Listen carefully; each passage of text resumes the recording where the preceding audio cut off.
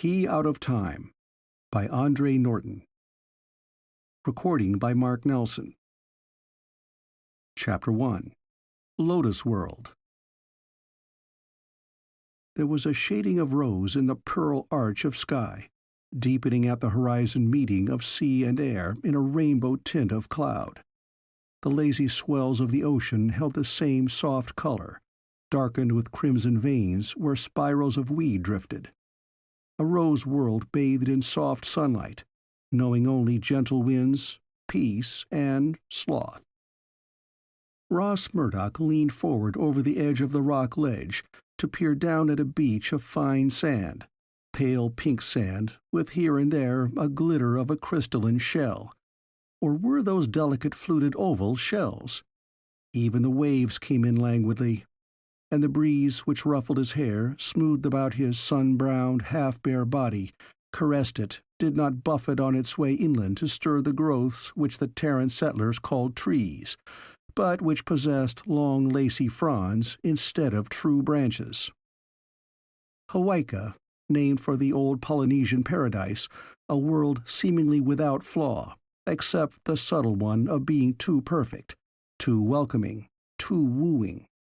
Its long, uneventful, unchanging days enticed forgetfulness, offered a life without effort, except for the mystery. Because this world was not the one pictured on the tape which had brought the Terran settlement team here. A map, a directing guide, a description all in one, that was the ancient voyage tape. Ross himself had helped to loot a storehouse on an unknown planet for a cargo of such tapes. Once they had been the space navigation guides for a race or races who had ruled the star lanes 10,000 years in his own world's past, a civilization which had long since sunk again into the dust of its beginning. Those tapes returned to Terra after their chance discovery, were studied, probed, deciphered by the best brains of his time, shared out by lot between already suspicious Terran powers, bringing into the exploration of space bitter rivalries and old hatreds. Such a tape had landed their ship on Hawaika, a world of shallow seas and archipelagos instead of true continents. The settlement team had had all the knowledge contained on that tape crowded into them, only to discover that much they had learned from it was false. Of course, none of them had expected to discover here still the cities, the civilization the tape had projected as existing in that long-ago period.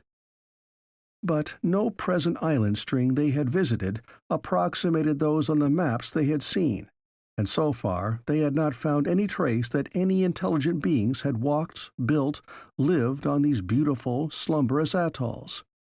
So, what had happened to the Hawaika of the tape? Ross's right hand rubbed across the ridged scars which disfigured his left one, to be carried for the rest of his life as a mark of his meeting with the star voyagers in the past of his own world. He had deliberately seared his own flesh to break the mental control they had asserted. Then the battle had gone to him. But from it he had brought another scar, the unease of that old terror when Ross Murdock, fighter, rebel, outlaw by the conventions of his own era, Ross Murdock, who considered himself an exceedingly tough individual, that toughness steeled by the training for time agent sorties, had come up against a power he did not understand, instinctively hated and feared. Now he breathed deeply of the wind, the smell of the sea, the sense of the land growths, strange but pleasant. So easy to relax, to drop into the soft, lulling swing of this world in which they had found no fault, no danger, no irritant. Yet once those others had been here, the blue-suited, hairless ones he called Baldies. And what had happened then or afterward? A black head, brown shoulders, slender body broke the sleepy slip of the waves. A shimmering mask covered the face, capturing glitter fire in the sun. Two hands freed a chin curved yet firmly set, a mouth made more for laughter than sternness, wide dark eyes. Karara Traherne of the Ali, the one-time Hawaiian god chieftain line, was an exceedingly pretty girl. but Ross regarded her aloofly, with a coldness which bordered on hostility, as she flipped her mask into its pocket on top of the gill pack. Below his rocky perch, she came to a halt, her feet slightly apart in the sand, an impish twist to her lips as she called mockingly, "Why not come in? The water's fine."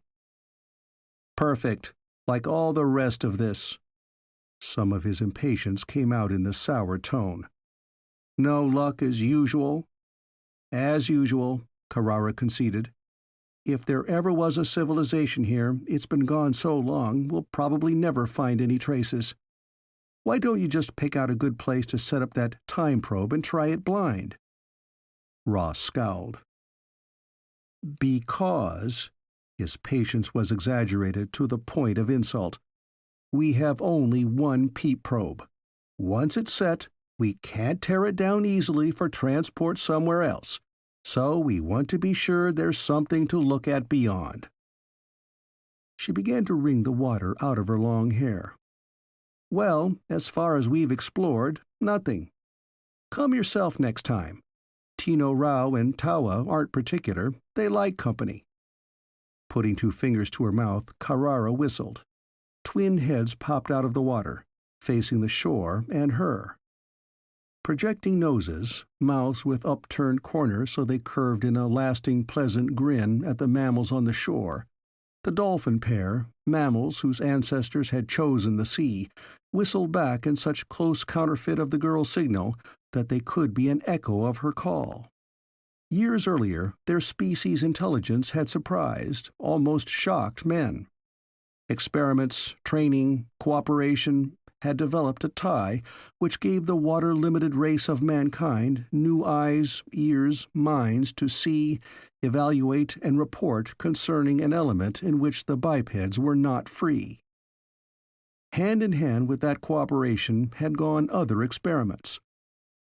Just as the clumsy armored diving suits of the early 20th century had allowed man to begin penetration into a weird new world, so had the frogman equipment made him still freer in the sea.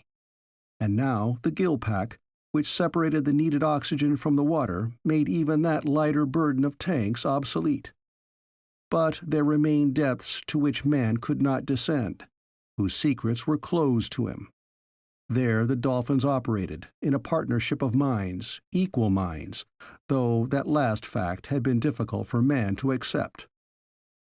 Ross's irritation, unjustified as he knew it to be, did not rest on Tino Rao or Tawa.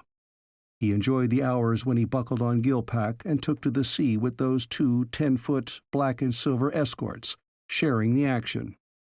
But Carrara's presence was a different matter altogether.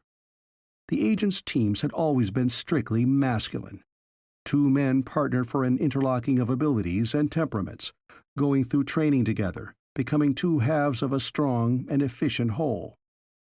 Before being summarily recruited into the project, Ross had been a loner, living on the ragged edges of the law, an indigestible bit for the civilization which had become too ordered and adjusted to absorb his kind.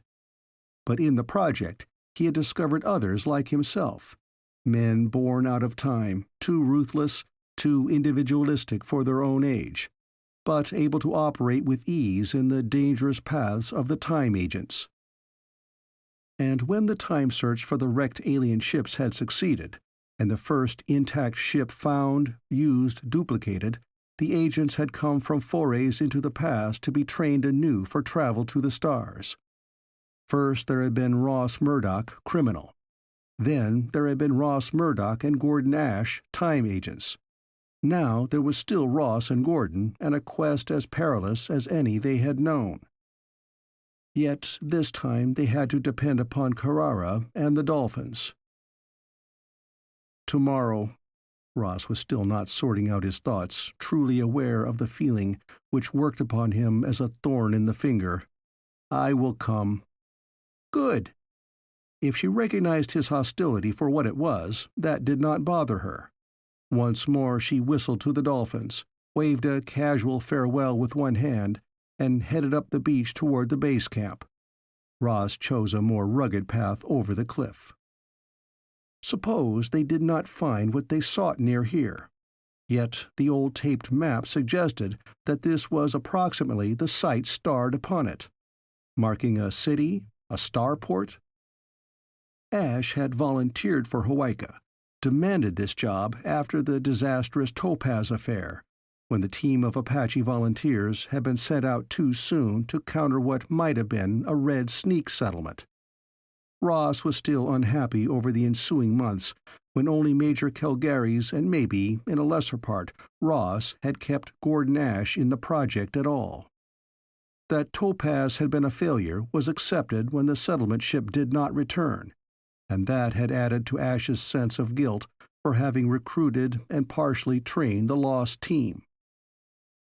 Among those dispatched over Ashe's vehement protests had been Travis Fox, who had shared with Ashe and Ross the first galactic flight in an age-old derelict spaceship. Travis Fox, the Apache archaeologist, had he ever reached Topaz? Or would he and his team wander forever between worlds? Did they set down on a planet where some inimical form of native life or a red settlement had awaited them? The very uncertainty of their fate continued to ride Ashe. So he insisted on coming out with the second settlement team, the volunteers of Samoan and Hawaiian descent, to carry on a yet more exciting and hazardous exploration. Just as the project had probed into the past of Terra, so would Ashe and Ross now attempt to discover what lay in the past of Hawaika, to see this world as it had been at the height of the galactic civilization, and so to learn what they could about their forerunners into space. And the mystery they had dropped into upon landing added to the necessity for that discovery or discoveries. Their probe, if fortune favored them, might become a gate through time. The installation was a vast improvement over these passage points they had first devised. Technical information had taken a vast leap forward after Terran engineers and scientists had had access to the tapes of the Stellar Empire. Adaptations and shortcuts developed, so that a new hybrid technology came into use, woven from the knowledge and experimentation of two civilizations thousands of years apart in time. If and when he or Ashe, or Carrara and her dolphins, discovered the proper site, the two agents could set up their own equipment. Both Ross and Ashe had had enough drill in the process. All they needed was the brick of discovery. Then they could build their wall. But they must find some remainder of the past, the smallest trace of ancient ruin upon which to center their peep probe. And since landing here, the long days had flowed into weeks with no such discovery made. Ross crossed the ridge of rock that formed a coxcomb rise on the island's spine and descended to the village. As they had been trained, the Polynesian settlers adapted native products to their own heritage of building and tools. It was necessary that they live off the land, for their transport ship had had storage space only for a limited number of supplies and tools. After it took off to return home, they would be wholly on their own for several years. Their ship, a silvery ball, rested on a rock ledge, its pilot and crew having lingered to learn the results of Ashe's search. 4 days more, and they would have to lift off for home, even if the agents still had only negative results to report. That disappointment was driving Ashe, the way that 6 months earlier his outrage and guilt feelings over the Topaz affair had driven him. Carrara's suggestion carried weight the longer Ross thought about it. With more swimmers hunting, there was just that much increased chance of turning up some clue. So far, the dolphins had not reported any dangerous native sea life, or any perils except the natural ones any diver always had at his shoulder under the waves. There were extra gill packs, and all of the settlers were good swimmers. An organized hunt ought to shake the Polynesians out of their present do-it-tomorrow attitude. As long as they had had definite work before them, the unloading of the ship, the building of the village, all the labors incidental to the establishing of this base, they had shown energy and enthusiasm. It was only during the last couple of weeks that the languor which appeared part of the atmosphere here had crept up on them, so that now they were content to live at a slower and lazier pace. Ross remembered Ashe's comparison made the evening before, likening Hawaika to a legendary Terran island where the inhabitants lived a drugged existence, feeding upon the seeds of a native plant. Hawaika was fast becoming a lotus land for Terrans. Through here, then westward. Ashe hunched over the crate table in the mat-walled house. He did not look up as Ross entered. Carrara's still damp head was bowed until those black locks, now sleek to a round skull, almost touched the man's close-cropped brown hair.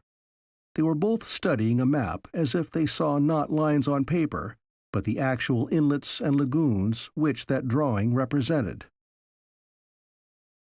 "You are sure, Gordon, that this is the modern point to match the site on the tape?" The girl brushed back straying hair. Ashe shrugged. There were tight brackets about his mouth which had not been there 6 months ago. He moved jerkily, not with the fluid grace of those old days when he had faced the vast distance of time travel with unruffled calm and a self-confidence to steady and support the novice Ross. The general outline of these two islands could stand for the capes on this. He pulled a second map, this on transparent plastic to fit over the first. The capes marked on the much larger body of land did slip over the modern islands with a surprising fit. The once large island, shattered and broken, could have produced the groups of atolls and islets they now prospected. "How long?" Carrara mused aloud. "And why?" Ashe shrugged. 10,000 years? 5? 2? He shook his head. "We have no idea. It's apparent that there must have been some worldwide cataclysm here to change the contours of the land masses so much. We may have to wait on a return spaceflight to bring a copter or a hydroplane to explore farther." His hand swept beyond the boundaries of the map to indicate the whole of Hawaika. "A year, maybe 2 before we could hope for that," Ross cut in. "Then we'll have to depend on whether the Council believes this important enough." The contrariness which spiked his tongue whenever Carrara was present made him say that without thinking. Then the twitch of Ashe's lip brought home Ross's error. Gordon needed reassurance now, not a recitation of the various ways their mission could be doomed. "Look here." Ross came to the table, his hand sweeping past Carrara as he used his forefinger for a pointer. "We know that what we want could be easily overlooked, even with the dolphins helping us to check. This whole area is too big, and you know that it is certain that whatever might be down there would be hidden with sea growths. Suppose 10 of us start out in a semicircle from about here and go as far as this point, heading inland. Video cameras here and here. Comb the whole sector inch by inch if we have to. After all, we have plenty of time and manpower." Carrara laughed softly. "Manpower, always manpower, Ross. But there is woman power, too, and we have perhaps even sharper sight. But this is a good idea, Gordon. Let me see." She began to tell off names on her fingers. "Pakiki, Vioha, Hori, Lidiha, Tema, Ui, Honoura. They are the best in the water. Me, you, Gordon, Ross. That makes 10 with keen eyes to look, and always there are Tino Rao and Tawa. We will take supplies and camp here on this island, which looks so much like a finger crooked to beckon. Yes, somehow that beckoning finger seems to me to promise better fortune. Shall we plan it so?"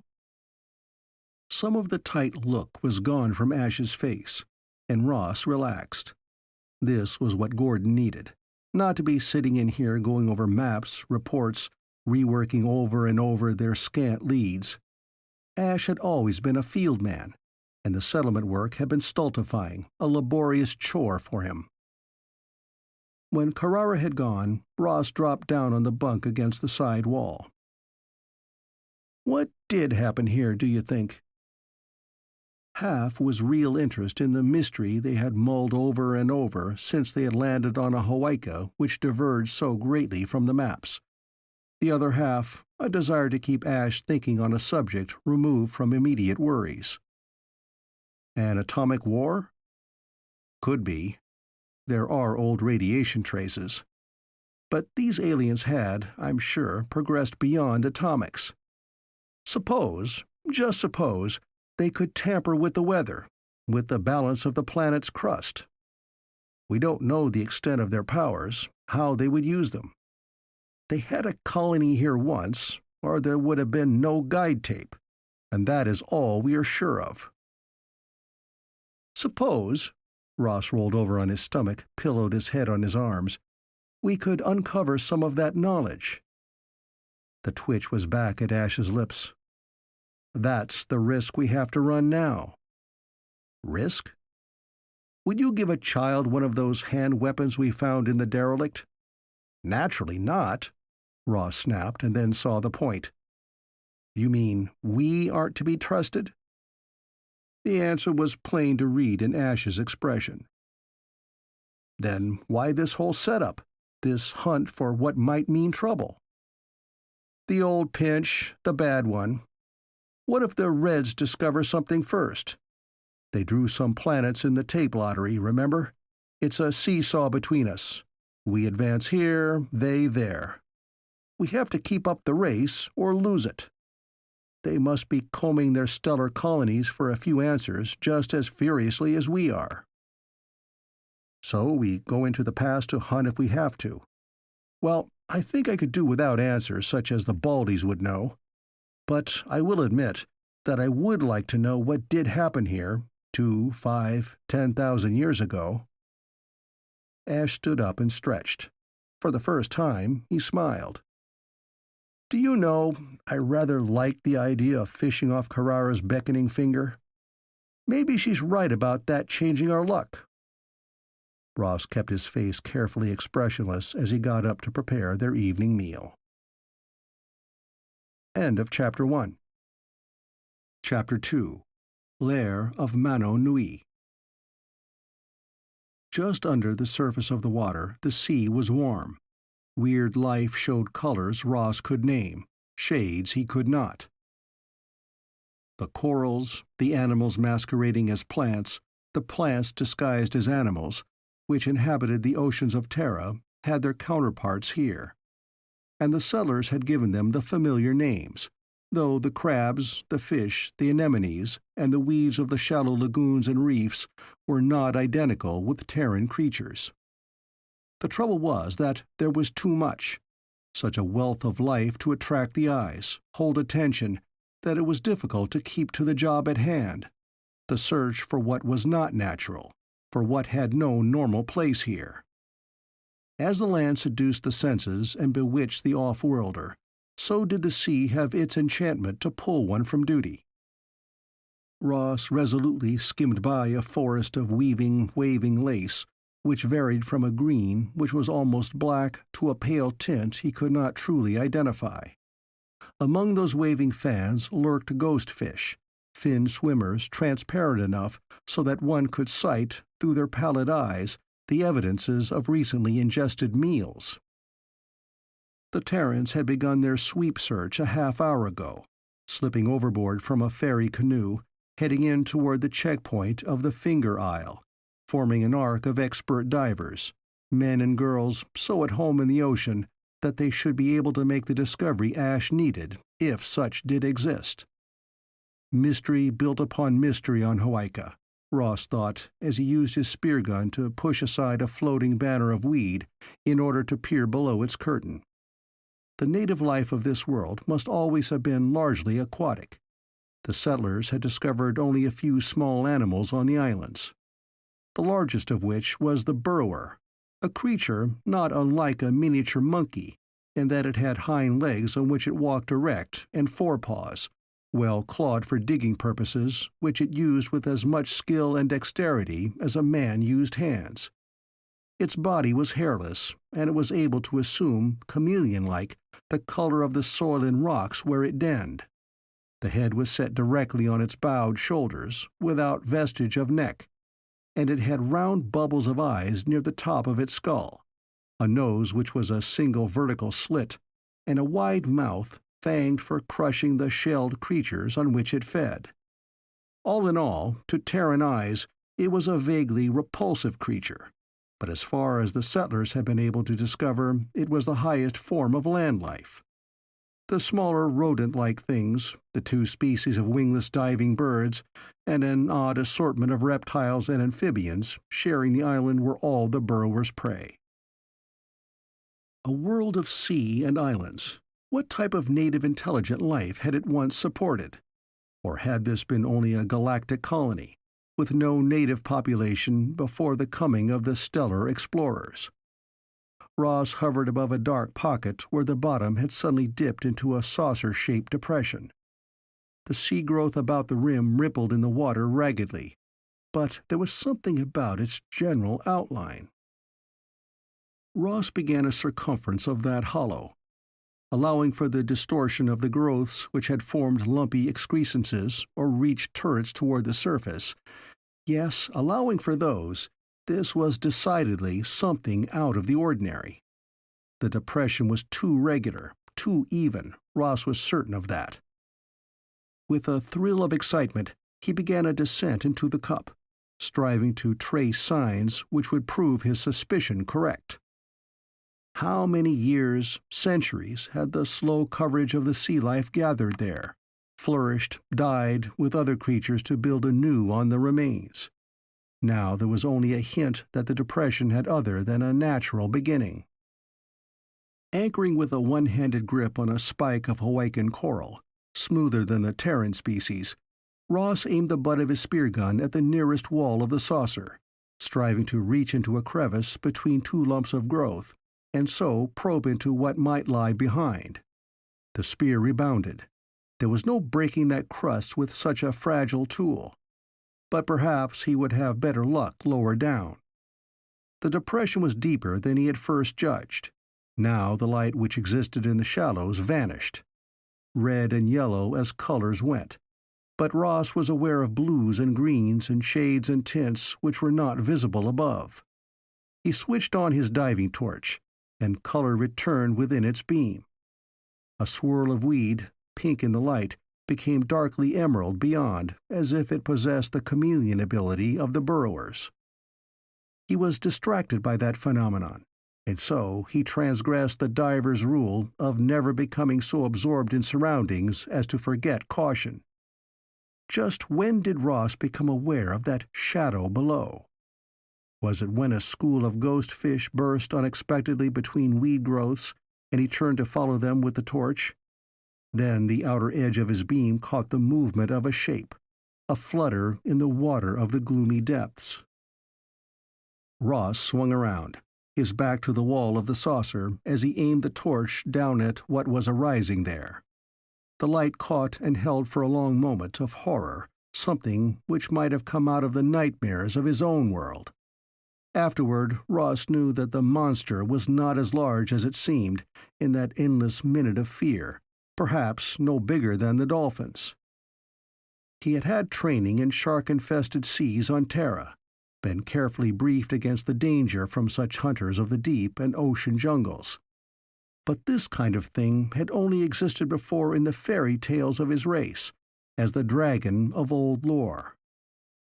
A scaled head with wide eyes gleaming in the light beam with cold and sullen hate, a gaping mouth fang-filled, a horn-set muzzle, that long, undulating neck, and below it, the half-seen bulk of a monstrous body. His spear gun, the knife at his waist-belt, neither were protection against this. Yet to turn his back on that rising head was more than Ross could do. He pulled himself back against the wall of the saucer. The thing before him did not rush to attack. Plainly, it had seen him, and now it moved with the leisure of a hunter, having no fears concerning the eventual outcome of the hunt. But the light appeared to puzzle it, and Ross kept the beam shining straight into those evil eyes. The shock of the encounter was wearing off. Now Ross edged his flipper into a crevice to hold him steady while his hand went to the sonic comm at his waist. He tapped out a distress call which the dolphins could relay to the swimmers. The swaying dragon had paused, held rigid on a stiff, scaled column in the center of the saucer. That sonic vibration either surprised or bothered the hunter, made it wary. Ross tapped again. The belief that if he tried to escape he was lost, that only while he faced it so had he any chance, grew stronger. The head was only inches below the level of his flippered feet as he held to the weeds. Again that weaving movement, the rise of head, a tremor along the serpent neck, an agitation in the depths. The dragon was on the move again. Ross aimed the light directly at the head. The scales, as far as he could determine, were not horny plates, but lapped silvery ovals such as fish possessed. And the underparts of the monster might even be vulnerable to his spear. But knowing the way a Terran shark could absorb the darts of that weapon and survive, Ross feared to attack except as a last resort. Above and to his left, there was a small hollow where in the past some portion of the growths had been ripped away. If he could fit himself into that crevice, perhaps he could keep the dragon at bay until help arrived. Ross moved with all the skill he had. His hand closed upon the edge of the niche, and he whirled himself up, just making it into that refuge as the head lashed at him wickedly. His suspicion that the dragon would attack anything on the run was well founded, and he knew he had no hope of winning to the surface above. Now he stood in the crevice, facing outward, watching the head darting in the water. He had switched off the torch, and the loss of light appeared to bewilder the reptile for some precious seconds. Ross pulled as far back into the niche as he could, until the point of one shoulder touched a surface which was sleek, smooth, and cold. The shock of that contact almost sent him hurtling out again. Gripping the spear before him in his right hand, Ross cautiously felt behind him with the left. His fingertips glided over a seamless surface where the growths had been torn or peeled away. Though he could not, or dared not, turn his head to see, he was certain that this was his proof that the walls of the saucer had been fashioned and placed there by some intelligent creature. The dragon had risen, hovering now in the water directly before the entrance to Ross's hole, its neck curled back against its bulk. It had wide flippers moving like planes to hold it poised. The body, sloping from a massive round of shoulders to a tapering rear, was vaguely familiar. If one provided a Terran seal with a gorgon head and scales in place of fur, the effect would be similar. But Ross was assuredly not facing a seal at this moment. Slight movement of the flippers kept it stabilized as if it sprawled on a supporting surface. With the neck flattened against the body, the head curved downward until the horn on its snout pointed the tip straight at Ross's middle. The Terran steadied his spear gun.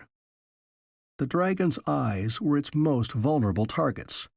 If the creature launched the attack, Ross would aim for them. Both man and dragon were so intent upon their duel that neither was conscious of the sudden swirl overhead. A sleek, dark shape struck down, skimming across the humped-back ridge of the dragon. Some of the settlers had empathy with the dolphins to a high degree, but Ross's own powers of contact were relatively feeble. Only now he was given an assurance of aid and a suggestion to attack. The dragon head writhed, twisting as the reptile attempted to see above and behind its own length. But the dolphin was only a streak fast disappearing. And that writhing changed the balance the monster had maintained, pushing it toward Ross. The Terran fired too soon and without proper aim, so the dart snaked past the head. But the harpoon line half-hooked about the neck and seemed to confuse the creature. Ross squirmed as far back as he could into his refuge and drew his knife. Against those fangs, the weapon was an almost useless toy, but it was all he had. Again the dolphin dived in attack on the reptile, this time seizing in its mouth the floating cord of the harpoon and giving it a jerk which jolted the dragon even more off balance, pulling it away from Ross's niche and out into the center of the saucer.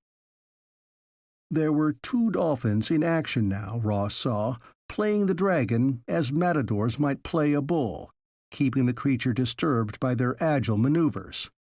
Whatever prey came naturally to the Hawaiian monster was not of this type, and the creature was not prepared to deal effectively with their teasing, dodging tactics. Neither had touched the beast, but they kept it constantly striving to get at them.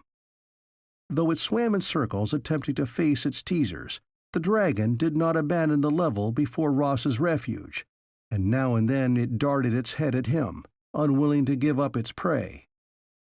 Only one of the dolphins frisked and dodged above now, as the sonic on Ross's belt vibrated against his lower ribs with its message warning to be prepared for further action. Somewhere above, his own kind gathered.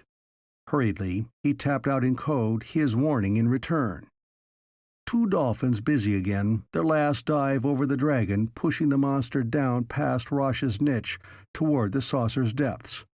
Then they flashed up and away. The dragon was rising in turn, but coming to meet the Hawaiian creature was a ball giving off light, bringing sharp vision and color with it. Ross's arm swung up to shield his eyes. There was a flash. Such answering vibration carried through the waves that even his nerves, far less sensitive than those of the life about him, reacted. He blinked behind his mask. A fish floated by, spiraling up, its belly exposed.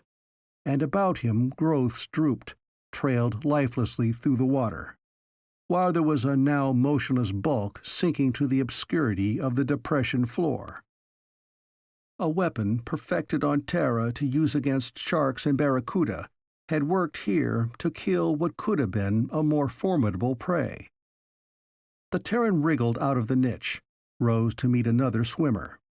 As Ashe descended, Ross relayed his news via the sonic.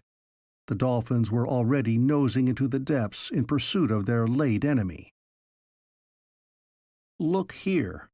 Ross guided Ashe to the crevice which had saved him, aimed the torch beam into it. He had been right. There was a long groove in the covering built up by the growths. A vertical strip some 6 feet long of a uniform gray showed. Ashe touched the find and then gave the alert via the sonic code. "Metal or an alloy, we found it." But what did they have? Even after an hour's exploration by the full company, Ashe's expert search with his knowledge of artifacts and ancient remains, they were still baffled. It would require labor and tools they did not have to clear the whole of the saucer. They could be sure only of its size and shape, and the fact that its walls were of an unknown substance which the sea could cloak but not erode. For the length of gray surface showed not the slightest pitting or time wear. Down at its centermost point they found the dragon's den, an arch coated with growth, before which sprawled the body of the creature. That was dragged aloft with the dolphin's aid, to be taken ashore for study. But the arch itself, was that part of some old installation? Torches to the fore, they entered its shadow, only to remain baffled. Here and there were patches of the same gray showing in its interior. Ashe dug the butt of his spear gun into the sand on the flooring to uncover another oval depression. But what it all signified, or what had been its purpose, they could not guess. "Set up the peep probe here?" Ross asked. Ashe's head moved in a slow negative. "Look farther. Spread out," the sonic clicked. Within a matter of minutes, the dolphins reported new remains, 2 more saucers, each larger than the first, set in a line on the ocean floor, pointing directly to Carrara's Finger Island. Cautiously explored, these were discovered to be free of any but harmless life. They stirred up no more dragons. When the Terrans came ashore on Finger Island to rest and eat their midday meal, one of the men paced along the beach dragon. Ashore, it lost none of its frightening aspect, and seeing it, even beached and dead, Ross wondered at his luck in surviving the encounter without a scratch. "I think that this one would be alone," Pakiki commented. "Where there is an eater of this size, there is usually only one." "Mano Nui." The girl Tama shivered as she gave to this monster the name of the shark demon of her people. "Such a one is truly king shark in these waters. But why have we not sighted its like before? Tino Rao, Tawa, they have not reported such." "Probably because, as Pakiki says, these things are rare," Ashe returned. "A carnivore of size would have to have a fairly wide hunting range. Yet there's evidence that this thing was laired in that den for some time. Which means that it must have a defined hunting territory allowing no trespassing from others of its species." Carrara nodded. "Also, it may hunt only at intervals, eat heavily, and lie quiet until the meal is digested. There are large snakes on Terra that follow that pattern. Ross was in its front yard when it came after him." "From now on," Ashe swallowed a quarter of fruit, "we know what to watch for, and the weapon which will finish it off. Don't forget that." The delicate mechanisms of their sonics had already registered the vibrations which would warn of a dragon's presence, and the depth globes would then do the rest. "Big skull, oversized for the body."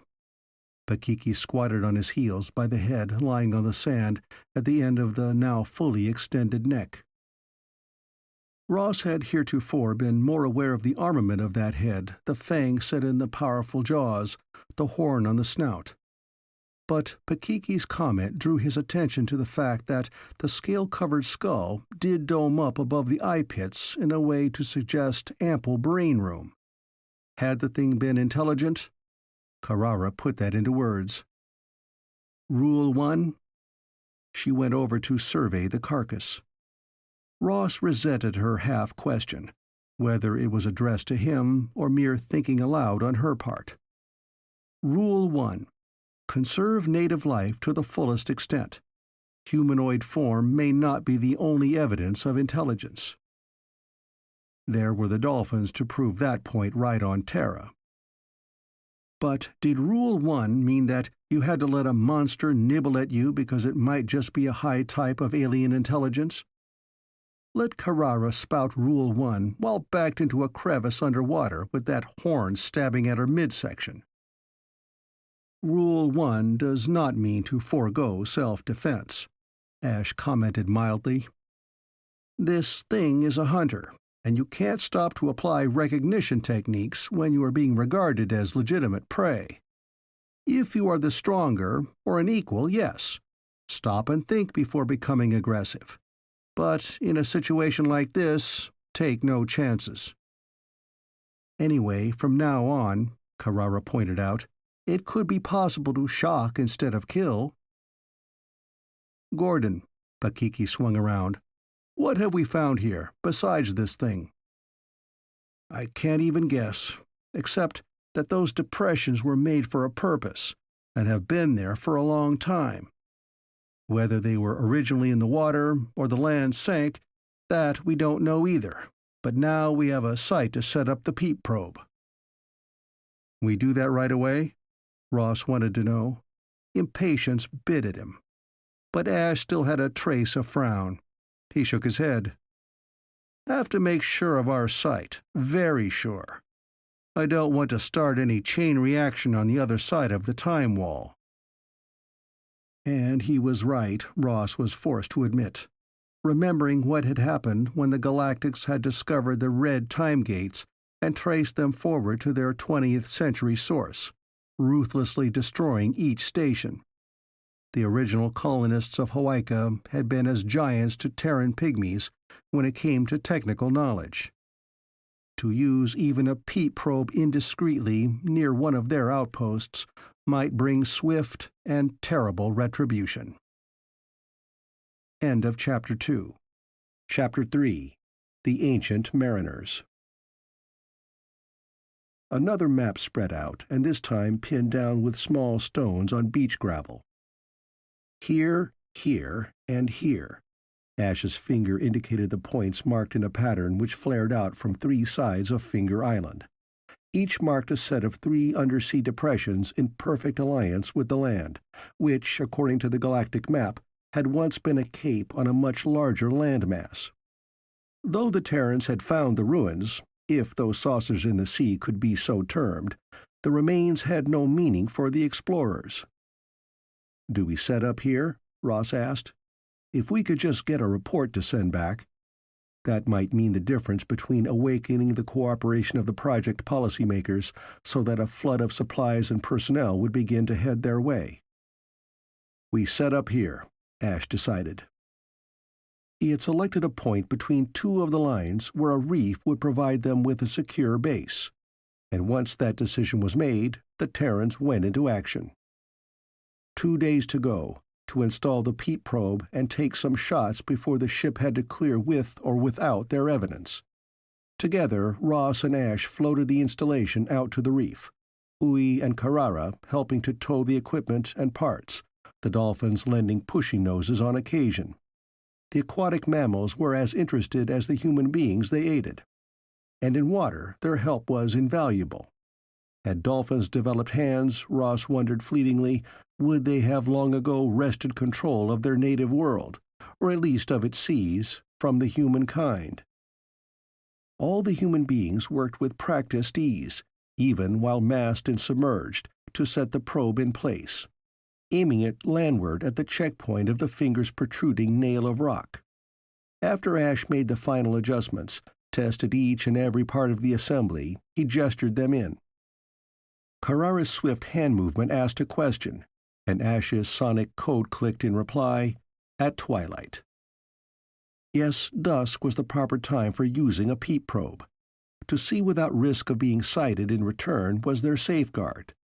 Here Ashe had no historical data to guide him.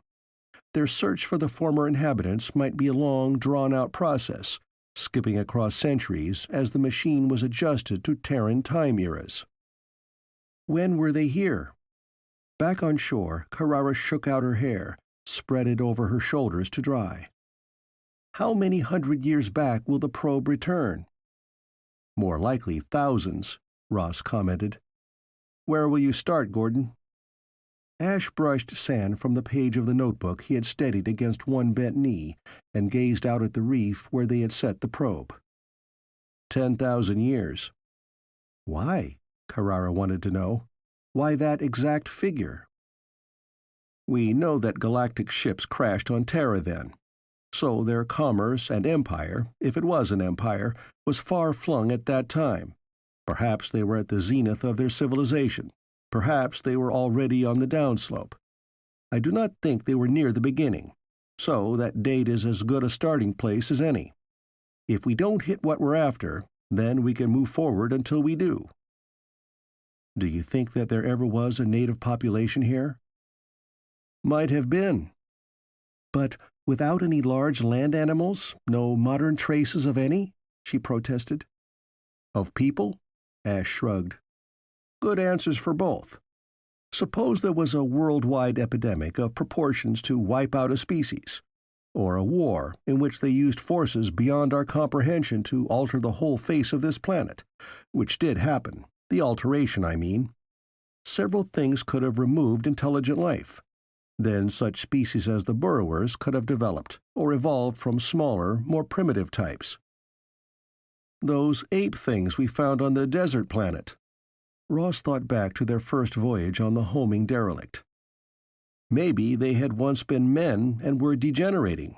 And the winged people, they could have been less than men on their way up. Ape things? Winged people? Carrara interrupted. Tell me. There was something imperious in her demand, but Ross found himself describing in detail their past adventures, first on the world of sand and sealed structures where the derelict had rested for a purpose its involuntary passengers had never understood, and then of the Terrans' limited exploration of that other planet which might have been the capital world of a far-flung stellar empire. There they had made a pact with a winged people living in the huge buildings of a jungle-choked city. But you see, The Polynesian girl turned to Ashe when Ross had finished. "You did find them, these ape things and the winged people.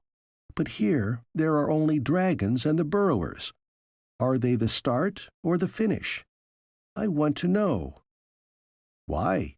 Ashe asked. "Not just because I am curious, though I am that also, but because we too must have a beginning and an end. Do we come up from the seas, rise to know and feel and think, just to return to such beginning at our end? If your winged people were climbing and your ape things descending—" She shook her head. "It would be frightening to hold a cord of life, both ends in your hands. Is it good for us to see such things, Gordon?" "Men have asked that question all their thinking lives, Carrara. There have been those who have said no, who have turned aside and tried to halt the growth of knowledge here or there, attempted to make man stand still on one tread of a stairway. Only there is that in us which will not stop, ill-fitted as we may be for the climbing. Perhaps we shall be safe and untroubled here on Hawaika if I do not go out to that reef tonight. By that action I may bring real danger down on all of us. Yet I cannot hold back for that. Could you?" "No, I do not believe that I could," she agreed. "We're here because we are of those who must know, volunteers, and being of that temperament, it is in us always to take the next step. Even if it leads to a fall," she added in a low tone. Ashe gazed at her, though her own eyes were on the sea, where a lace of waves marked the reef. Her words were ordinary enough, but Ross straightened to match Ashe's stare. Why had he felt that odd instant of uneasiness, as if his heart had fluttered instead of beating true? "I know of you time agents," Carrara continued. "There were plenty of stories about you told while we were in training." "Tall tales, I can imagine most of them." Ashe laughed, but his amusement sounded forced to Ross. "Perhaps, though I do not believe that many could be any taller than the truth. And so also I have heard of that strict rule you follow, that you must do nothing which might alter the course of history. But suppose here that the course of history could be altered, that whatever catastrophe occurred might be averted. If that was done, what would happen to our settlement in the here and now?" "I don't know. That is an experiment which we have never dared to try, which we won't try." "Not even if it would mean a chance of life for a whole native race?" she persisted. "Alternate worlds, then, maybe." Ross's imagination caught up that idea. "2 worlds from a change point in history," he elaborated, noted her look of puzzlement. "One stemming from one decision, another from the alternate." "I've heard of that. But, Gordon, if you could return to the time of decision here, and you had it in your power to say, 'Yes, live,' or 'No, die' to the alien natives, what would you do?" "I don't know. But neither do I think I shall ever be placed in that position. Why do you ask?" She was twisting her still damp hair into a ponytail and tying it so with a cord. Because I feel— No, I cannot really put it into words, Gordon. It is that feeling one has on the eve of some important event. Anticipation, fear, excitement. You'll let me go with you tonight, please? I want to see it. Not the Hawaika that is, but that other world with another name, the one they saw and knew. An instant protest was hot in Ross's throat, but he had no time to voice it, for Ashe was already nodding. "All right, but we may have no luck at all. Fishing in time is a chancy thing, so don't be disappointed if we don't turn you up that other world. Now, I'm going to pamper these old bones for an hour or 2. Amuse yourselves, children." He lay back and closed his eyes.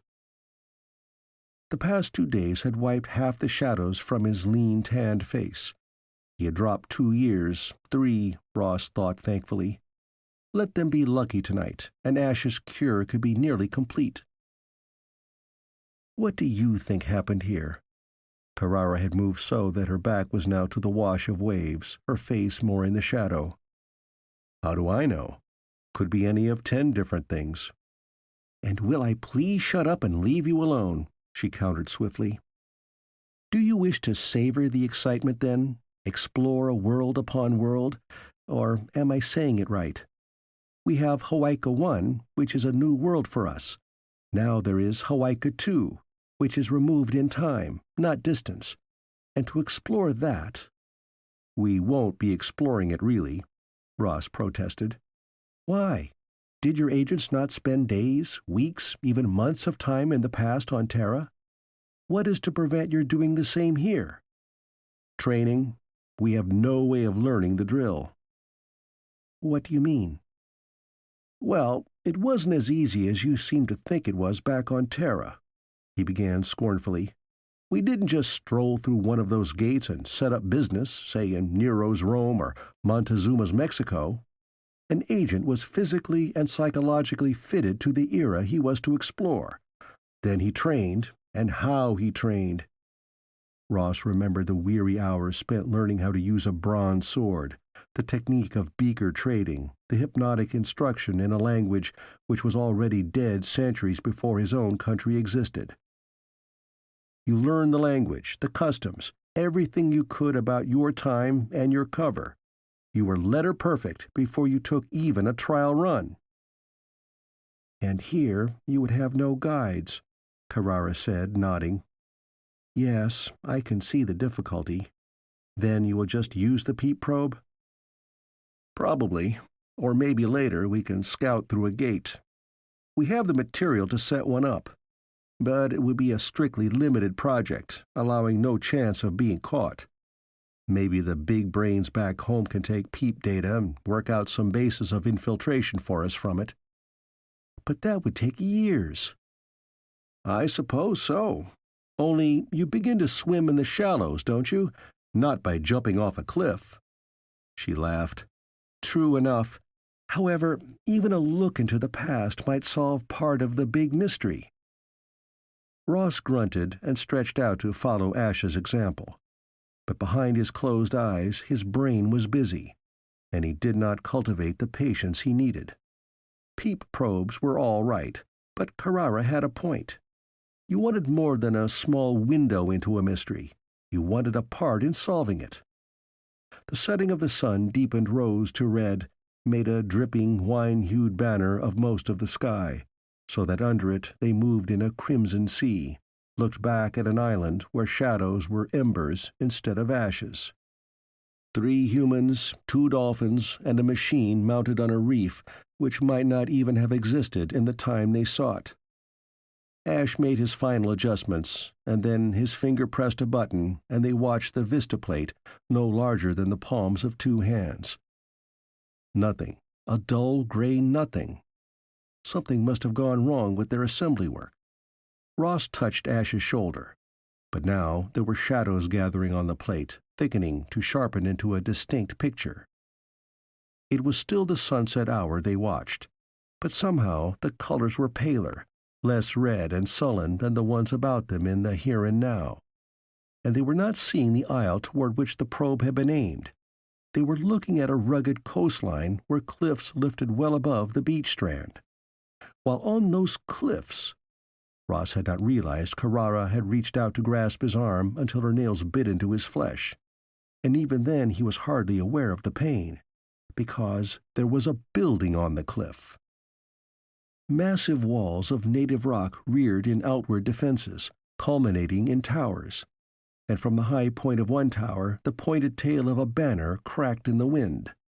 There was a headland of rock reaching out, not toward them, but to the north, and rounding that— "War canoe!" Carrara exclaimed, but Ross had another identification. Longboat.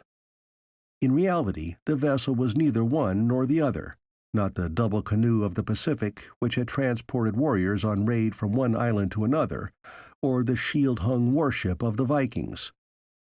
But the Terrans were right in its purpose. That rakish, sharp-prowed ship had been fashioned for swift passage of the seas, for maneuverability as a weapon. Behind the first nosed another and a third. Their sails were dyed by the sun, but there were devices painted on them, and the lines of those designs glittered as if they had been drawn with a metallic fluid. "The castle!" Ash's cry pulled their attention back to land. There was movement along those walls. Then came a flash, a splash in the water close enough to the lead ship to wet her deck with spray. "They're fighting!" Carrara shouldered against Ross for a better look.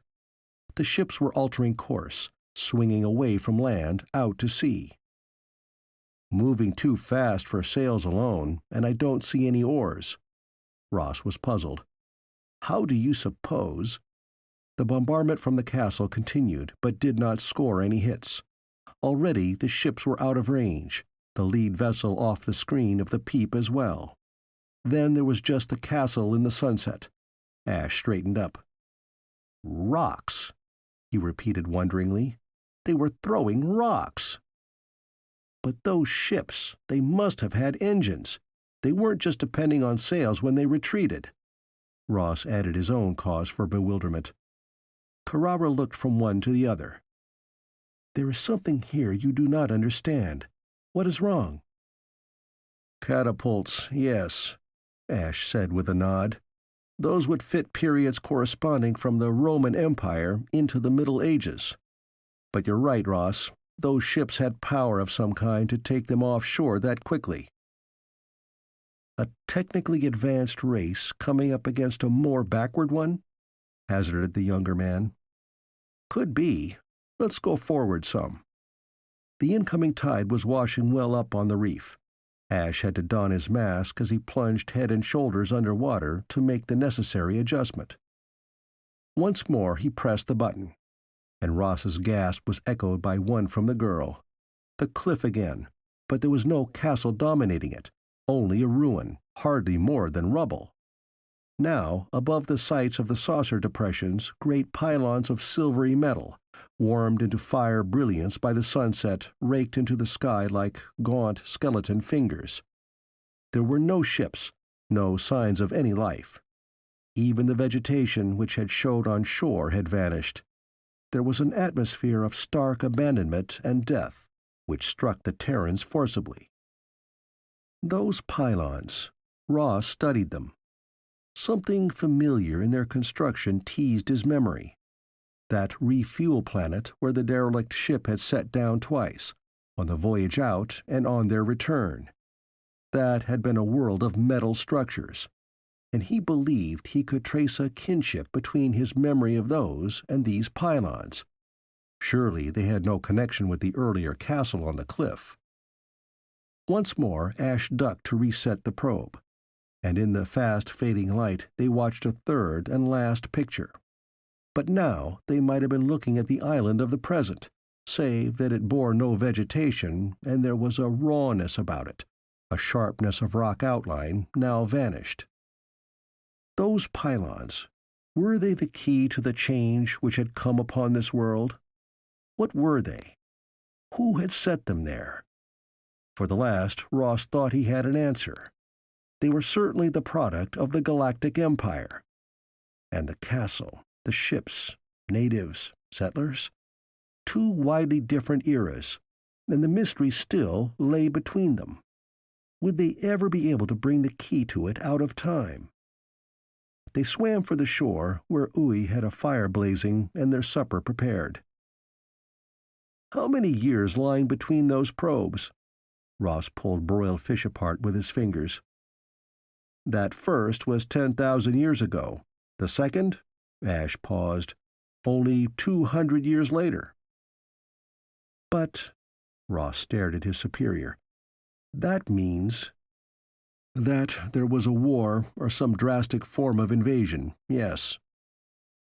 You mean that the Star People arrived and just took over this whole planet? Carrara asked. But why? And those pylons, what were they for? How much later was that last picture? 500 years. The pylons were gone too, then, Ross commented. But why? He echoed Carrara's question. Ashe had taken up his notebook, but he did not open it. I think, there was a sharp, grim note in his voice, we had better find out. Put up a gate? Ashe broke all previous rules of their service with his answer. Yes, a gate. End of Chapter 3. Chapter 4. Storm Menace. We have to know. Ashe leaned back against the crate they had just emptied. Something was done here, in 200 years, and then an empty world. Pandora's box. Ross drew a hand across his forehead, smearing sweat and fine sand into a brand. Ashe nodded. Maybe we run that risk, losing all the devils of the aliens. But what if the Reds opened the box first on one of their settlement worlds? There it was again, the old thorn which had prodded them into risks and recklessness. Danger ahead on both paths. Don't risk trying to learn galactic secrets, but don't risk your enemies learning them either. You held a white-hot iron in both hands in this business. And Ashe was right. They had stumbled on something here which hinted that a whole world had been altered to suit some plan. Suppose the secret of that alteration was discovered by their enemies. Were the ship and castle people natives? Ross wondered aloud. Just at a guess, they were, or at least settlers who had been established here so long they had developed a local form of civilization, which was about on the level of a feudal society. You mean because of the castle and the rock bombardment? But what about the ships? Two separate phases of a society at war, perhaps a more progressive against a less technically advanced. American warships paying a visit to the shogun's Japan, for example. Ross grinned. Those warships didn't seem to fancy their welcome. They steered out to sea fast enough when the rocks began to fall. Yes, but the ships could exist in the castle pattern. The pylons could not. Which period are you aiming for first, the castle or the pylons? Castle first, I think. Then, if we can't pick up any hints, we'll take some jumps forward until we do connect. Only we'll be under severe handicaps. If we could only plant an analyzer somewhere in the castle as a beginning. Ross did not show his surprise. If Ashe was talking on those terms, then he was intending to do more than just lurk around a little beyond the gate. He was really planning to pick up alien speech patterns, eventually assume an alien agent identity. "Gordon!" Carrara appeared between two of the lace trees. She came so hastily that the contents of the 2 cups she carried slopped over. "You must hear what Hori has to say." The tall Samoan who trailed her spoke quickly. For the first time since Ross had known him, he was very serious, a frown line between his eyes. "There is a bad storm coming. Our instruments register it." "How long away?" Ashe was on his feet. "A day, maybe 2. Ross could see no change in the sky, islands, or sea. They had had idyllic weather for the 6 weeks since their planeting. No sign of any such trouble in the Hawaiian paradise. "It's coming," Hori repeated. "The gate is half up," Ashe thought aloud. "Too much of it set to be dismantled again in a hurry."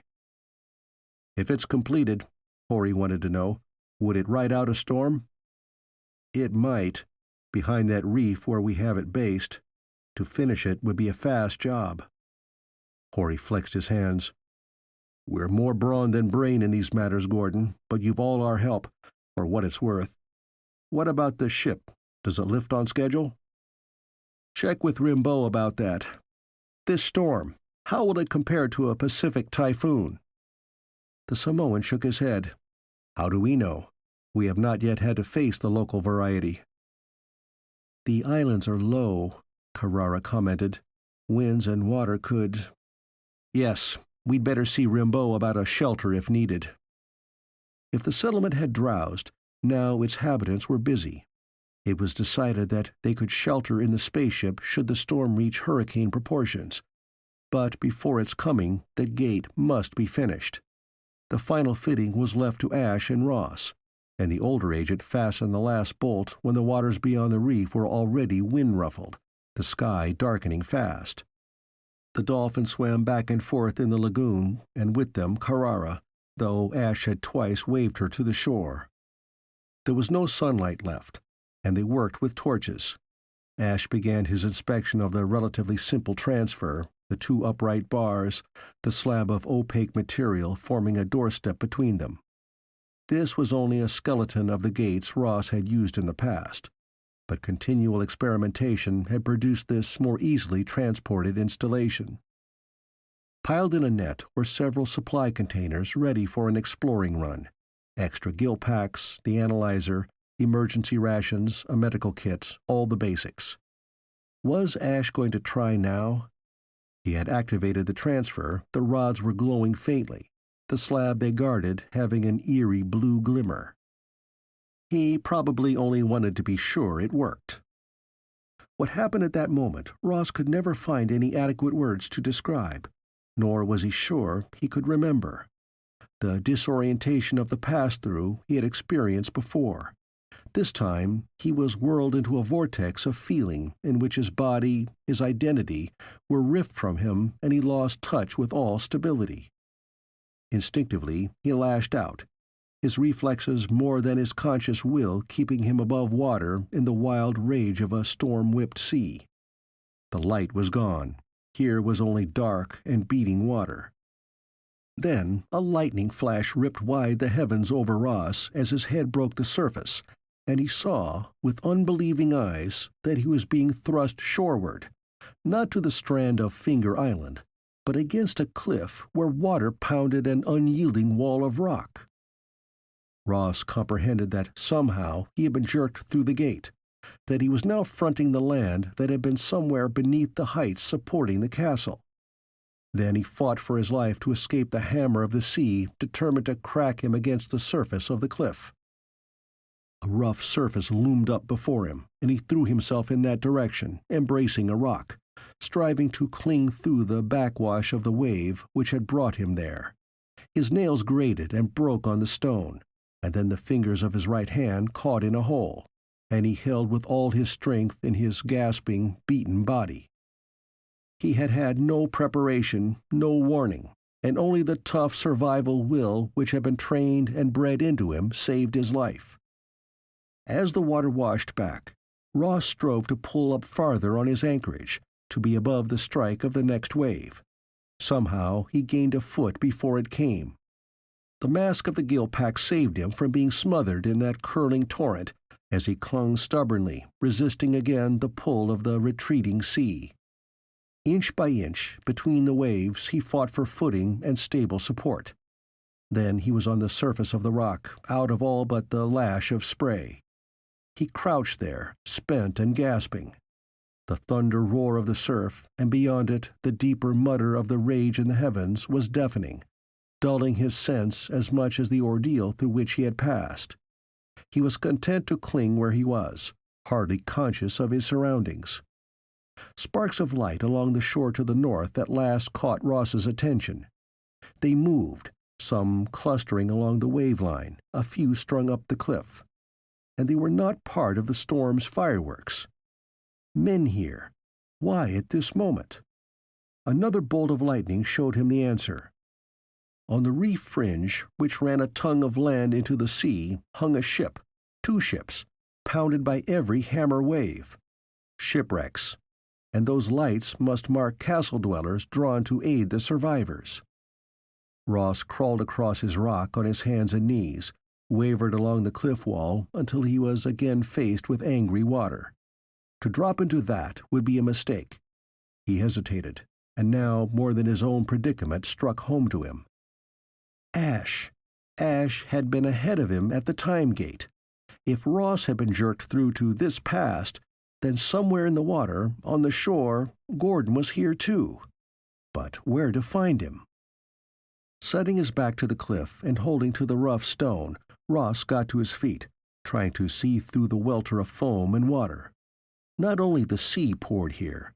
Now a torrential rain fell into the bargain, streaming down about him, battering his head and shoulders.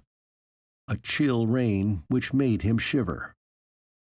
He wore gill-pack, weighted belt with its sheathed tool and knife, flippers, and the pair of swimming trunks which had been suitable for the Hawaika he knew. But this was a different world altogether. Dare he use his torch to see the way out of here? Ross watched the lights to the north, deciding they were not too unlike his own beam, and took the chance. Now he stood on a shelf of rock pitted with depressions, all pools.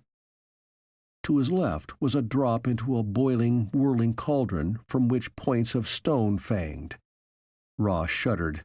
At least he had escaped being pulled into that. To his right, northward, there was another space of sea, a narrow strip, and then a second ledge.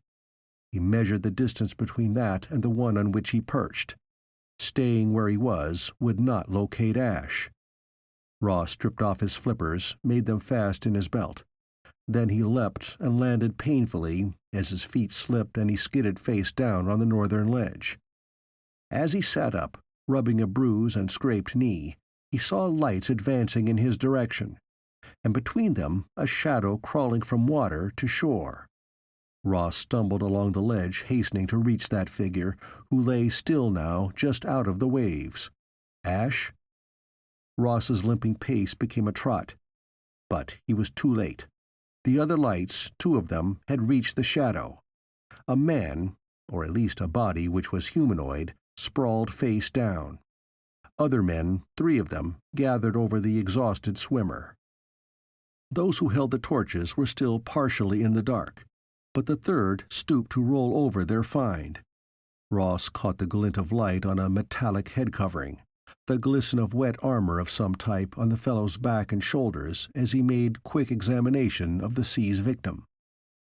Then Ross halted, his eyes wide. A hand rose and fell with expert precision. There had been a blade in that hand. Already the three were turning away from the man so ruthlessly dispatched. Ashe, or some survivor of the wrecked ships. Ross retreated to the end of the ledge. The narrow stream of water dividing it from the rock where he had won ashore washed into a cave in the cliff. Dare he try to work his way into that? Masked, with the gill pack, he could go under surface if he were not smashed by the waves against some wall. He glanced back. The lights were very close to the end of his ledge. To withdraw to the second rock would mean being caught in a dead end, for he dared not enter the whirlpool on its far side. There was really no choice. Stay and be killed, or try for the cave. Ross fastened on his flippers and lowered his body into the narrow stream. The fact that it was narrow and guarded on either side by the ledges tamed the waves a little, and Ross found the tug against him not so great as he feared it would be. Keeping handholds on the rock, he worked along, head and shoulders often under the wash of rolling water, but winning steadily to the break in the cliff wall. Then he was through, into a space much larger than the opening, water-filled but not with the wild turbulence of waves. Had he been sighted? Ross kept a handhold to the left of that narrow entrance, his body floating with the rise and fall of the water. He could make out the gleam of light without. It might be that one of those hunters had leaned out over the runnel of the cave entrance, was flashing his torch down into the water there. Behind mask plate, Ross's lips writhed in the snarl of the hunted. In here, he would have the advantage. Let one of them, or all three, try to follow through that rock entrance, and— But if he had been sighted at the mouth of the lair, none of his trackers appeared to wish to press the hunt. The light disappeared, and Ross was left in the dark. He counted 100 slowly, and then a second 100 before he dared use his own torch. For all, its slit entrance was a good-sized hideaway he had chanced upon. And he discovered, when he ventured to release his wall hold and swim out into its middle, the bottom arose in a slope toward its rear. Moments later, Ross pulled out of the water once more, to crouch shivering on a ledge only lapped now and then by wavelets. He had found a temporary refuge, but his good fortune did not quiet his fears. Had that been Ashe on the shore?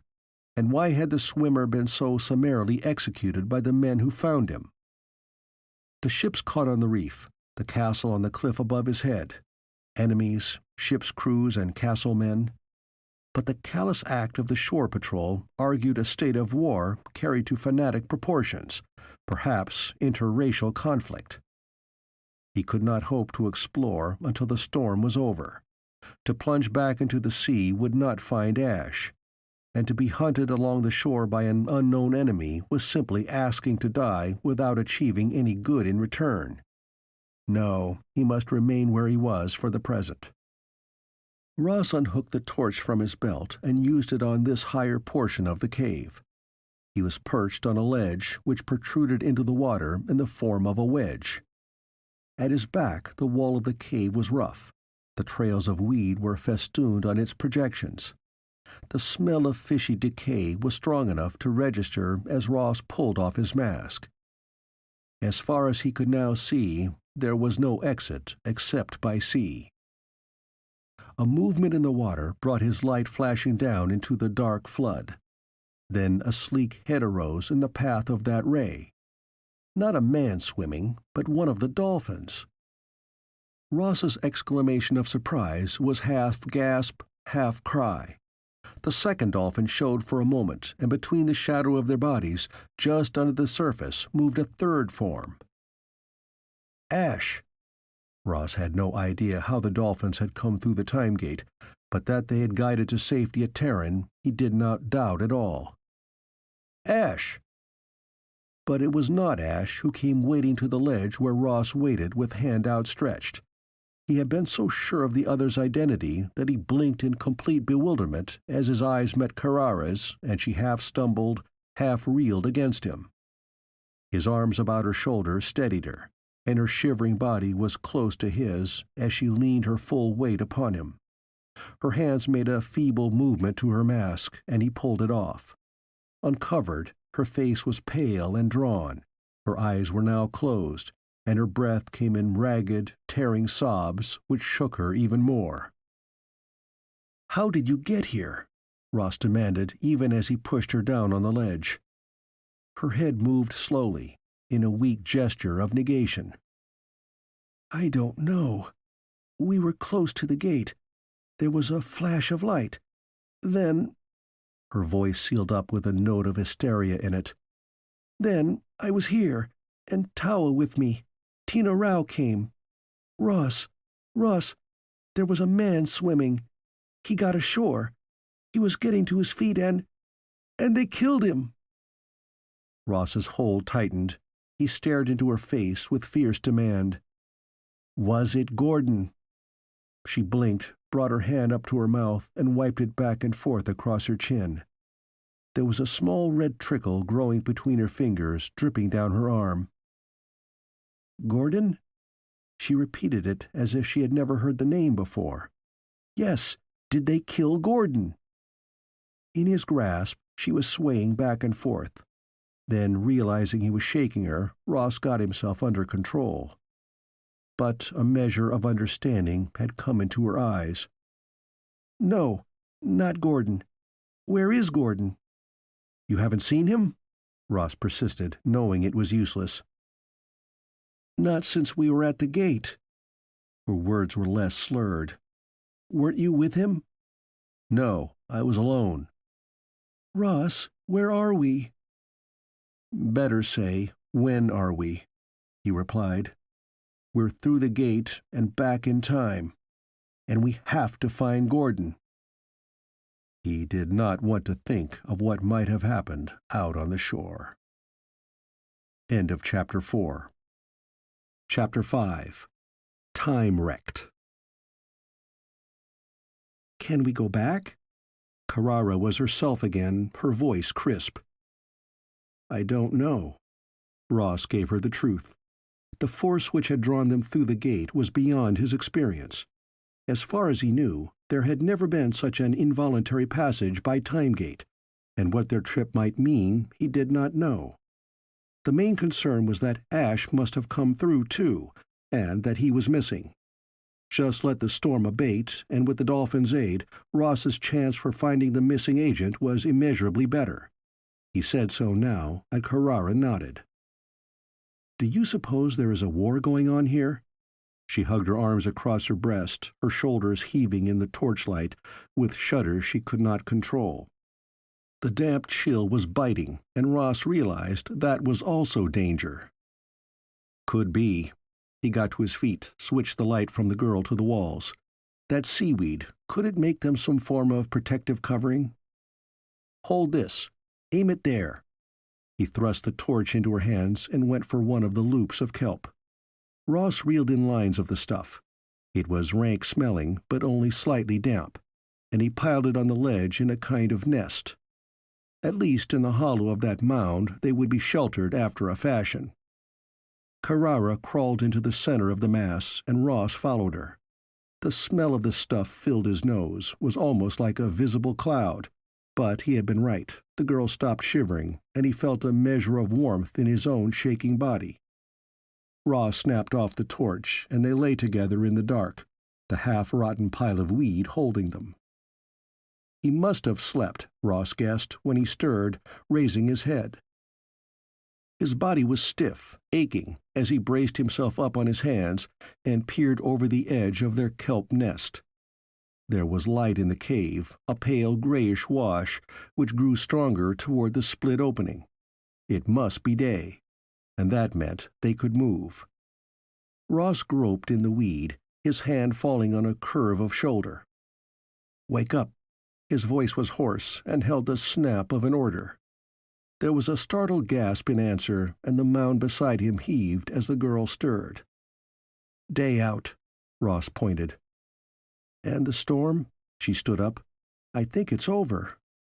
It was true that the level of water within the cave had fallen, that wavelets no longer lapped with the same vigor. Morning, the storm over, and somewhere Ashe. Ross was about to snap his mask into place when Carrara caught at his arm. "Be careful. Remember what I saw. Last night they were killing swimmers." He shook her off impatiently. "I'm no fool, and with the packs on, we do not have to surface. Listen." He had another thought, one which would provide an excellent excuse for keeping her safely out of his company, reducing his responsibility for her. "You take the dolphins and try to find the gate. We'll want out as soon as I locate Ashe." "And if you do not find him soon?" Ross hesitated. She had not said the rest. What if he could not find Gordon at all? But he would. He had to. "I'll be back here." He checked his watch, no longer an accurate timekeeper, for Hawaiian days held an hour more than the Terran 24, but the settlers kept the off-world measurement to check on work periods. "In, say, 2 hours. You should know by then about the gate, and I'll have some idea of the situation along the shore. But listen." Ross caught her shoulders in a taut grip, pulled her around to face him, his eyes hot and almost angry as they held hers. "Don't let yourself be seen." He repeated the cardinal rule of agents in new territory. "We don't dare risk discovery." Carrara nodded, and he could see that she understood, was aware of the importance of that warning. "Do you want Tino Rao or Tawa?" "No, I'm going to search along the shore first. Ashe would have tried for that last night. Was probably driven in the way we were. He'd go to ground somewhere. And I have this." Ross touched the sonic on his belt. "I'll set it on his call. You do the same with yours. Then if we get within distance, he'll pick us up. Back here in 2 hours." "Yes." Carrara kicked free of the weed, was already wading down to where the dolphins circled in the cave pool, waiting for her. Ross followed, and the four swam for the open sea. It could not be much after dawn, Ross thought, as he clung by one hand to a rock and watched Carrara and the dolphins on their way. Then he paddled along the shore northward for his own survey of the coast. There was a rose cast in the sky, warming the silver along the far reaches of the horizon. And about him bobbed storm flotsam, so that he had to pick a careful way through floating debris. On the reef, one of the wrecked ships had vanished entirely. Perhaps it had been battered to death by the waves, ground to splinters against the rocks. The other still held, its prow well out of the now receding waves, jagged holes in its sides through which spurts of water cascaded now and then. The wreck, which had been driven landward, was composed of planks, boxes, and containers rolled by the wave's force. Much of this was already free of the sea, and on the beach figures moved examining it. In spite of the danger of chance discovery, Ross edged along the rocks, seeking a vantage point from which he could watch that activity. He was flat against a sea-girt boulder, a swell of floating weed draped about him, when the nearest of the foraging parties moved into good view. Men. At least they had the outward appearance of men, much like himself, though their skin was dark and their limbs appeared disproportionately long and thin. There were two groups of them, 4 wearing only a scanty loincloth, busy turning over and hunting through the debris under the direction of the other 2. The workers had thick growths of hair which not only covered their heads, but down their spines and the outer sides of their thin arms and legs to elbow and knee. The hair was a pallid yellow-white, in vivid contrast to their dark skins, and their chins protruded sharply, allowing the lower line of their faces to take on a vaguely disturbing likeness to an animal's muzzle. Their overseers were more fully clothed, wearing not only helmets on their heads, whose helms had a protective visor over the face, but also breast and back plates molded to their bodies. Ross thought that these could not be solid metal since they adapted to the movements of the wearers. Feet and legs were covered with casing combinations of shoe and leggings, colored dull red. They were armed with swords of an odd pattern. Their points curved up so that the blade resembled a fishhook. Unsheathed, the blades were clipped to a waist belt by catches which glittered in the weak morning light as if gem-set. Ross could see little of their faces, for the beak visors overhung their features. But their skins were as dusky as those of the laborers, and their arms and legs of the same unusual length. Men of the same race, he deduced.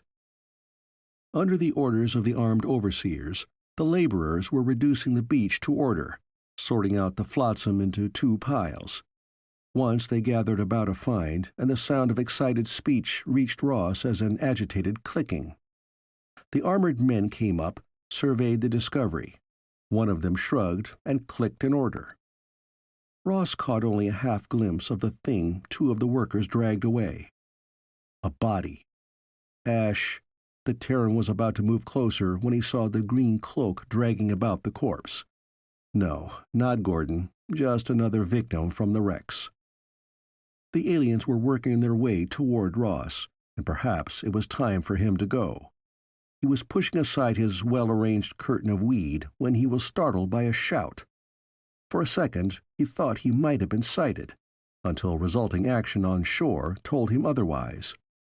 The furred worker shrank back against the mound to which they had just dragged the body, while the 2 guards took up a position before them, curved swords snapped from their belt hooks ready in their hands. Again that shout. Was it a warning or a threat? With the language barrier, Ross could only wait to see. Another party approached along the beach from the south. In the lead was a cloaked and hooded figure, so muffled in its covering of silver gray that Ross had no idea of the form beneath. Silver gray. No, now that hue was deepening with blue tones, darkening rapidly. By the time the cloaked newcomer had passed the rock which sheltered the Terran, the covering was a rich blue which seemed to glow. Behind the leader was a dozen armed men. They wore the same beaked helmets, the supple encasing breast and back plates, but their leggings were gray. They, too, carried curved swords, but the weapons were still latched to their belts, and they made no move to draw them in spite of the very patent hostility of the guards before them. Blue Cloak halted some 3 feet from the guards. The sea wind pulled at the cloak, wrapping it about the body beneath. But even so, the wearer remained well hidden. From under a flapping edge came a hand.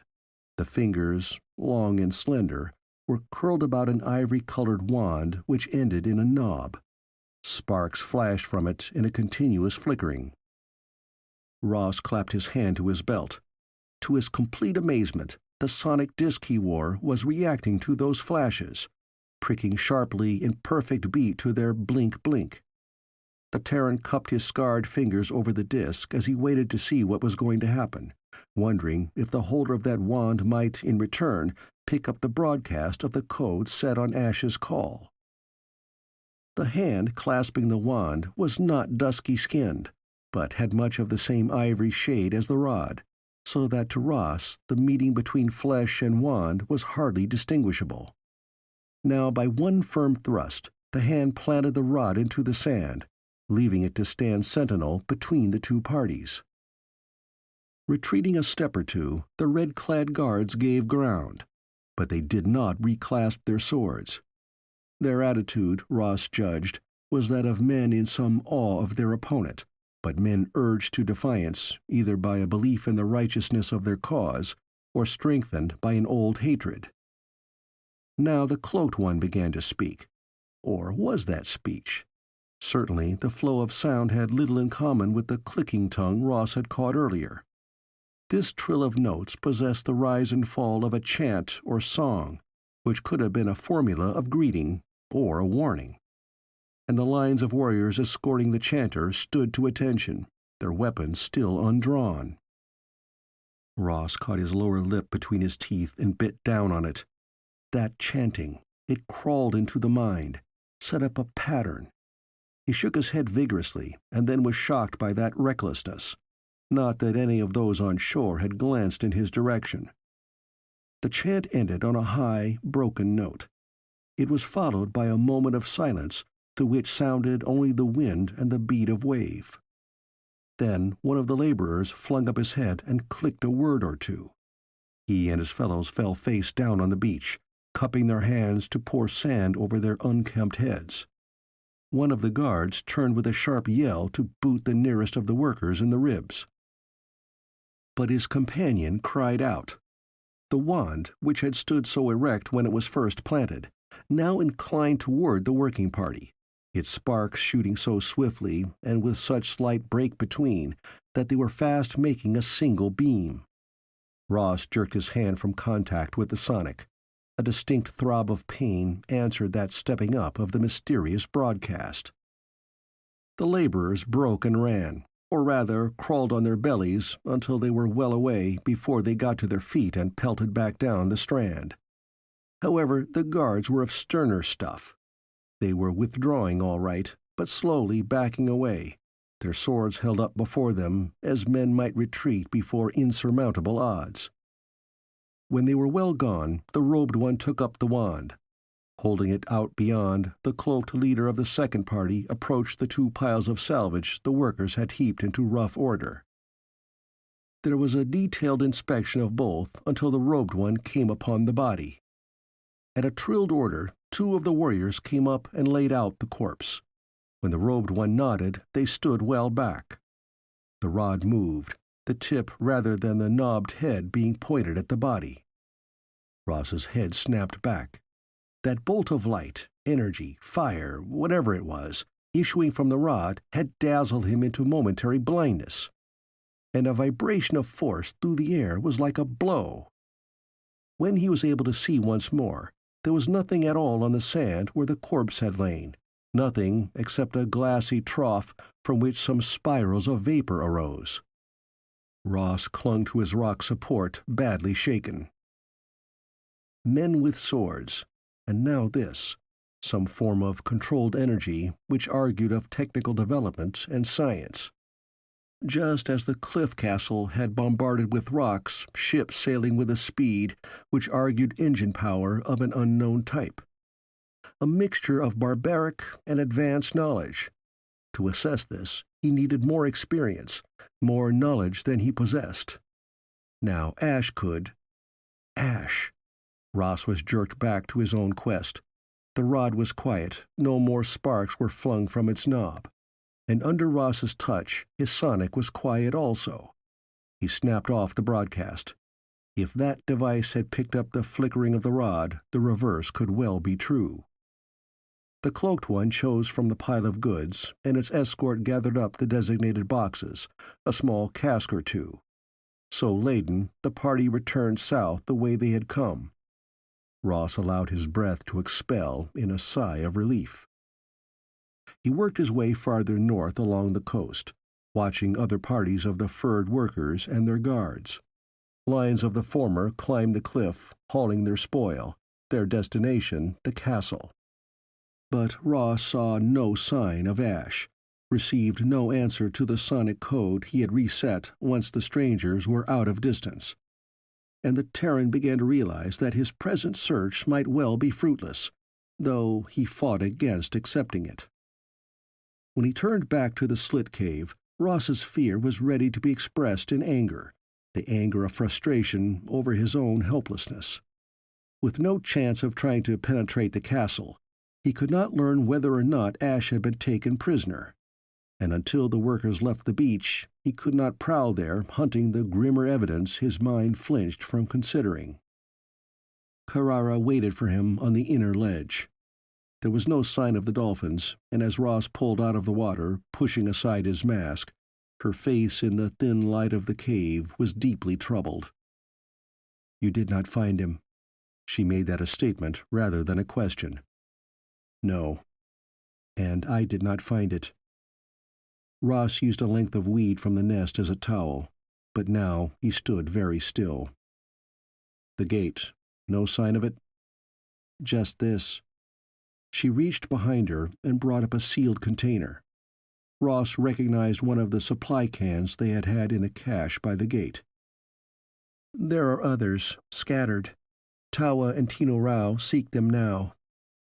It is as if all that was on the other side was sucked through with us." "You are sure you found the right place?" Is this not part of it?" Again the girl sought for something on the ledge. What she held out to him was a length of metal rod, twisted and broken at one end, as if a giant hand had wrenched it loose from the installation. Ross nodded dully. "Yes." His voice was harsh, as if the words were pulled out of him against his will and against all hope. "That's part of a sidebar. It must have been totally wrecked." Yet, even though he held that broken length in his hands, Ross could not really believe the gate was gone. He swam out once more, heading for the reef where the dolphins joined him as guides. There was a second piece of broken tube, the scattered containers of supplies, that was all. The Terrans were wrecked in time, as surely as those ships had been wrecked on the sea reef the night before. Ross headed once again for the cave. Their immediate needs were of major importance now. The containers must be all gathered and taken into their hiding place, because upon their contents 3 human lives could depend. He paused just at the entrance to adjust the net of containers he transported, and it was that slight chance which brought him knowledge of the intruder. On the ledge, Carrara was heaping up the kelp of the nest, but to one side and on a level with the girl's head. Ross dared not flash his torch, thus betraying his presence. Leaving the net hitched to a rock by its sling, he swam underwater along the side of the cave by a route which should bring him out within striking distance of that hunched figure perching above to watch Carrara's every move. End of Chapter 5. Chapter 6. Loketh the Useless. The wash of waves covered Ross's advance until he came up against the wall not too far from the spy's perch. Whoever crouched there still leaned forward to watch Carrara, and Ross's eyes, having adjusted to the gloom of the cavern, made out the outline of head and shoulders. The next 2 or 3 minutes were the critical ones for the Terran. He must emerge on the ledge in the open before he could attack. Carrara might almost have read his mind and given conscious help, for now she went out on the point of the ledge to whistle the dolphin's summons. Tino Rao's sleek head bobbed above water as he answered the girl with a bubbling squeak. Carrara knelt and the dolphin came to butt against her outheld hand.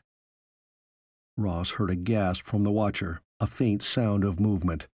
Carrara began to sing softly, her voice rippling in one of the liquid chants of her own people, the dolphin interjecting a note or two.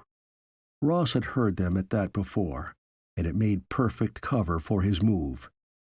He sprang. His grasp tightened on flesh, fingers closed about thin wrists.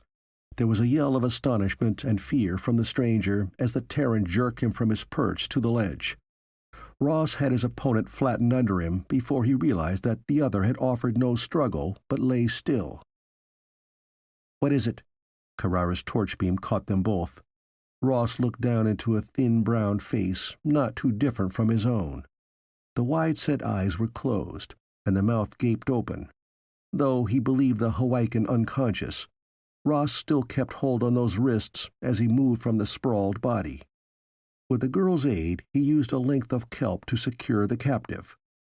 The stranger wore a garment of glistening skin-tight material, which covered his body, legs, and feet, but left his lanky arms bare. A belt about his waist had loops for a number of objects, among them a hook-pointed knife which Ross prudently removed. "Why, he is only a boy," Carrara said. "Where did he come from, Ross?" The Terran pointed to the wall crevice. "He was up there, watching you." Her eyes were wide and round. "Why?" Ross dragged his prisoner back against the wall of the cave.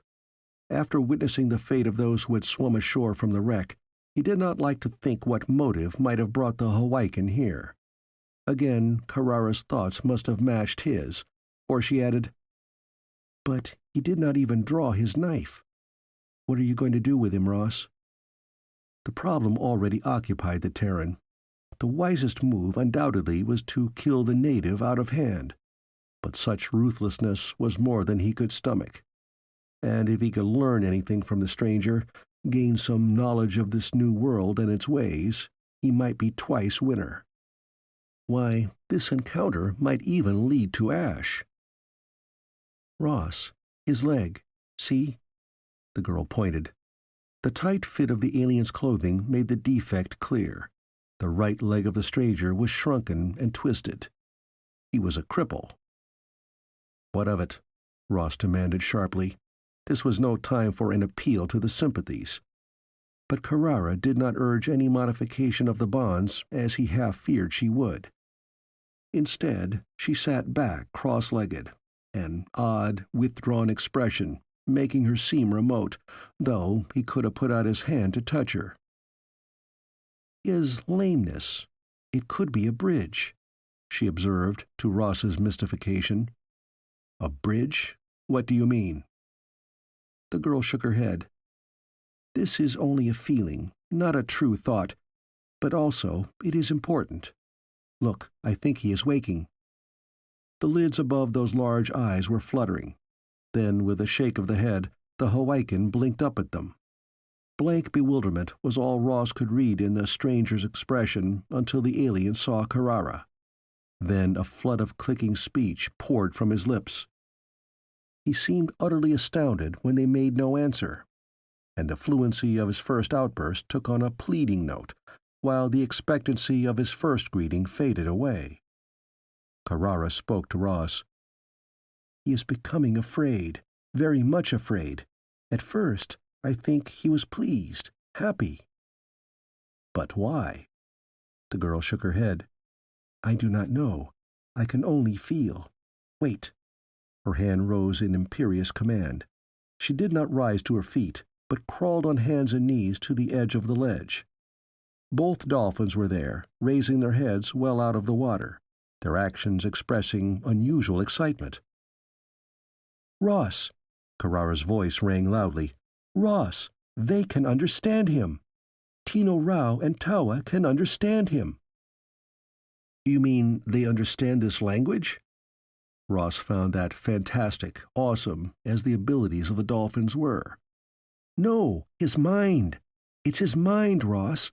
Somehow he thinks in patterns they can pick up and read. They do that, you know, with a few of us, but not in the same way. This is more direct, clearer. They're so excited." Ross glanced at the prisoner. The alien wriggled about, striving to raise his head against the wall as a support. His captor pulled the Hawaiian into a sitting position, but the native accepted that aid almost as if he were not even aware of Ross's hands on his body.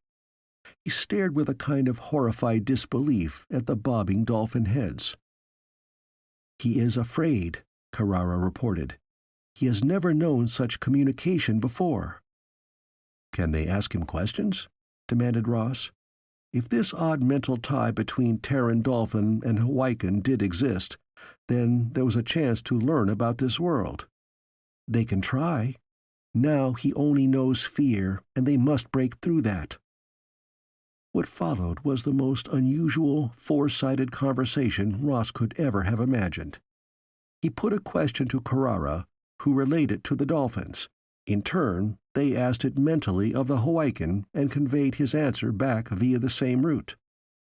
It took some time to allay the fears of the stranger, but at last the Hawaiian entered wholeheartedly into the exchange. "He is the son of the Lord ruling the castle above." Carrara produced the first rational and complete answer. "But for some reason he is not accepted by his own kind. Perhaps," she added on her own, "it is because he is crippled. The sea is his home, as he expresses it, and he believes me to be some mythical being out of it. He saw me swimming mast and with the dolphins, and he is sure I can change shape at will." She hesitated. "Ross, I get something odd here. He does know, or thinks he knows, creatures who can appear and disappear at will, and he is afraid of their powers." "Gods and goddesses. Perfectly natural." Carrara shook her head. "No, this is more concrete than a religious belief." Ross had a sudden inspiration.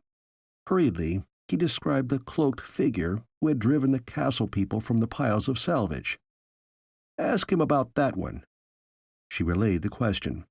Ross saw the prisoner's head jerk around. The Hawaiian looked from Carrara to her companion, a shade of speculation in his expression. "He wants to know why you ask about the Foana. Surely you must well know what manner of beings they are." "Listen." Ross was sure now that he had made a real discovery, though its importance he could not guess. "Tell him we come from where there are no Foana, that we have powers and must know of their powers." If he could only carry on this interrogation straight and not have to depend upon a double translation. And could he even be sure his questions reached the alien undistorted? Wearily, Ross sat back on his heels. Then he glanced at Carrara with a twinge of concern. If he was tired by their roundabout communication, she must be doubly so. There was a droop to her shoulders, and her last reply had come in a voice hoarse with fatigue. Abruptly, he started up. "That's enough for now." Which was true.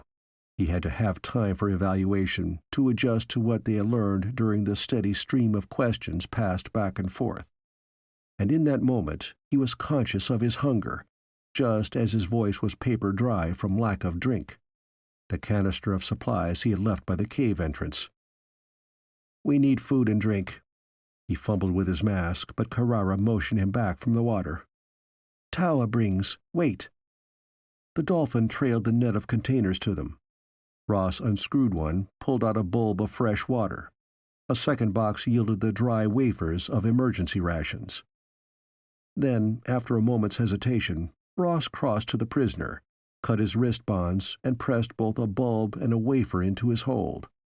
The Hawaiian watched the Terrans eat before he bit into the wafer, chewing it with vigor, turning the bulb around in his fingers with alert interest before he sucked at its contents. As Ross chewed and swallowed, mechanically and certainly with no relish, he fitted one fact to another to make a picture of this Hawaiian time period in which they were now marooned. Of course, his picture was based on facts they had learned from their captive.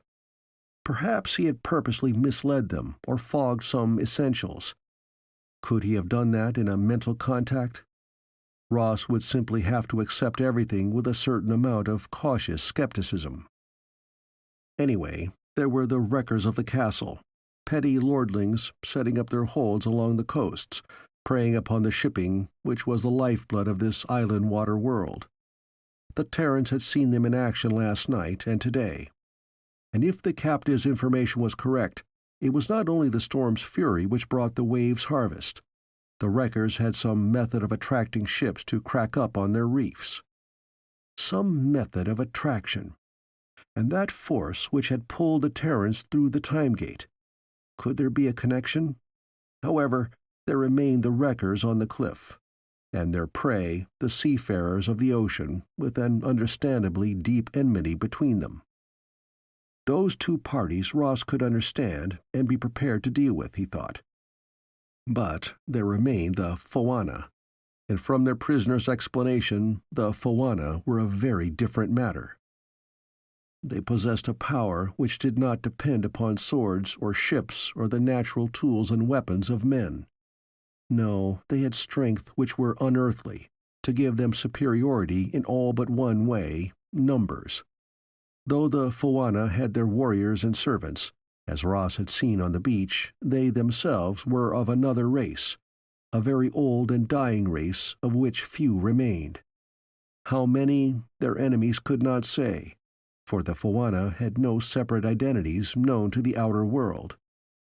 They appeared, gave their orders, levied their demands, opposed or aided as they wished, always just one or two at a time, always so muffled in their cloaks that even their physical appearances remained a mystery. But there was no mystery about their powers.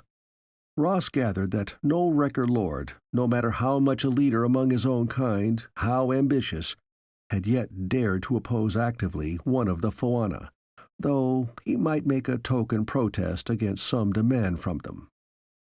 And certainly the captive's description of those powers in action suggested a supernatural origin of Phoana knowledge, or at least for its application.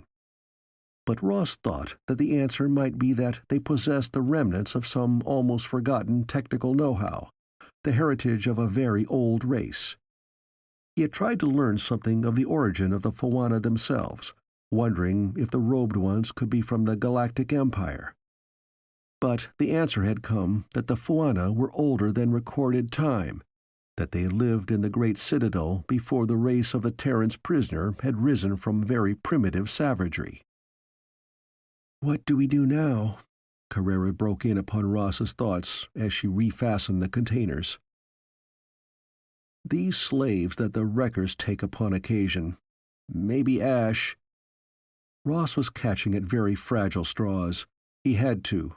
And the stranger had said that able-bodied men who swam ashore relatively uninjured were taken captive. Several had been the night before.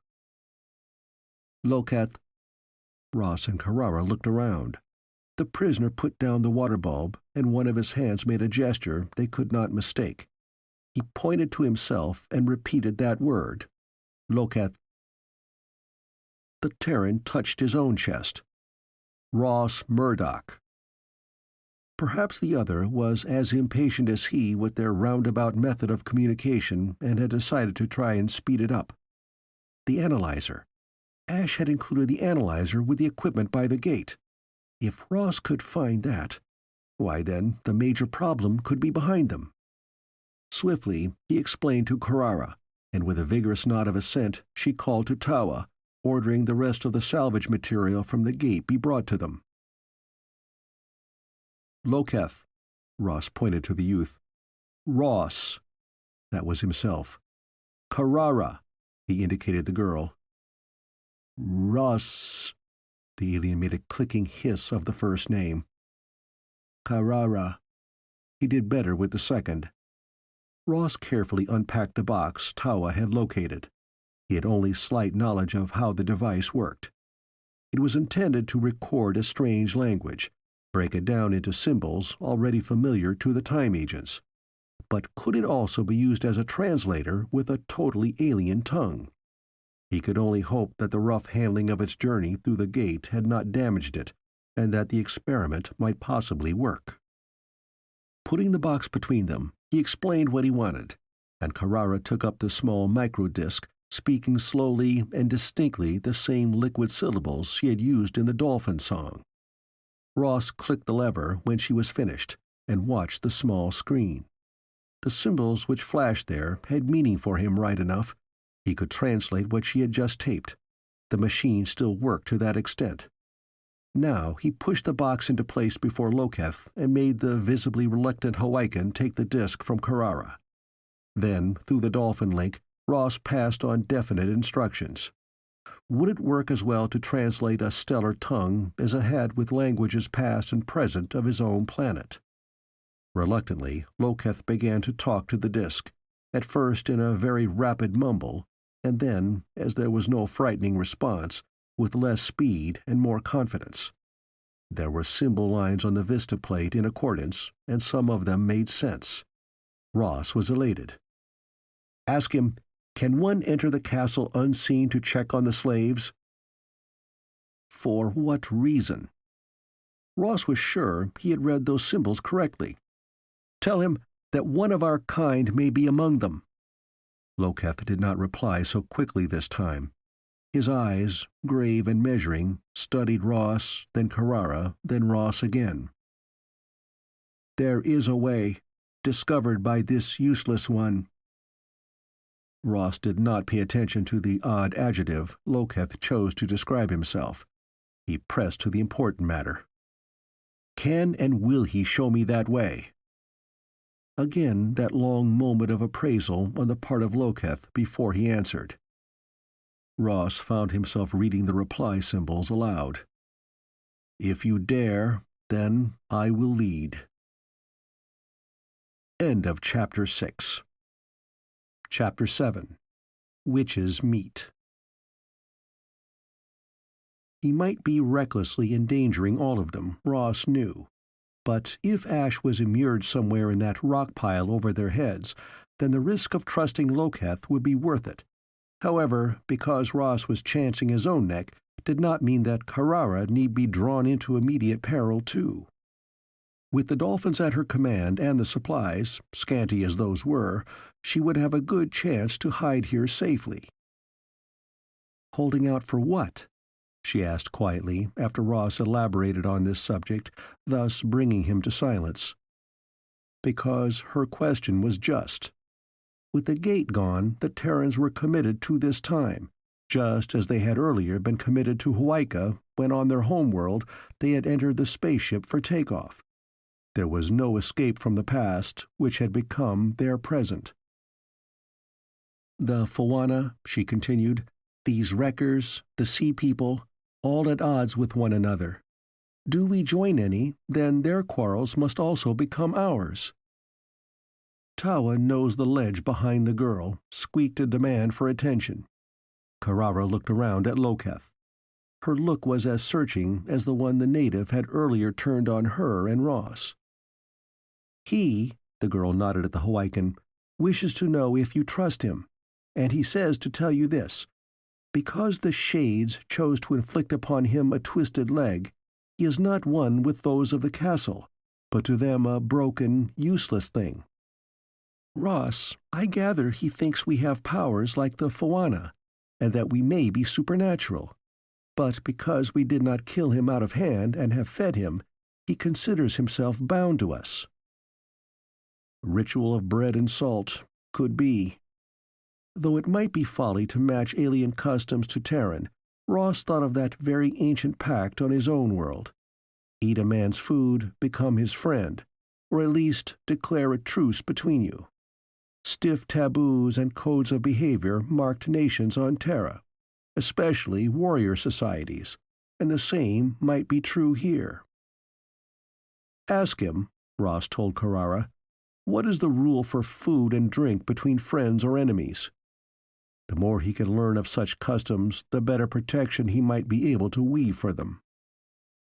Long moments for the relay of that message, and then Loketh spoke into the microdisc of the analyzer, slowly, with pauses, as if trying to make sure Ross understood every word.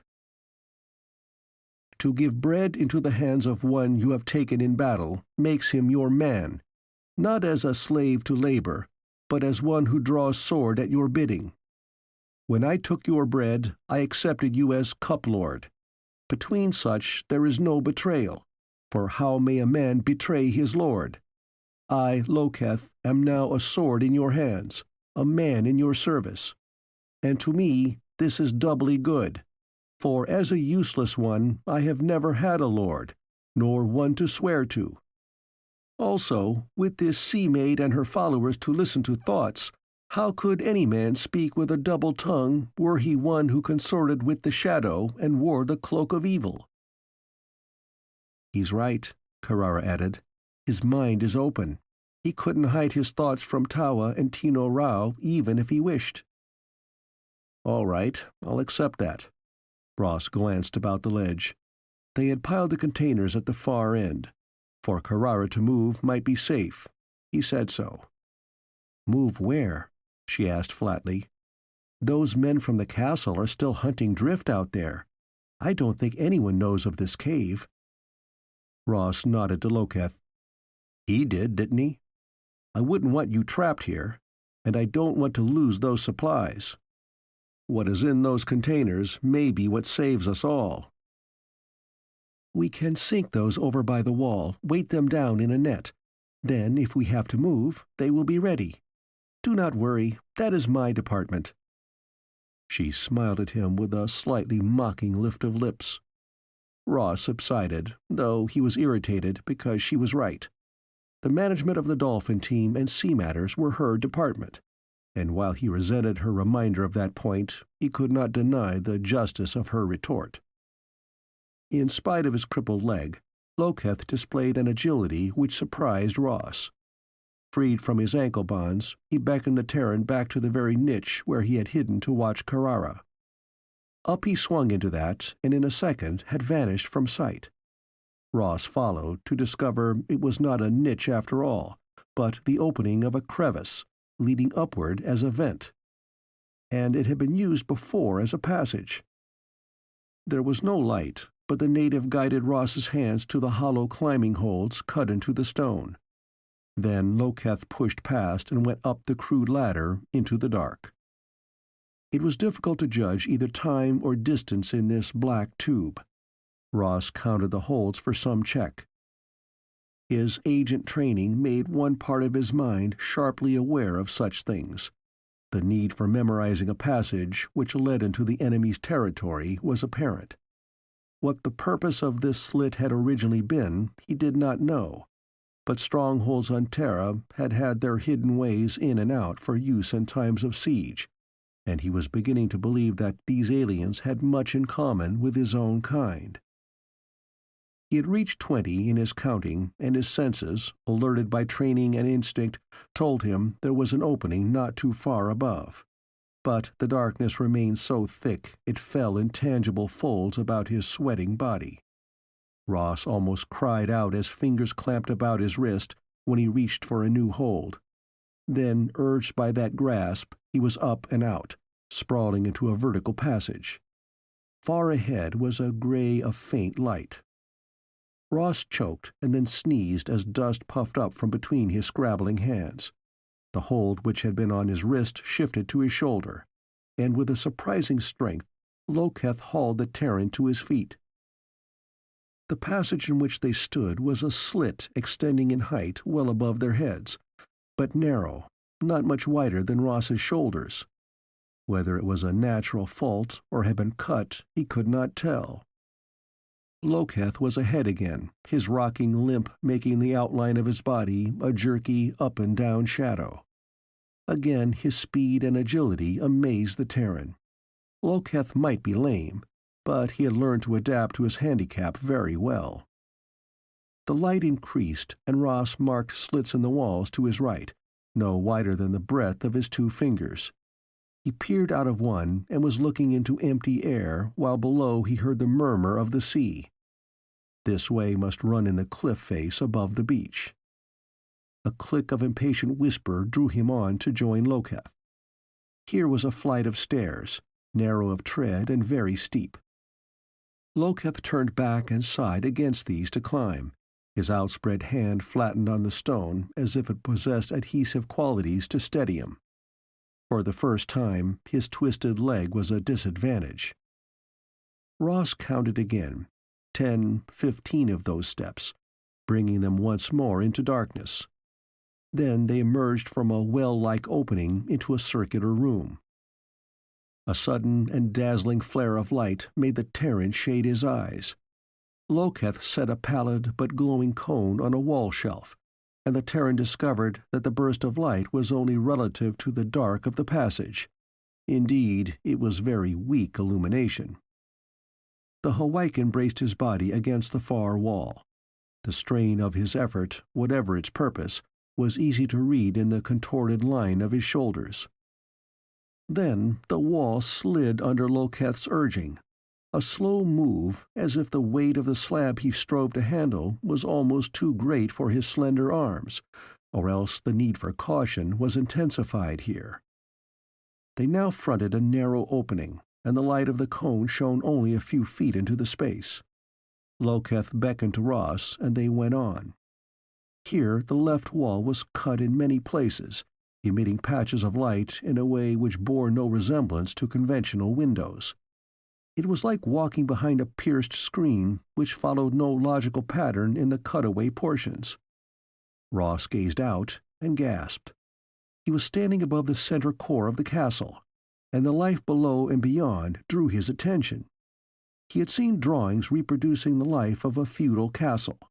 This resembled them, and yet, as Ross studied the scene closer, the differences between the Terran past and this became more distinct. In the first place, there were those animals, or were they animals, being hooked up to a cart. They had 6 limbs, walking on 4, holding the remaining 2 folded under their necks. Their harness consisted of a network fitted over their shoulders, anchored to the folded limbs. Their grotesque heads, bobbing and weaving on lengthy necks, their bodies were sleekly scaled. Ross was startled by a resemblance he traced to the sea dragon he had met in the future of this world. But the creatures were subject to the men harnessing them. And the activity in other respects, Ross had to fight a wayward and fascinated interest in all he could see, force himself to concentrate on learning what might be pertinent to his own mission. But Loketh did not allow him to watch for long. Instead, his hand on the Terran's arm urged the other down the gallery behind the screen and once more into the bulk of the fortress. Another narrow way ran through the thickness of the walls. Then a patch of light, not that of outer day, but a reddish gleam from an opening waist-high. There Loketh went awkwardly to his good knee, motioning Ross to follow his example. What lay below was a hall furnished with a barbaric rawness of color and glitter. There were long strips of brightly hued woven stuff on the walls, touched here and there with sparkling glints which were jewel-like. And set at intervals among the hangings were oval objects perhaps Ross's height, on which were designs and patterns picked out in paint and metal. Maybe the stylized representation of native plants and animals. The whole gave an impression of clashing color, just as the garments of those gathered there were garish in turn. There were 3 Hawaiians on the 2-step dais. All wore robes fitting tightly to the upper portion of their bodies, girded to their waists with elaborate belts, then falling in long points to the floor level, the points being finished off with tassels. Their heads were covered with tight caps which were a latticework of decorated strips, glittering as they moved, and the mixture of colors in their apparel was such as to offend Terran eyes with their harsh clash of shade against shade. Drawn up below the dais were 2 rows of guards, but the reason for the assembly baffled Ross, since he could not understand the clicking speech. There came a hollow echoing sound as from a gong. The 3 on the dais straightened, turned their attention to the other end of the hall. Ross did not need Loketh's gesture to know that something of importance was about to begin. Down the hall was a somber note in the splash of clashing color. The Terran recognized the gray-blue robe of the Foana. There were 3 of the robed ones this time, one slightly in advance of the other 2. They came at a gliding pace, as if they swept along above the paved flooring, not by planting feet upon it. As they halted below the dais, the men there rose. Ross could read their reluctance to make that concession in the slowness of their movements. They were plainly being compelled to render deference when they longed to refuse it. Then the middle one of the castle lords spoke first. "Sahur," Loketh breathed in Ross's ear, his pointed finger indicating the speaker. Ross longed vainly for the ability to ask questions, a chance to know what was in progress. That the meeting of the two Hawaiian fashions was important, he did not doubt. There was an interval of silence after the castle lord finished speaking. To the Terran, this spun on, and he sensed the mounting tension. This must be a showdown, perhaps even a declaration of open hostilities between wreckers and the older race. Or perhaps the pause was a subtle weapon of the Foana, used to throw a less sophisticated enemy off balance, as a judo fighter might use an opponent's attack as part of his own defense. When the Foana did make answer, it came in the sing-song of chanted words. Ross felt Loketh shiver, felt the crawl of chill along his own spine. The words, if those were words and not just sounds intended to play upon the mind and emotions of a listener, cut into one. Ross wanted to close his ears, thrust his fingers into them to drown out that sound, yet he did not have the power to raise his hands. It seemed to him that the men on the dais were swaying now, as if the chant were a rope leashed about them, pulling them back and forth. There was a clatter. One of the guards had fallen to the floor and lay there, rolling, his hands to his head. A shout from the dais. The chanting reached a note so high that Ross felt the torment in his ears. Below, the lines of guards had broken. A party of them was heading for the end of the hall, making a wide detour around the Foana. Loketh gave a small, choked cry. His fingers tightened on Ross's forearm with painful intensity as he whispered. What was about to happen meant something important.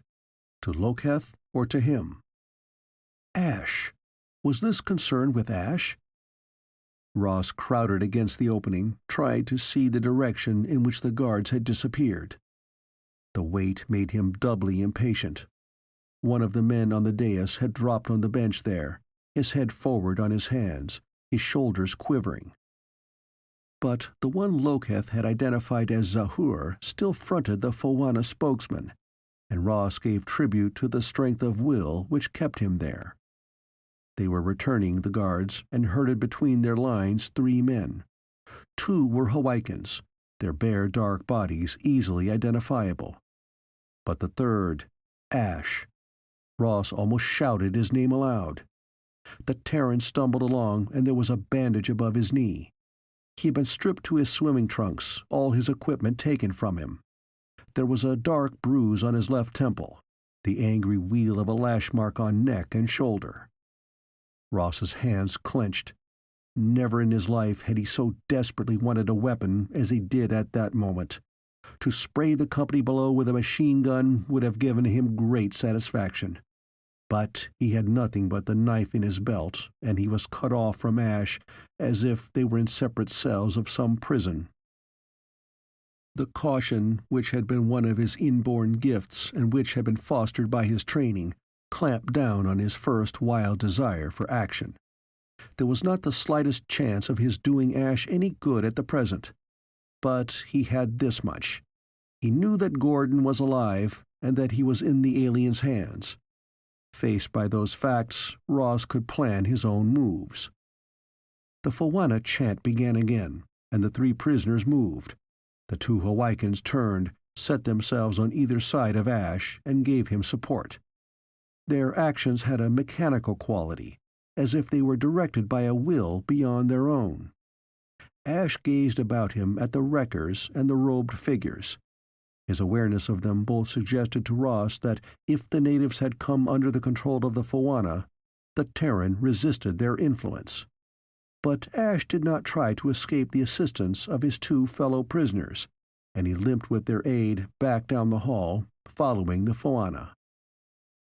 Ross deduced that the captives had been transferred from the lord of the castle to the Foana, which meant Ashe was on his way to another destination. The Terran was on his feet and headed back, intent on returning to the sea cave and starting out after Ashe as soon as he could. "You have found Gordon." Carrara read his news from his face. "The wreckers had him prisoner. Now they've turned him over to the Foana." "What will they do with him?" the girl demanded of Loketh. His answer came roundabout as usual as the native squatted by the analyzer and clicked his answer into it. "They have claimed the wreck survivors for tribute. Your companion will be witch's meat." "Witch's meat?" repeated Ross, uncomprehending.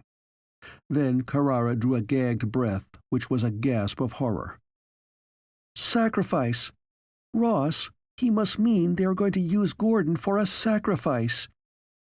Ross stiffened and then whirled to catch Loketh by the shoulders. The inability to question the native directly was an added disaster now. "Where are they taking him? Where?" He began that fiercely, then forced control on himself. Carrara's eyes were half closed, her head back. She was manifestly aiming that inquiry at the dolphins, to be translated to Loketh. Symbols burned on the analyzer screen. "The Foana have their own fortress. It can be entered best by sea. There is a boat. I can show you, for it is my own secret." "Tell him, yes, as soon as we can," Ross broke out. The old feeling that time was all important worried at him. "Witch's meat. Witch's meat." The words were sharp as a lash. End of Chapter 7. Chapter 8. The Free Rovers. Twilight made a gray world where one could not trace the true meeting of land and water, sea and sky. Surely the haze about them was more than just the normal dusk of coming night. Ross balanced in the middle of the skiff as it bobbed along the swell of waves inside a barrier reef. To his mind, the craft carrying the three of them and their net of supplies was too frail, rode too high. But Carrara, paddling in the bow, Loketh at the stern, seemed to be content, and Ross could not, for pride's sake, question their competency. He comforted himself with the knowledge that no agent was able to absorb every primitive skill, and Carrara's people had explored the Pacific in outrigger canoes hardly more stable than their present vessel, navigating by currents and stars.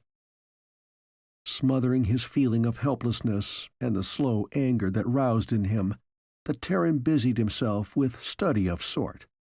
They had had the longer part of the day in the cave before Loketh would agree to venture out of hiding and paddle south. Ross, using the analyzer, had, with Loketh's aid, set about learning what he could of the native tongue. Now possessed of a working vocabulary of clicked words, he was able to follow Loketh's speech so that translation through the dolphins was not necessary except for complicated directions. Also, he had a more detailed briefing of the present situation on Hawaika. Enough to know that they might be embarking on a mad venture.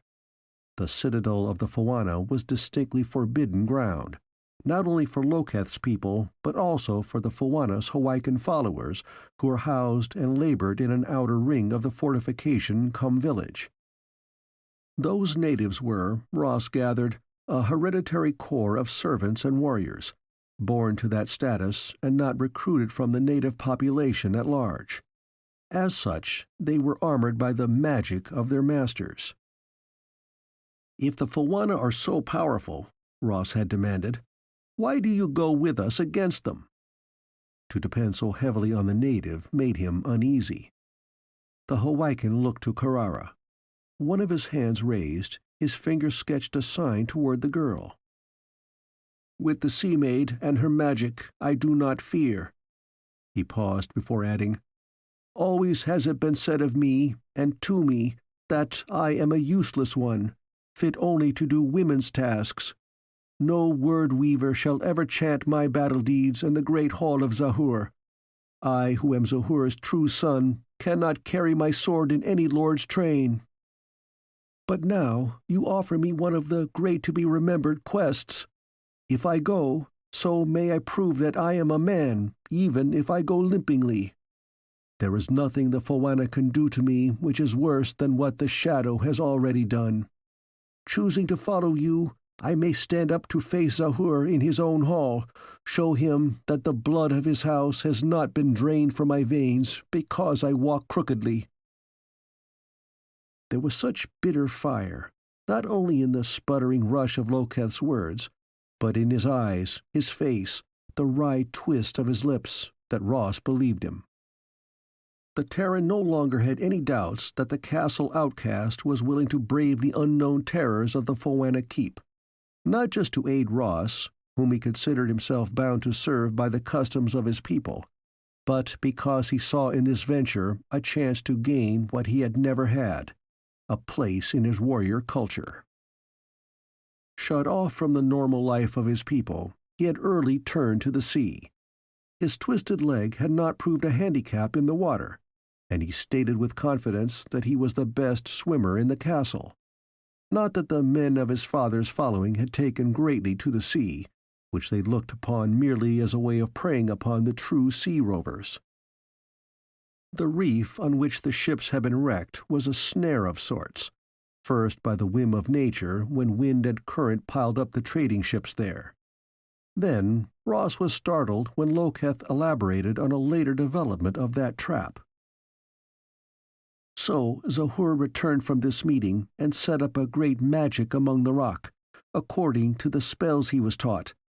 Now ships are drawn there, so the wrecks have been many, and Zahur becomes an even greater lord, with many men coming to take sword oath under him. "This magic," asked Ross, "of what manner is it, and where did Zahur obtain it?" "It is fashioned so." Loketh sketched 2 straight lines in the air. "Not curved as a sword, and the color of water under a storm sky, both rods being as tall as a man. There was much care to set them in place. That was done by a man of Glickmas." "A man of Glickmas?" "Glickmas is now the High Lord of the Ichio. He is blood-kin to Zahur, yet Zahur must take sword oath to send to Glickmas a fourth of all his sea gleanings for a year in payment for this magic." "And Glickmas, where did he get it? From the Foana?" Loketh made an emphatic denial of that. "No, the Foana have spoken out against their use, making even greater ill-feeling between the Old Ones and the coast people. It is said that Glickmas saw a great wonder in the sky and followed it to a high place of his own country. A mountain broke in twain, and a voice issued forth from the rent, calling that the lord of the country come and stand to hear it. When Glickmas did so, he was told that the magic would be his. Then the mountain closed again, and he found many strange things upon the ground. As he uses them, they make him akin to the Foana in power. Some he gives to those who are his blood kin, and together they will be great until they close their fists not only upon the sea rovers, but upon the Foana also. This they have come to believe." "But you do not?" Carrara asked then. "I do not know, Sea-Maid. The time is coming when perhaps they shall have their chance to prove how strong is their magic. Already the rovers gather in fleets as they never did before, and it seems that they too have found a new magic, for the ships fly through the water, depending no longer on wind-filling sails, or upon strong arms of men at long paddles. There is a struggle before us, but that you must know, being who and what you are, Sea-Maid." "And what do you think I am? What do you think Ross is?" "If the Foana dwell on land and hold old knowledge and power beyond our reckoning in their 2 hands," he replied, "then it is possible that the same could have roots in the sea. It is my belief that you are of the shades, but not the shadow, and this warrior is also of your kind, but perhaps in different degree, putting into action your desires and wishes. Thus, if you go up against the Foana, you shall be well matched, kind to kind." Nice to be so certain of that, Ross thought.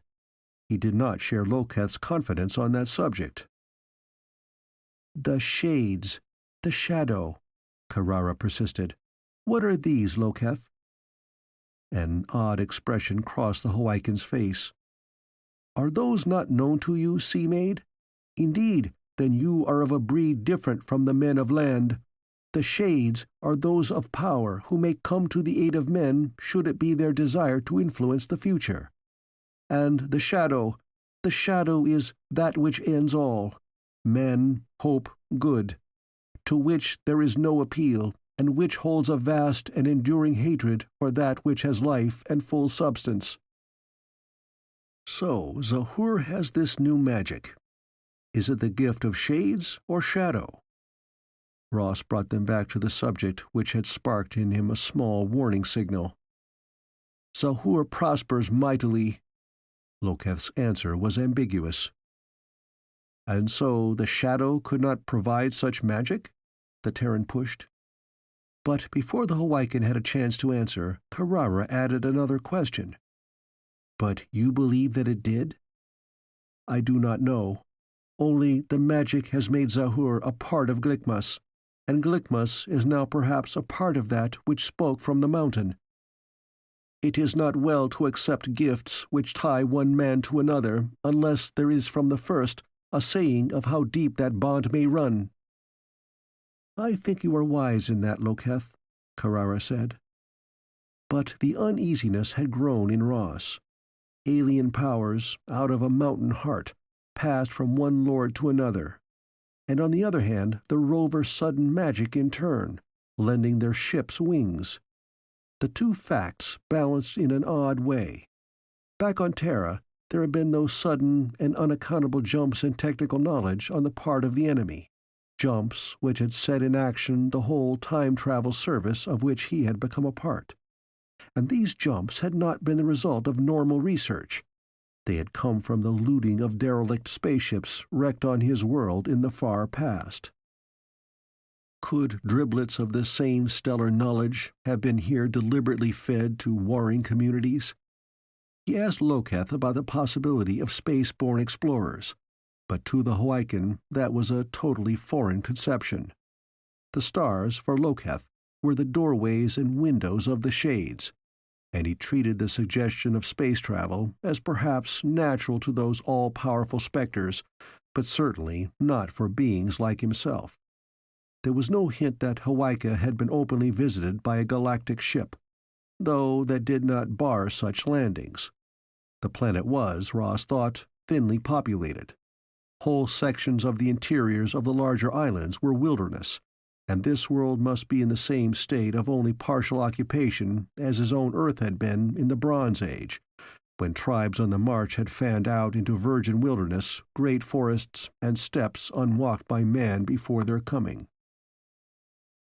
Now, as he balanced in the canoe and tried to keep his mind off the queasiness in his middle, and the insecurity of the one thickness of the sea creature hide stretched over a bone framework which made up the craft between his person and the water, Ross still mulled over what might be true. Had the galactic invaders for their own purposes begun to meddle here, leaking weapons or tools to upset what must be a very delicate balance of power? Why? To bring on a conflict which would occupy the native population to the point of exhaustion or depopulation? So they could win a world for their own purposes without effort or risk on their part? Such cold-blooded fishing in carefully troubled waters fitted very well with the persons of the Baldies as he had known them on Terra. And he could not set aside that memory of this very coast as he had seen it through the peep, the castle in ruins, tall pylons reaching from the land into the sea. Was this the beginning of that change which would end in the Hawaika of his own time, empty of intelligent life, shattered into a loose network of islands? "This fog is strange." Carrara's words startled Ross to return to the here and now. The haze he had been only half conscious of when they had put out from the tiny secret bay where Loketh kept his boat was truly a fog, piling up in soft billows and cutting down visibility with speed. "The Foana." Loketh's answer was sharp, a recognition of danger. "Their magic, they hide their place so. There is trouble on the move." "Do we land then?" Ross did not ascribe the present blotting out of the landscape to any real manipulation of nature on the part of the all-powerful Foana. Too many times the reputations of medicine men had been so enhanced by coincidence. But he did doubt the wisdom of trying to bore ahead blindly in this murk. "Tawa and Tino Rao can guide us," Carrara reminded him. "Throw out the rope, Ross. What is above water will not confuse them." He moved cautiously, striving to adapt his actions to the swing of the boat. The line was ready coiled to hand, and he tossed the loose end overboard, to feel the cord jerked taut as one of the dolphins caught it up. They were being towed now, though both paddlers reinforced the forward tug with their efforts. The curtain gathering above the surface of the water did not hamper the swimmers beneath its surface, and Ross felt relief. He turned his head to speak to Loketh. "How near are we?" The mist had thickened to the point that, close as the native was, the lines of his body blurred. His clicking answer seemed distorted too, almost as if the fog had altered not only his form but his personality. "Maybe very soon now. We must see the sea gate before we are sure." "And if we aren't able to see that?" challenged Ross. "The sea gate is above and below the water. Those who obey the Sea Maid, who are able to speak thought to thought, will find it if we cannot." But they were never to reach that goal. Carrara gave warning. "There are ships about." Ross knew that the dolphins had told her. He demanded in turn, "What kind?" "Larger, much larger than this." Then Loketh broke in. "A rover raider, 3 of them." Ross frowned. He was the cripple here. The other 2, with their ability to communicate with the dolphins, were the sighted, he the blind. And he resented his handicap in a burst of bitterness, which must have colored his tone as he ordered, "Head inshore, now." Once on land, even in the fog, he felt that they had the advantage in any hide-and-seek which might ensue with this superior enemy force. But afloat he was helpless and vulnerable, a state Ross did not accept easily. "No," Loketh returned as sharply. "There is no place to land along the cliff." "We are between 2 of the ships," Carrara reported. "Your paddles," Ross schooled his voice to a whisper. "Hold them, don't use them.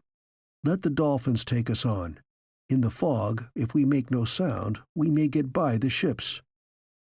"Right," Carrara agreed, and he heard an assenting grunt from Loketh. They were moving very slowly. Strong as the dolphins were, they dared not expend all their strength on towing the skiff too fast. Ross thought furiously. Perhaps the sea could be their way of escape if the need arose.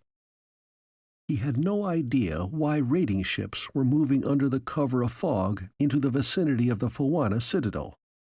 But the Terran's knowledge of tactics led him to guess that this impending visit was not anticipated by the Foana, nor was it a friendly one.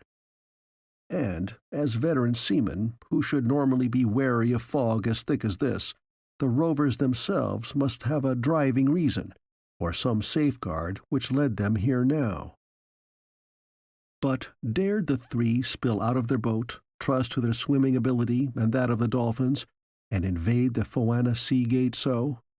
Could they use the coming rover attack as a cover for their own invasion of the hold? Ross considered that the odds in their favor were beginning to look better. He whispered his idea and began to prepare their gear. The boat was still headed for the shore the 3 could not see. But they could hear sounds out of the white cotton wall which told them how completely they were boxed in by the raiders. Creaks, whispers, noises Ross could not readily identify carried across the waves. Before leaving the cave and beginning this voyage, they had introduced Loketh to the use of the gill pack, made him practice in the depths of the cave pool with one of the extras drawn through the gate among the supplies. Now all 3 were equipped with water aid, and they could be gone in the sea before the trap closed. "The supply net," Ross warned Carrara. A moment or 2 later, there was a small bump against the skiff at his left hand. He cautiously raised the collection of containers and eased the burden into the water, knowing that one of the dolphins would take charge of it. However, he was not prepared for what happened next. Under him, the boat lurched first one way and then the other, in sharp jerks, as if the dolphins were trying to spill them into the sea. Ross heard Carrara call out, her voice thin and frightened. "Tawa, Tino Rao, they have gone mad. They will not listen." The boat raced in a zigzag path. Loketh clutched at Ross, striving to steady him, to keep the boat on an even keel. "The Fawana!" Just as Loketh cried out, Carrara plunged over the prow of the boat, whether by design or chance, Ross did not know. And then the craft whirled about, smashed side against side with a dark bulk looming out of the fog. Above, Ross heard cries, knew that they had crashed against one of the raiders. He fought to retain his balance, but he had been knocked to the bottom of the boat against Loketh, and they struggled together, unable to move during a precious second or two. Out of the air above their heads dropped a mass of waving strands which enveloped both of them. The stuff was adhesive, slimy. Ross let out a choked cry as the lines tightened about his arms and body, pinioning him. Those tightened, wove a net. Now he was being drawn up out of the plunging skiff, a helpless captive.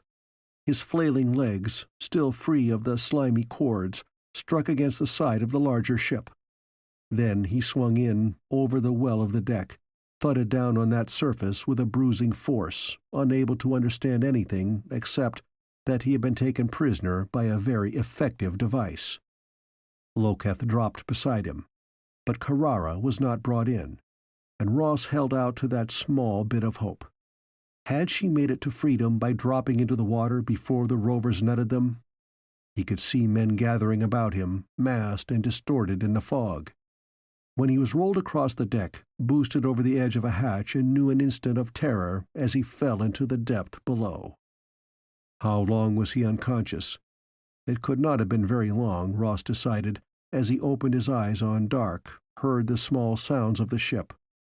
He lay very still, trying to remember, to gather his wits before he tried to flex his arms.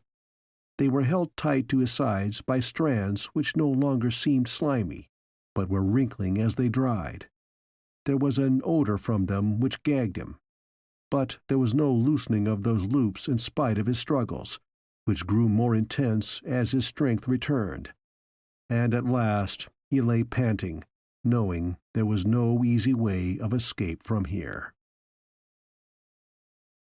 End of Chapter 8.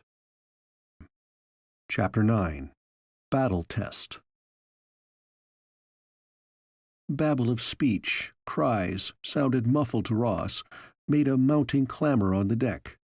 Had the raider's ship been boarded? Was it now under attack? He strove to hear and think through the pain in his head, the bewilderment. Loketh? He was certain that the Hawaiian had been dumped in the same hold. The only answer was a low moan, a mutter from the dark. Ross began to inch his way in that direction. He was no seaman, but during that worm's progress he realized that the ship itself had changed. The vibration which had carried through the planks on which he lay was stilled. Some engine shut off. One portion of his mind put that into familiar terms. Now the vessel rocked with the waves, did not bore through them.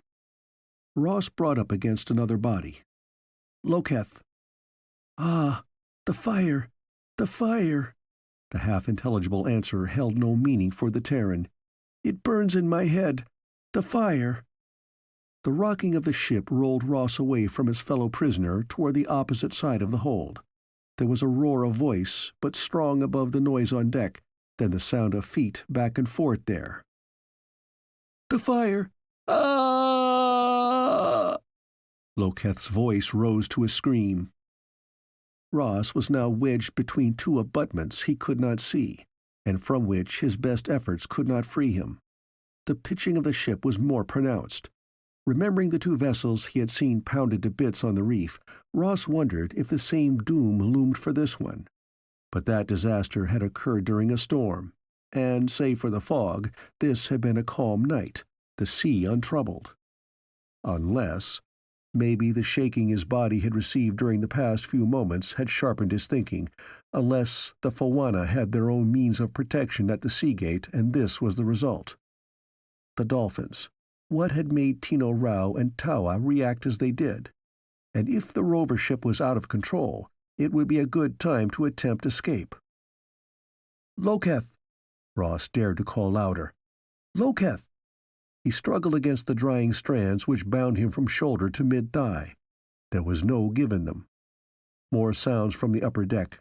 Now the ship was answering to direction again. The Terran heard sounds he could not identify, and the ship no longer rocked so violently. Loketh moaned. As far as Ross could judge, they were heading out to sea. Loketh! He wanted information. He must have it. To be so ignorant of what was going on was unbearable frustration. If they were now prisoners in a ship leaving the island behind, the threat of that was enough to set Ross struggling with his bonds until he lay panting with exhaustion. Ross! Only a Hawaiian could make that name a hiss. Here, Loketh? But of course it was Loketh. I am here. The other's voice sounded oddly weak, as if it issued from a man drained by a long illness. What happened to you? Ross demanded. The fire. The fire in my head. Eating. Loketh's reply came with long pauses between the words. The Terran was puzzled. What fire?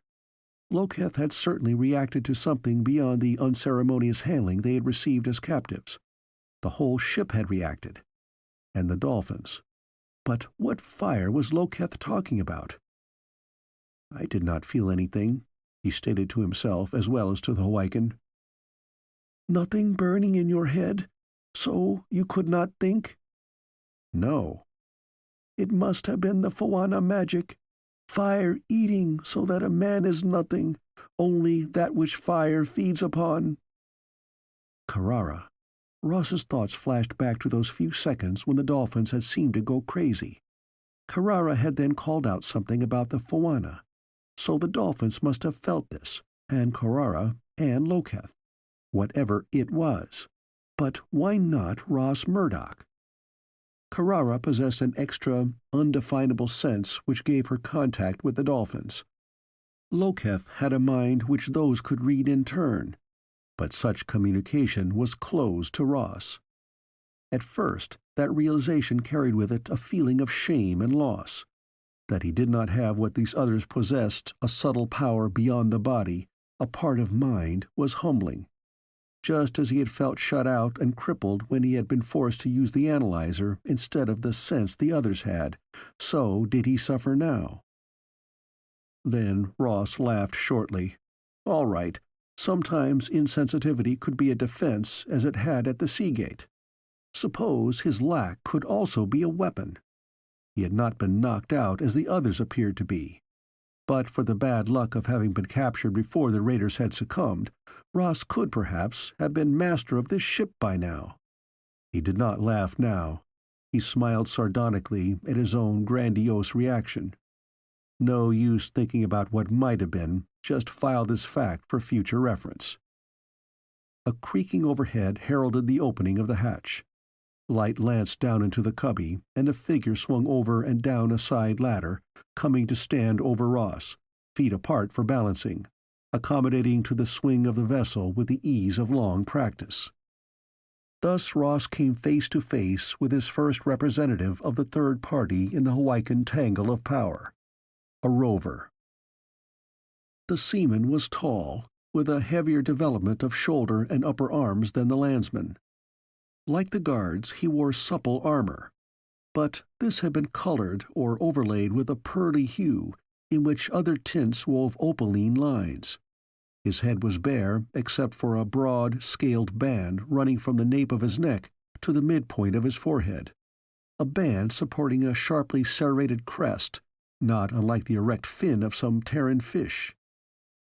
Now, as he stood, fists planted on hips, the rover presented a formidable figure, and Ross recognized in him the air of command. This must be one of the ship's officers.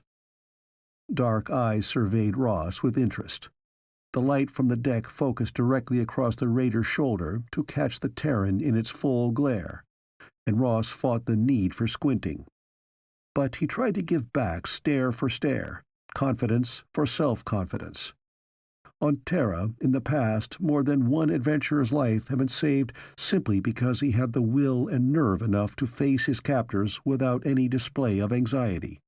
Such bravado might not hold here and now, but it was the only weapon Ross had to hand, and he used it. "You," the rover broke the silence first, "you are not of the Foana." He paused as if waiting for an answer, denial or protest. Ross provided neither. "No, not of the Foana, nor of the scum of the coast either." Again a pause. "So, what manner of fish has come to the net of Torgul?" He called an order aloft. "A rope here! We'll have this fish and its fellow out!" Loketh and Ross were jerked up to the outer deck, dumped into the midst of a crowd of seamen. The Hawaiian was left to lie, but at a gesture from the officer, Ross was set on his feet. He could see the nature of his bonds now, a network of dull gray strands, shriveled and stinking, but not giving in the least when he made another try at moving his arms. "Oh," the officer grinned, "this fish does not like the net. You have teeth, fish. Use them. Slash yourself free." A murmur of applause from the crew answered that mild taunt. Ross thought it time for a counter-move. "I see you do not come too close to those teeth." He used the most defiant words his limited Hawaiian vocabulary offered. There was a moment of silence, and then the officer clapped his hands together with a sharp explosion of sound. "You would use your teeth, fish?" he asked, and his tone could be a warning. This was going it blind with a vengeance, but Ross took the next leap in the dark. He had the feeling, which often came to him in tight quarters, that he was being supplied from some hard core of endurance and determination far within him with the right words, the fortunate guess. "On which one of you?" He drew his lips tight, displaying those same teeth, wondering for one startled moment if he should take the rover's query literally. "Vister! Vister!" more than one voice called. One of the crew took a step or two forward. Like Torgul, he was tall and heavy, his overlong arms well muscled. There were scars on his forearms, the seam of one up his jaw. He looked what he was, a very tough fighting man, one who was judged so by peers as seasoned and dangerous. "Do you choose to prove your words on Vister, fish?" Again the officer had a formal note in his question, as if this was all part of some ceremony.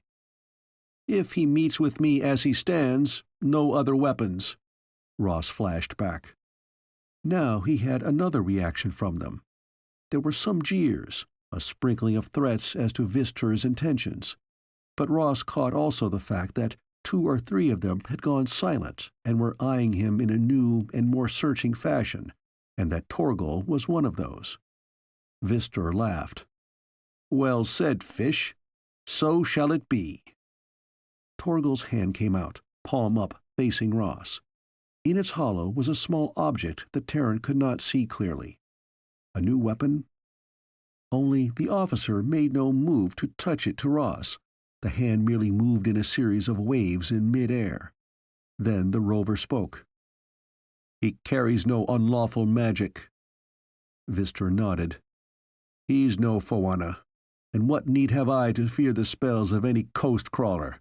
I am Vister." Again the yells of his supporters arose in hearty answer. The statement held more complete and quiet confidence than any wordy boast. "And I am Ross Murdock." The Terran matched the rover tone for tone. "But does a fish swim with its fins bound to its sides? Or does Vister fear a free fish too greatly to face one?" His taunt brought the result Ross wanted. The ties were cut from behind, to flutter down as withered, useless strings. Ross flexed his arms. Tight as those thongs had been, they had not constricted circulation, and he was ready to meet Vister. The Terran did not doubt that the rover champion was a formidable fighter, but he had not had the advantage of going through one of the agent training courses. Every trick of unarmed fighting known on his own world had been pounded into Ross long ago. His hands and feet could be as deadly weapons as any crook-bladed sword or gun, provided he could get close enough to use them properly. Vister stripped off his weapon belt, put to one side his helmet, showing that under it his hair was plaited into a braid coiled about the crown of his head to provide what must be an extra padding for that strangely narrowed helm. Then he peeled off his armor, peeled it literally indeed, catching the lower edge of the scaled covering with his hands and pulling it up and over his head and shoulders as one might skin off a knitted garment. Now he stood facing Ross, wearing little more than the Terran's swimming trunks. Ross had dropped his belt and gill pack. He moved into the circle the crew had made. From above came a strong light, centering from a point on the mainmast and giving him good sight of his opponent. Vister was being urged to make a quick end of the reckless challenger, his supporters shouting directions and encouragement. But if the rover had confidence, he also possessed the more intelligent and valuable trait of caution in the face of the unknown. He outweighed, apparently outmatched Ross, but he did not rush in rashly as his backers wished him to. They circled, Ross studying every move of the rover's muscles, every slight fraction of change in the other's balance. There would be something to telegraph an attack from the other, for he intended to fight purely in defense. The charge came at last as the crew grew impatient and yelled their impatience to see the prisoner taught a lesson. But Ross did not believe it was that which sent Vister at him. The Hawaiian simply thought he knew the best way to take the Terran. Ross ducked so that a hammer blow merely grazed him, but the Terran's stiffened hand swept sideways in a judo chop. Vister gave a whooping cry and went to his knees, and Ross swung again, sending the rover flat to the deck. It had been quick, but not so vicious as it might have been. The Terran had no desire to kill or even disable Vister for more than a few minutes. His victim would carry a couple of aching bruises and perhaps a hearty respect for a new mode of fighting from this encounter. He could have as easily been dead had either of those blows landed other than where Ross chose to plant them. The Terran swung around, setting his back to the foot of the mast. Had he guessed wrong? With their chosen champion down, would the crew now rush him? He had gambled on the element of fair play which existed in a primitive Terran warrior society after a man-to-man challenge. But he could be wrong. Ross waited, tense. Just let one of them pull a weapon, and it could be his end. Two of them were aiding Vister to his feet.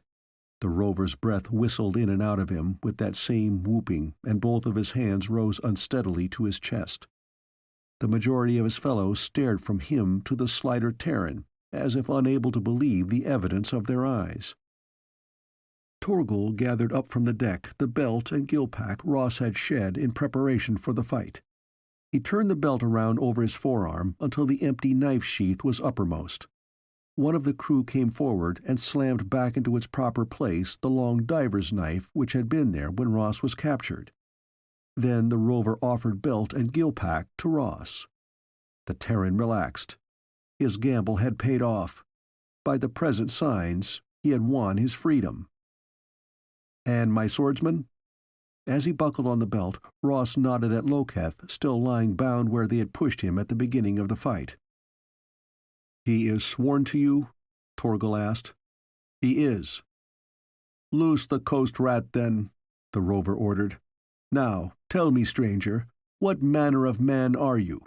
Do you come from the Fawana after all? You have a magic which is not our magic, since the stone of Futka did not reveal it on you. Are you from the Shades?" His fingers moved in the same sign Loketh had once made before Carrara. Ross gave his chosen explanation. "I am from the sea, Captain. As for the Fawana, they are no friend to me, since they hold captive in their keep one who is my brother-kin." Torgal stared him up and down. "You say you are from the sea. I have been a rover since I was able to stumble on my 2 feet across a deck, after the manner and custom of my people. Yet I have never seen your like before. Perhaps your coming means ill to me and mine, but by the law of battle you have won your freedom on this ship. I swear to you, however, stranger, that if ill comes from you, then the law will not hold, and you shall match your magic against the strength of Futka. That, you shall discover, is another thing altogether. I will swear any oath you desire of me, Captain, that I have no ill toward you and yours. There is only one wish I hold, to bring him whom I seek out from the Foana hold before they make him witches' meat. That will be a task worthy of any magic you may be able to summon, stranger. We have tasted this night of the power of the Seagate. Though we went in under the will of Futka, we were as weeds whirled about on the waves. Who enters that gate must have more force than any we now know. And you too, then, have a score to settle with the Foana? We have a score against the Foana, or against their magic, Torgal admitted. 3 ships, 1 island faring, are gone as if they never were, and those who went with them are of our fleet clan. There is the work of the shadow stretching dark and heavy across the sea, new come into these waters. But there remains nothing we can do this night. We have been lucky to win to sea again. Now, stranger, what shall we do with you? Or will you take to the sea again, since you name it as home? Not here, Ross countered swiftly. He must gain some idea of where they might be in relation to the island, how far from its shore. Carrara and the dolphins, what had happened to them? You took no other prisoners? Ross had to ask. There were more of you? Torgal countered. Yes. No need to say how many, Ross decided. We saw no others. You, all of you, the captain rounded on the still clustered crew. Get about your work. We must raise Kin-Ad by morning and report to the council. He walked away, and Ross, determined to learn all he could, followed him into the stern cabin. Here again the Terran was faced with barbaric splendor in carvings, hangings, a wealth of plate and furnishing not too different from the display he had seen in the wrecker's castle. As Ross hesitated just within the doorway, Torgal glanced back at him. You have your life and that of your man, stranger. Do not ask more of me, unless you have that within your hands to enforce the asking. I want nothing, save to be returned to where you took me, Captain. Torgal smiled grimly. You are the sea. You yourself said that. The sea is wide, but it is all one. Through it you must have your own paths. Take any you choose. But I do not risk my ship again into what lies in wait before the gates of Foana. Where do you go then, Captain? To Kin-Ad. You have your own choice, stranger. The sea or our faring. There would be no way of changing the rover's decision, Ross thought, and even with the gill pack, he could not swim back to where he had been taken. There were no guideposts in the sea, but a longer acquaintance with Torgal might be helpful. Kin-Ad, then, Captain. He made the next move to prove equality and establish himself with this rover, seating himself at the table as one who had the right to share the captain's quarters. End of Chapter 9. Chapter 10. Death at Kin-Ad. The hour was close to dawn again, and a need for sleep weighted Ross's eyelids, was a craving as strong as hunger. Still, restlessness had brought him on deck, sent him to pacing, alert to this vessel and its crew. He had seen the ships of the Terran Bronze Age traders, small craft compared to those of his own time, depending upon oarsmen when the wind failed their sails, creeping along coasts rather than venturing too far into dangerous seas, sometimes even tying up at the shore each night. There had been other ships, leaner, hardier. Those had plunged into the unknown, touching lands beyond the sea mists, sailed and oared by men plagued by the need to learn what lay beyond the horizon. And here was such a ship, taut, well kept, larger than the Viking longboats Ross had watched on the tapes of the project's collection, yet most like those far-faring Terran craft. The prow curved up in a mighty bowsprit, where was the carved likeness of the sea dragon Ross had fought in the Hawaika of his own time. The eyes of that monster flashed with a regular blink of light which the Terran did not understand. Was it a signal, or merely a device to threaten a possible enemy? There were sails, now furled as the ship bored on, answering to the steady throb of what could only be an engine. And his puzzlement held. A Viking longboat powered by motor? The mixture was incongruous. The crew were uniform as to face. All of them wore the flexible pearly armor, the skull-strip helmets, though there were individual differences in ornaments and the choice of weapons. The majority of the men did carry curve-pointed swords, though those were broader and heavier than those the Terran had seen ashore. But several had axes with sickle-shaped heads, whose points curved so far back that they nearly met to form a circle.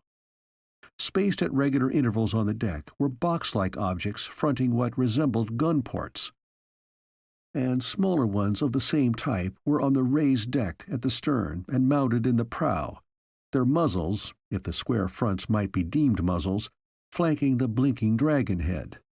Catapults of some type, Ross wondered. Ross. His name was given the hiss Loketh used, but it was not the wrecker youth who had joined him now at the stern of the ship. "Ho, that was strong magic, that fighting knowledge of yours." Vistor rubbed his chest reminiscently. "You have big magic, seaman. But then you serve the maid, do you not? Your swordsman has told us that even the great fish understand and obey her." "Some fish," qualified Ross. "Such fish as that, perhaps?" Vistor pointed to the curling wake of foam. Startled, Ross stared in that direction. Torgal's command was the centermost in a trio of ships, and those cruised in a line, leaving 3 trails of troubled wave behind them. Coming up now to port in the comparative calm between 2 wakes was a dark object. In the limited light, Ross could be sure of nothing save that it trailed the ships, appeared to rest on or only lightly in the water, and that its speed was less than that of the vessels it doggedly pursued. "A fish, that?" Ross asked. "Watch," Vistor ordered. But the Hawaiian's sight must have been keener than the Terran's. Had there been a quick movement back there? Ross could not be sure. "What happened?" He turned to Vistor for enlightenment. "As a Selkar, it leaps now and then above the surface. But that is no Selkar. Unless, Ross, you who say you are from the sea have servants unlike any finned one we have drawn in by net or line before this day." The dolphins.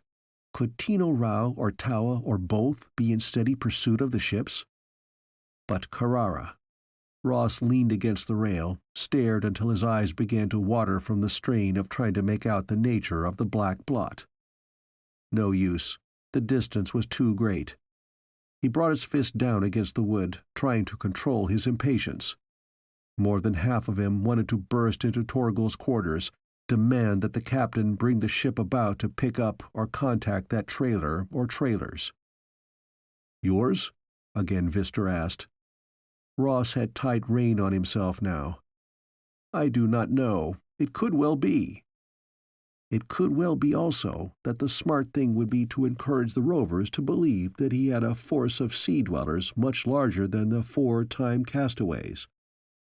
The leader of an army, or a navy, had more prestige in any truce discussion than a member of a lost scouting party.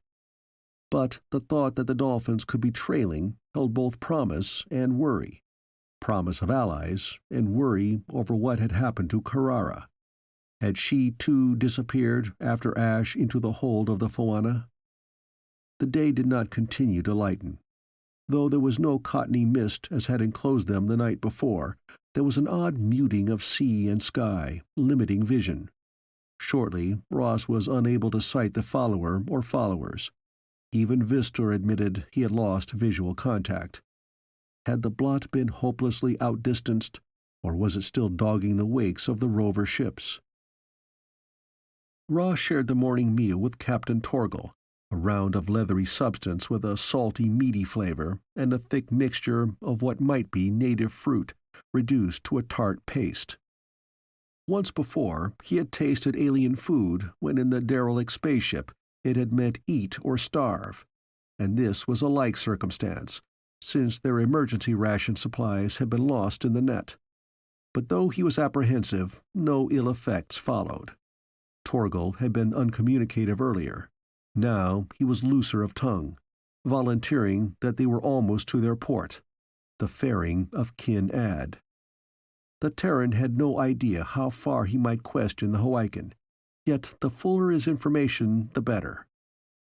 He discovered that Torgal appeared willing to accept Ross's statement that he was from a distant part of the sea and that local customs differed from those he knew.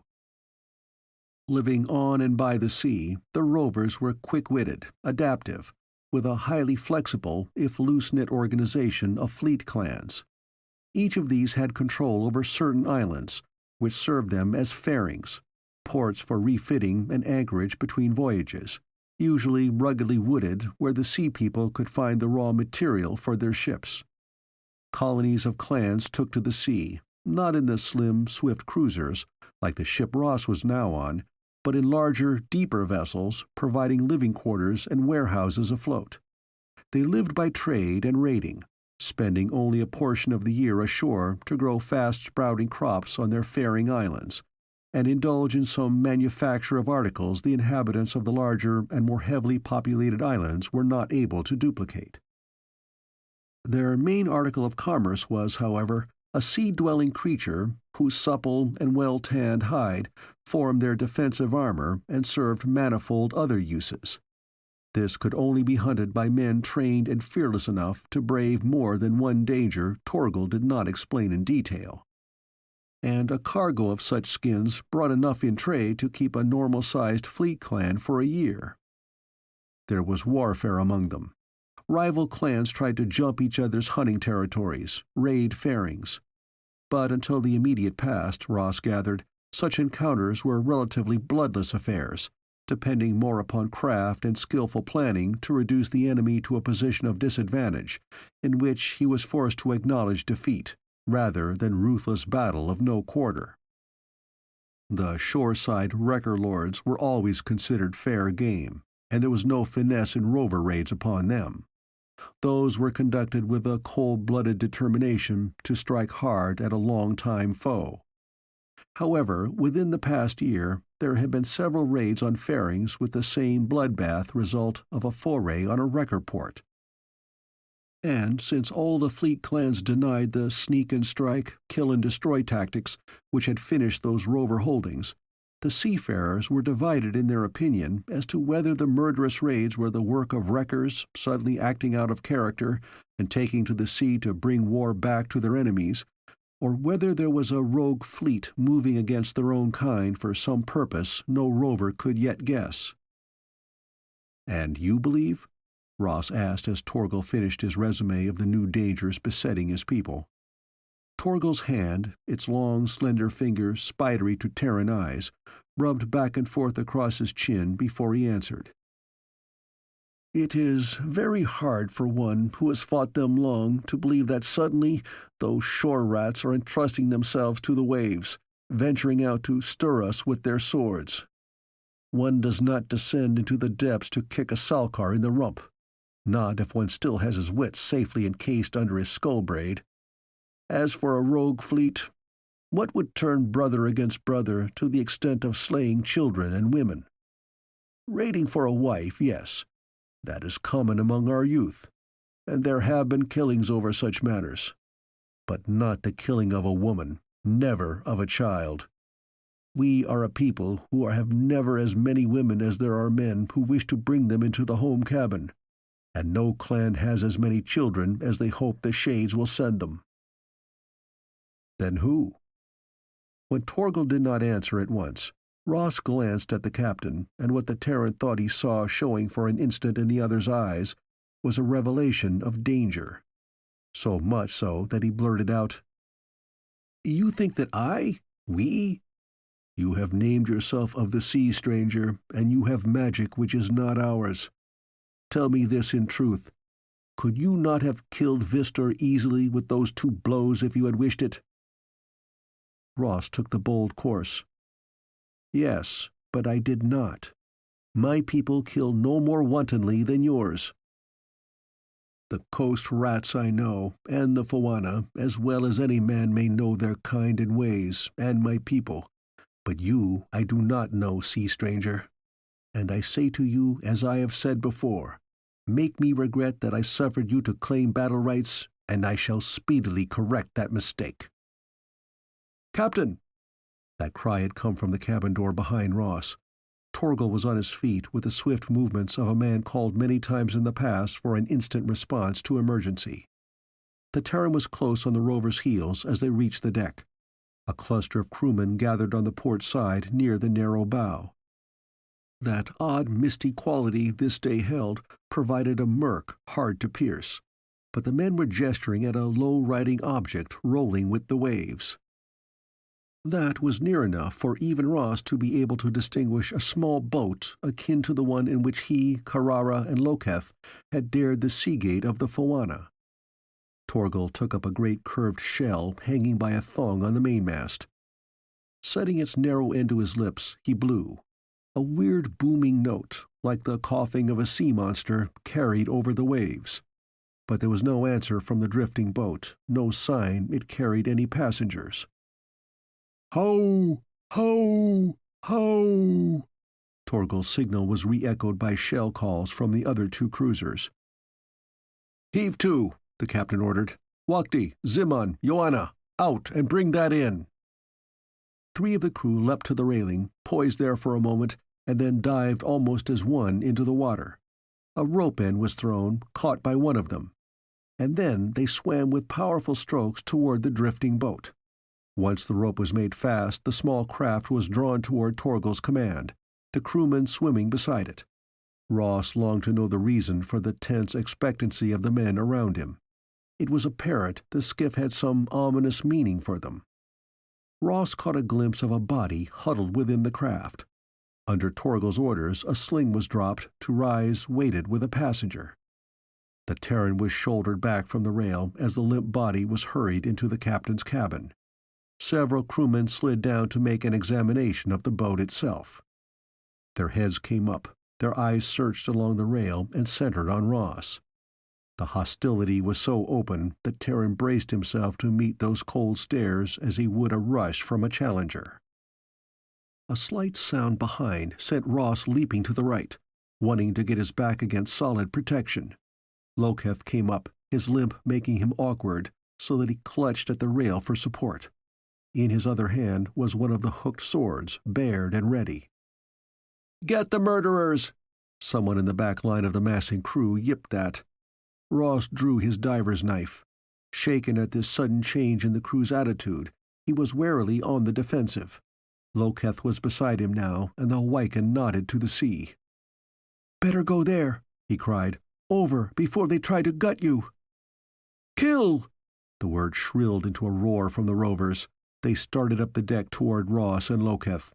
Then someone leapt between, and Vistor fronted his own comrades. "Stand away!" One of the others ran forward, thrusting at the tall rover with a stiffened, outheld arm to fend him out of their path. Vistor rolled a shoulder, sending the fellow shunting away.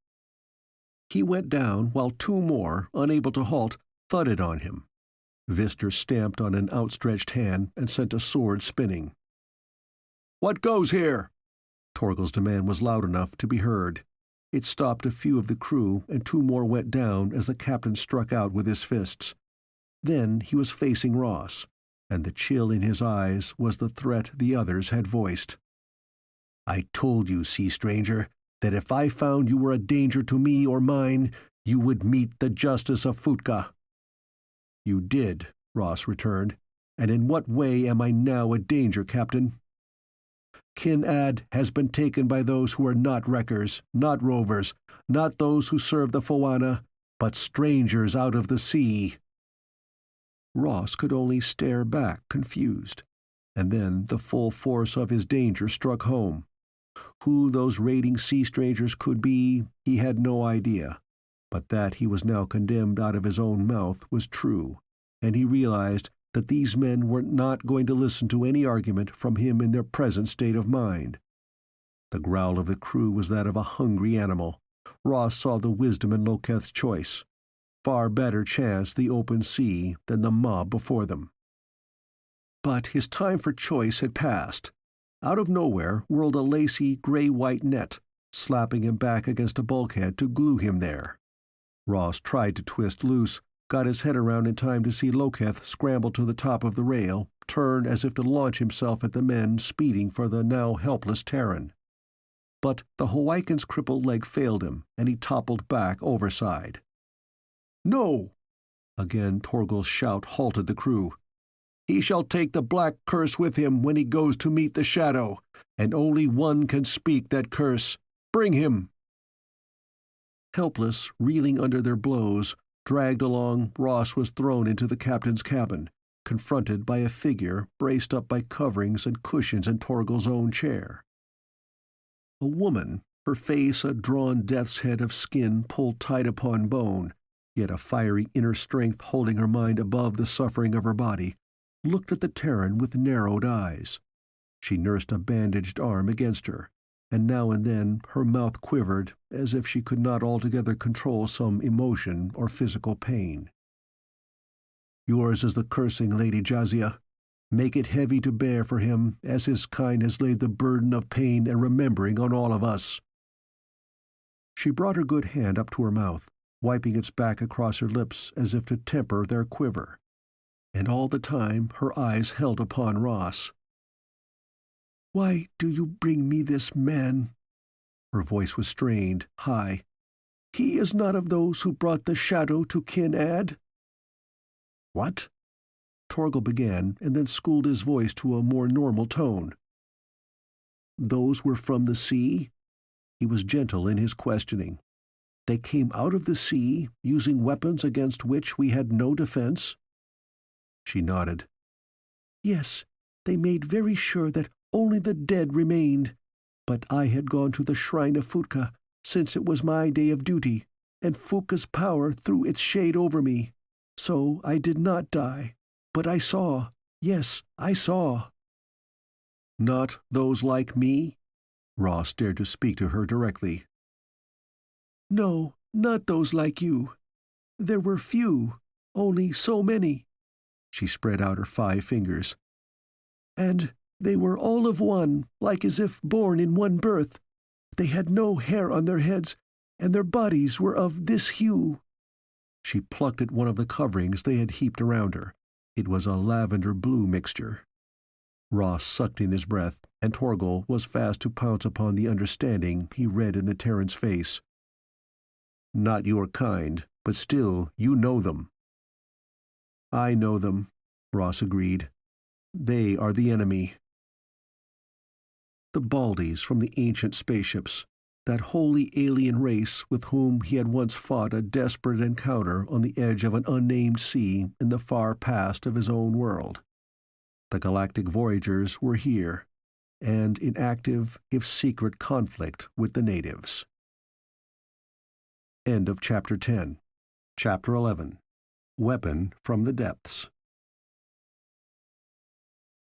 Jazia told her story with an attention to time and detail which amazed Ross and won his admiration for her breed.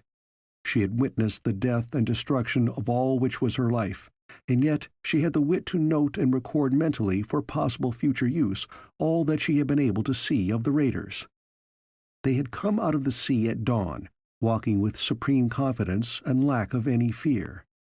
Axes flung when they did not reply to the sentry's challenges had never touched them, and a bombardment of heavier missiles had been turned aside. They proved invulnerable to any weapon the rovers had. Men who made suicidal rushes to use sword or battle-axe hand-to-hand had fallen, before they were in striking distance, under spraying tongues of fire from tubes the aliens carried. Rovers were not fearful or easily cowed, but in the end they had fled from the 5 invaders, gone to ground in their halls, tried to reach their beached ships only to die as they ran and hid. The slaughter had been remorseless and entire, leaving Jazia in the hill shrine as the only survivor.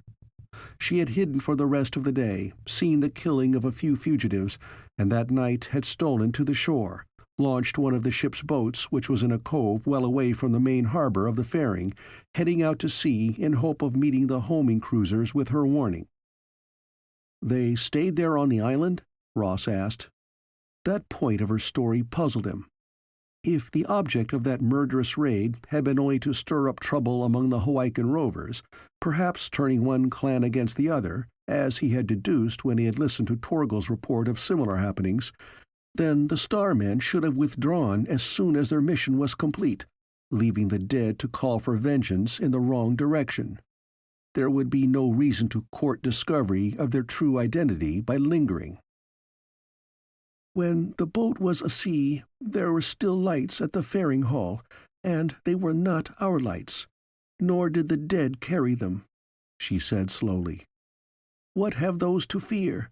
They cannot be killed." "If they are still there, that we can put to the test," Torgal replied grimly, and a murmur from his officers bore out his determination. "And lose all the rest of you?" Ross retorted coldly.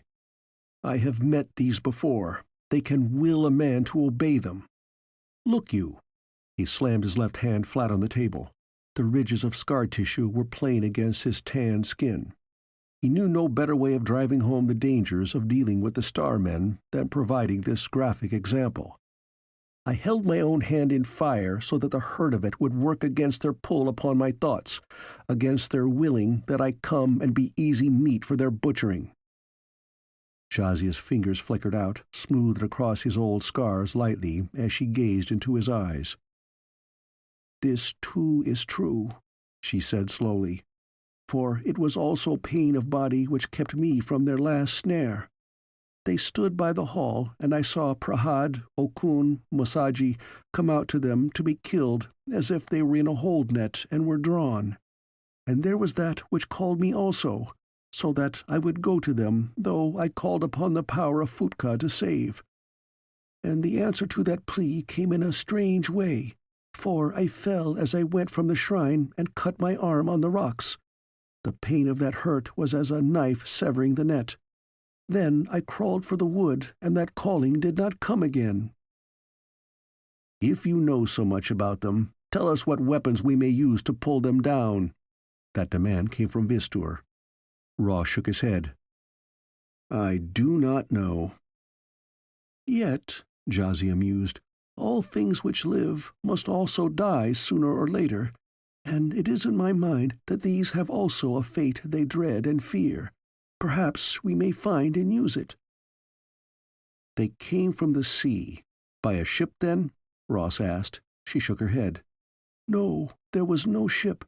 They came walking through the breaking waves, as if they followed some road across the sea bottom." "A sub?" "What is that?" Torgal demanded. "A type of ship which goes under the waves, not through them, carrying air within its hull for the breathing of the crew." Torgal's eyes narrowed. One of the other captains who had been summoned from the two companion cruisers gave a snort of disbelief. "There are no such ships," he began, to be silenced by a gesture from Torgal. "We know of no such ships," the other corrected. "But then we know of no such devices as Jazia saw in operation either. How does one war upon these under-the-sea ships, Ross?" The Terran hesitated. To describe to men who knew nothing of explosives the classic way of dealing with a sub via depth charges was close to impossible, but he did his best. "Among my people, one imprisons in a container a great power.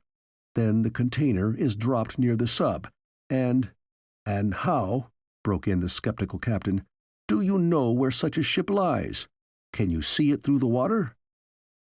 "In a way, not see, but hear. There is a machine which makes for the captain of the above-sea ship a picture of where the sub lies or moves, so that he may follow its course. Then, when he is near enough, he drops the container and the power breaks free, to also break apart the sub." Yet the making of such containers and the imprisoning of the power within them, Torgal said, this is the result of a knowledge which is greater than any save the Fawana may possess. You do not have it? His conclusion was half statement, half question. No, it took many years and the combined knowledge of many men among my people to make such containers, such a listening device. I do not have it. Why then think of what we do not have? Torgal's return was decisive. What do we have? Ross's head came up. He was listening, not to anything in that cabin, but to a sound which had come through the port just behind his head. There, it had come again. He was on his feet. What? Vister's hand hovered over the axe at his belt. Ross saw their gaze centered on him. We may have reinforcements now. The Terran was already on his way to the deck. He hurried to the rail and whistled, the thin, shrill summons he had practiced for weeks before he had ever begun this fantastic adventure. A sleek, dark body broke water, and the dolphin grin was exposed as Tino Rao answered his call. Though Ross's communication powers with the two finned scouts was very far from Carrara's, he caught the message in part and swung around to face the rovers who had crowded after him. We have a way now of learning more about your enemies. A boat! It comes without sail or oars! One of the crew pointed. Ross waved vigorously, but no hand replied from the skiff, though it came steadily onward, the three cruisers its apparent goal. Carrara! Ross called. Then, side by side with Tino Rao were two wet heads, two masked faces showing as the swimmers trod water, Carrara and Loketh. Drop ropes! Ross gave that order as if he, rather than Torgal, commanded. And the captain himself was one of those who moved to obey. Loketh came out of the sea first, and as he scrambled over the rail, he had his sword ready, looking from Ross to Torgal. The Terran held up empty hands and smiled. No trouble now. Loketh snapped up his mask. So the sea maid said the Finn ones reported. Yet before, these thirsted for your blood on their blades. What magic have you worked? None. Just the truth has been discovered. Ross reached for Carrara's hand as she came nimbly up the rope, swung her across the rail to the deck where she stood unmasked, brushing back her hair and looking around with a lively curiosity. Carrara, this is Captain Torgal. Ross introduced the rover commander, who was staring round-eyed at the girl. Carrara is she who swims with the finned ones, and they obey her. Ross gestured to Tino Rao. It is Tawa who brings the skiff? He asked the Polynesian. She nodded. We followed from the gate. Then Loketh came and said that...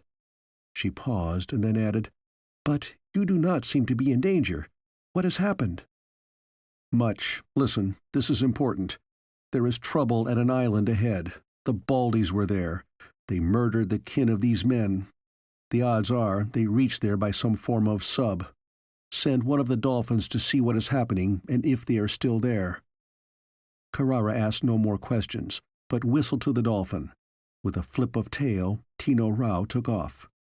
Since they could make no concrete plan of action, the cruiser captains agreed to wait for Tino Rao's report and to cruise well out of sight of the faring harbor until it came. This belief in magic, Ross remarked to Carrara, has one advantage. The natives seem able to take in their stride the fact the dolphins will scout for us. They have lived their lives on the sea. For it they must have a vast respect. Perhaps they know, as did my people, that the ocean has many secrets, some of which are never revealed except to the forms of life which claim their homes there. But even if you discover this Baldy sub, what will the rovers be able to do about it? I don't know, yet. Ross could not tell why he clung to the idea that they could do anything to strike back at the superior alien force. He only knew that he was not yet willing to relinquish the thought that in some way they could. And Ashe? Yes, Ashe. I don't know. It hurt Ross to admit that. Back there, what really happened at the gate? He asked Carrara. All at once, the dolphins seemed to go crazy. I think for a moment or two they did. You felt nothing?" "No." "It was like a fire slashing through the head. Some protective device of the Foana, I think." A mental defense to which he was not sensitive, which meant that he might be able to breach that gate if none of the others could. But he had to be there first. Suppose, just suppose, Torgal could be persuaded that this attack on the gutted Kin-Ad was useless. Would the rover commander take them back to the Foana Keep? Or, with the dolphins and the skiff, could Ross himself return to make the try? That he could make it on his own, Ross doubted. Excitement and willpower had buoyed him up throughout the past Hawaiian day and night. Now fatigue closed in, past his conditioning and the built-in stimulant of the Terran rations, to enclose him in a groggy haze. He had been warned against this reaction, but that was just another item he had pushed out of his conscious mind. The last thing he remembered now was seeing Carrara move through a fuzzy cloud. Voices argued somewhere beyond. The force of that argument carried more by tone than any words Ross could understand. He was pulled sluggishly out of a slumber too deep for any dream to trouble, and lifted heavy eyelids to see Carrara once again. There was a prick in his arm, or was that part of the unreality about him? 4, 5, 6. She was counting, and Ross found himself joining in. 7, 8, 9, 10. On reaching 10, he was fully awake, and knew that she had applied the emergency procedure they had been drilled in using, giving him a pep shot. When Ross sat up on the narrow bunk, there was a light in the cabin and no sign of day outside the porthole. Torgal, Vister, the 2 other cruiser captains, all there, and Jazia. Ross swung his feet to the deck. A pep-shot headache was already beginning, but would wear off soon. There was, however, a concentration of tension in the cabin, and something must have driven Carrara to use the drug. "What is it?" Carrara fitted the medical kit into the compact carrying case. "Tino Rao has returned. There is a sub in the bay. It emits energy waves on a shoreward beam." "Then they are still there." Ross accepted the Dolphin's report without question. Neither of the scouts would make a mistake in those matters. Energy waves beamed shoreward. Power for some type of unit the Baldies were using. Suppose the rovers could find a way of cutting off the power. "The Sea Maid has told us that this ship sits on the bottom of the harbor. If we could board it—" began Torgal. "Yes." Vister brought his fist down against the end of the bunk on which the Terran still sat, jarring the dull, drug-borne pain in Ross's head. "Take it, then turn it against its crew." There was an eagerness in all rover faces, for that was a game the Hawaiian seafarers understood. Take an enemy ship and turn its armament against its companions in a fleet. But that plan would not work out. Ross had a healthy respect for the technical knowledge of the galactic invaders. Of course he, Carrara, even Loketh might be able to reach the sub. Whether they could then board her was an entirely different matter. Now the Polynesian girl shook her head. "The broadcast there, Tino Rao rates it as lethal. There are dead fish floating in the bay. He had warning at the reef entrance. Without a shield, there will be no way of getting in." "Might as well wish for a depth bomb," Ross began, and then stopped. "You have thought of something?" "A shield." Ross repeated her words. It was so wild, this thought of his, and one which might have no chance of working. He knew almost nothing about the resources of the invaders. Could that broadcast, which protected the sub and perhaps activated the weapons of the invaders ashore, be destroyed? A wall of fish. Sea life herded in there as a shield. Wild, yes. Even so wild, it might work. Ross outlined the idea, speaking more to Carrara than to the rovers. "I do not know," she said doubtfully. "That would need many fish, too many to herd and drive." "Not fish," Torgal cut in. "Salkars." "Salkars?" "You have seen the bow carving on this ship. That is a salkar. Such are larger than 100 fish. Salcars driven in. They might even wreck this undersea ship with their weight and anger. And you could find these Salcars nearby? Ross began to take fire. That dragon which had hunted him, the bulk of the thing was well above any other sea life he had seen here, and to its ferocity he could give testimony. At the spawning reefs, we do not hunt at this season, which is the time of the taking of mates. Now, too, they are easily angered, so they will even attack a cruiser. To slay them at present is a loss, for their skins are not good, but they would be ripe for battle were they to be disturbed. And how would you get them from the spawning reefs to Kinad? That is not too difficult. The reef lies here. Torgal drew lines with the point of his sword on the tabletop. And here is Kinad. Salcars have a great hunger at this time. Show them bait, and they will follow. Especially will they follow swimming bait. There were a great many holes in the plan which had only a halfway chance of working, but the rovers seized upon it with enthusiasm, and so it was set up. Perhaps some 2 hours later, Ross swam toward the landmass of Kinad. Gleams of light pricked on the shore well to his left. Those must mark the rover settlement. And again the Terran wondered why the invaders had remained there. Unless they knew that there had been 3 cruisers out on a raid, and for some reason they were determined to make a complete mop-up. Carrara moved a little to his right. Tawa between them, the dolphin's super senses their guide and warning. The swiftest of the cruisers had departed, Loketh on board to communicate with Tino Rao in the water. Since the male dolphin was the best equipped to provide a fox for Salcar hounds, he was the bait for this weird fishing expedition. No farther. Ross's sonic pricked a warning against his body. Through that he took a jolt which sent him back, away from the bay entrance.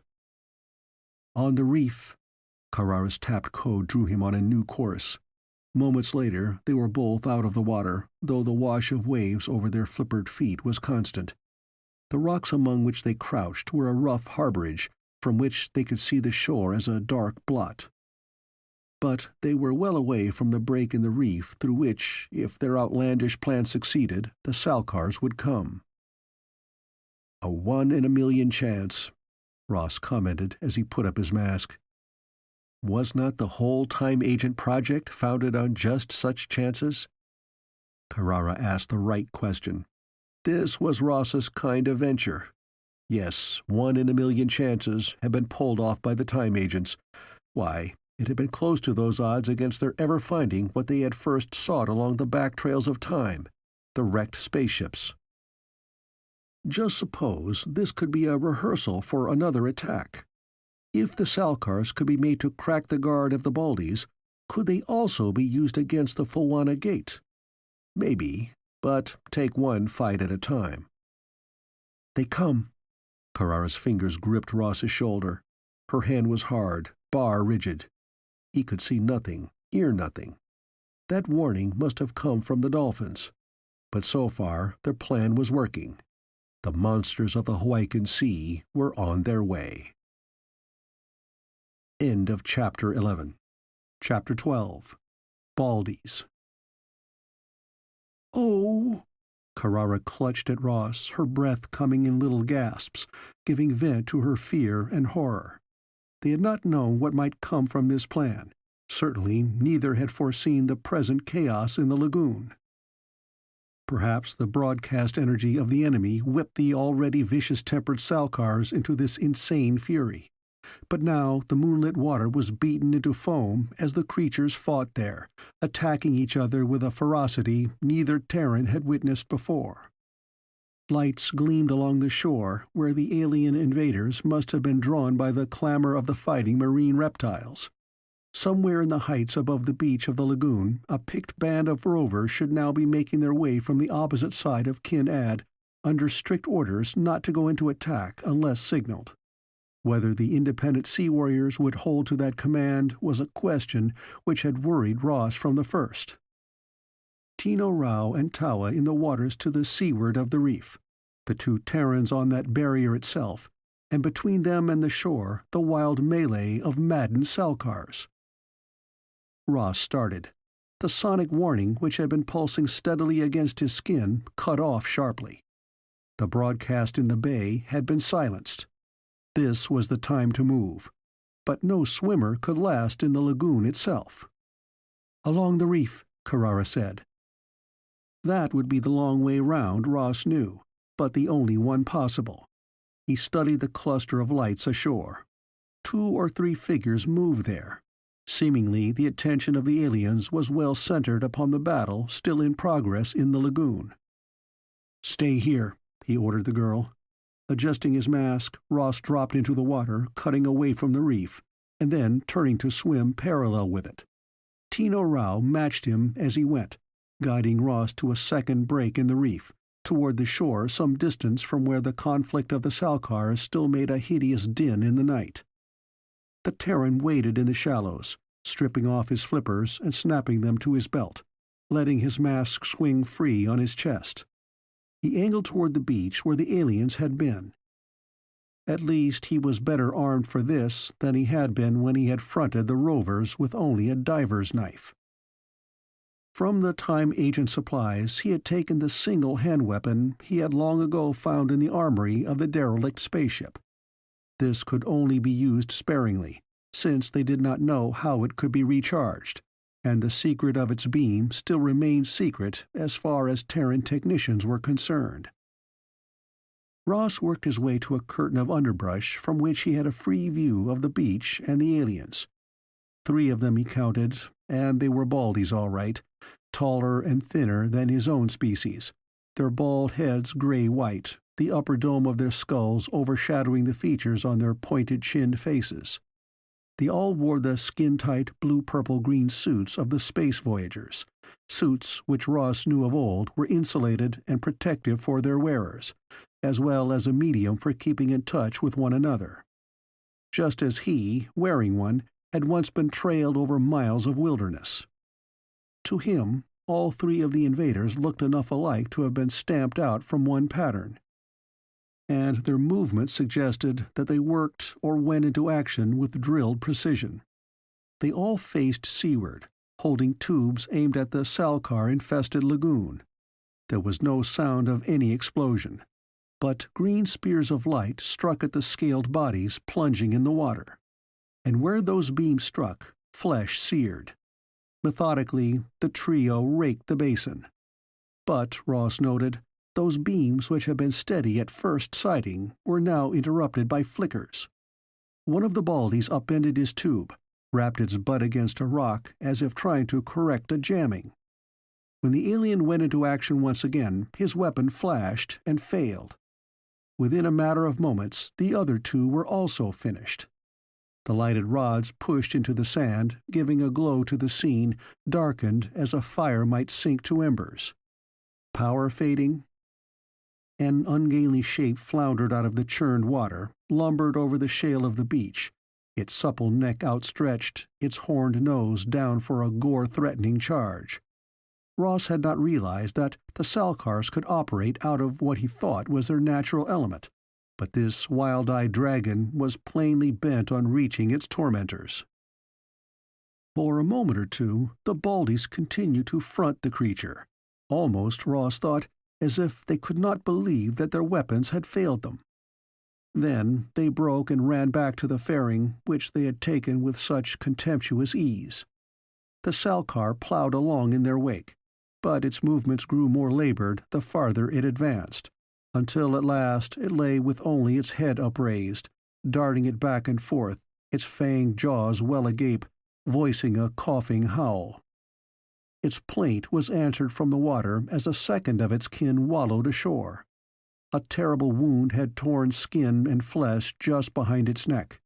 Yet still it came on, hissing and bubbling a battle challenge. It did not attack its fellow.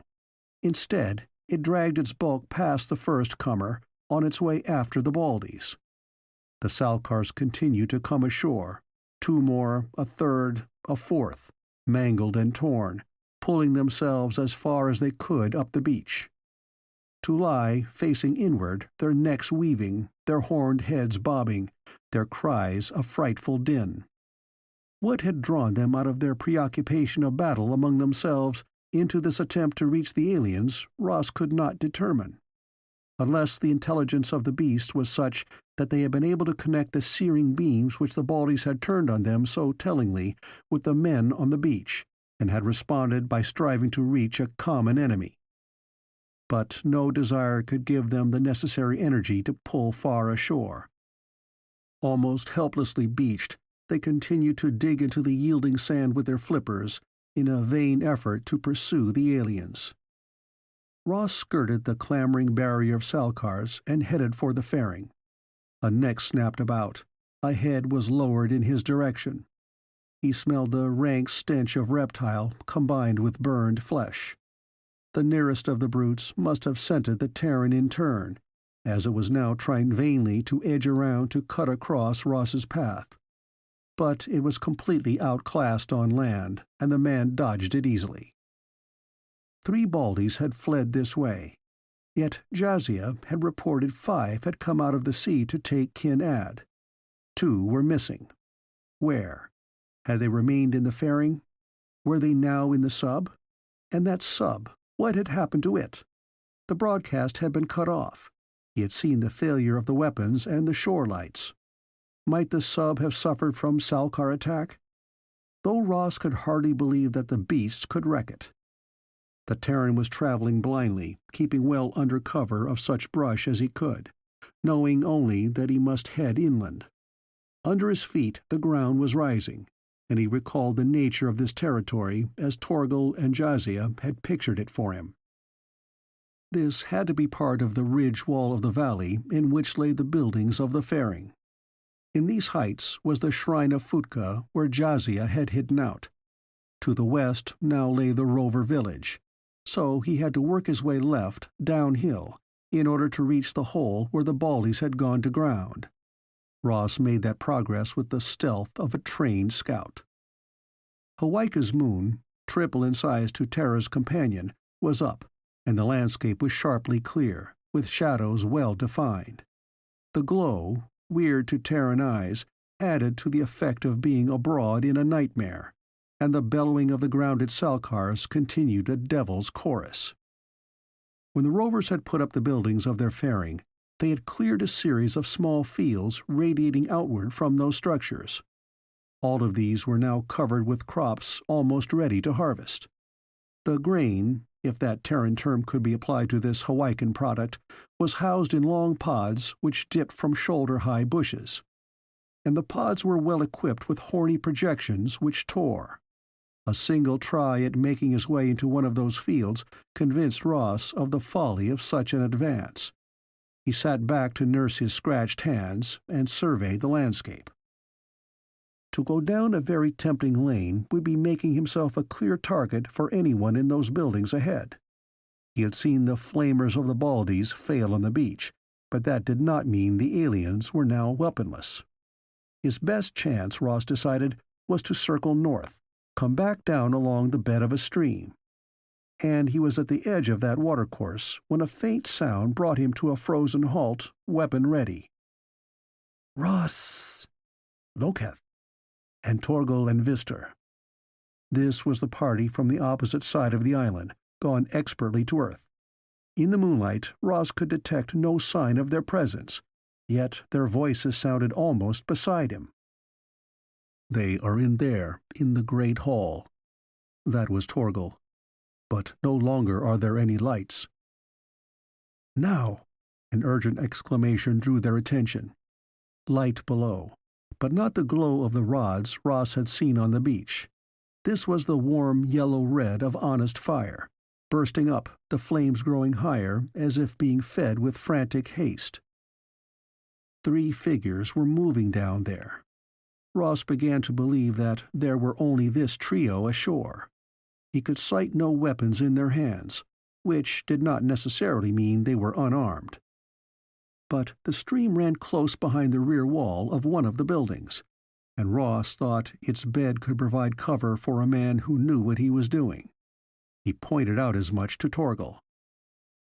And if their magic works and you are drawn out to be killed, The rover captain came directly to the point. "That is a chance to be taken. But remember, the magic of the Foana at the Seagate did not work against me. Perhaps this won't either. Once earlier, I won against it." "Have you then another hand to give to the fire as your defense?" That was Vister. "But no man has the right to order another's battle challenge." "Just so," returned Ross sharply. "And this is a thing I have long been trained to do." He slid down into the stream bed. Approaching from this angle, the structures of the fairing were between him and the fire. So screened, he reached a log wall, got to his feet, and edged along it. Then he witnessed a wild scene. The fire raged in great, sky-touching tongues, and already the roof of one of the rover buildings smoldered. Why the aliens had built up such a conflagration, Ross could not guess. A signal designed to reach some distance? He did not doubt there was some urgent purpose, for the three were dragging in fuel with almost frenzied haste, bringing out of the rover buildings bales of cloth to be ripped apart and whirled into the devouring flames, furniture, everything movable which would burn. There was one satisfaction. The Baldies were so intent upon this destruction that they kept no watch, save that now and then one of them would run to the head of the path leading to the lagoon and listen as if he expected a salcar to come pounding up the slope. They're rattled. Ross could hardly believe it. The Baldies, who had always occupied his mind and memory as practically invincible supermen, were acting like badly frightened primitives. And when the enemy was so off balance, you pushed. You pushed hard. Ross thumbed the button on the grip of the strange weapon. He sighted with deliberation and fired. The blue figure at the top of the path wilted, and for a long moment neither of his companions noted his collapse. Then one of them whirled and started for the limp body, his colleague running after him. Ross allowed them to reach his first victim before he fired the second and third time. All three lay quiet, but still Ross did not venture forth until he had counted off a dozen Terran seconds. Then he slipped forward, keeping to cover until he came up to the bodies. The blue-clad shoulder had a flaccid feel under his hand, as if the muscles could not control the flesh about them. Ross rolled the alien over, looked down in the bright light of the fire into the Baldy's wide-open eyes. Amazement. The Terran thought he could read that in the dead stare which answered his intent gaze. And then anger, a cold and deadly anger which chilled into ice. "Kill." Ross slewed around, still down on one knee, to face the charge of a rover. In the firelight, the Hawaiian's eyes were blazing with fanatical hatred. He had his hooked sword ready to deliver a finishing stroke. The Terran blocked with a shoulder to meet the rover's knees, threw him back. Then Ross landed on top of the fighting crewman, trying to pin the fellow to earth and avoid the recklessly slashing blade. "Loketh! Pfister!" Ross shouted as he struggled. More of the rovers appeared from between the buildings, bearing down on the limp aliens and the two fighting men. Ross recognized the limping gait of Loketh, using a branch to aid him into a running scuttle across the open. "Loketh, here!" The Hawaiian covered the last few feet in a dive which carried him into Ross and the rover. "Hold him," the Terran ordered, and had just time enough to throw himself between the Baldies and the rest of the crew. There was a snarling from the rovers, and Ross, knowing their temper, was afraid he could not save the captives which they considered, fairly, their legitimate prey. He must depend upon the hope that there were one or two cooler heads among them with enough authority to restrain the would-be avengers. Otherwise, he would have to beam them into helplessness. "Torgal!" he shouted. There was a break in the line of runners speeding for him.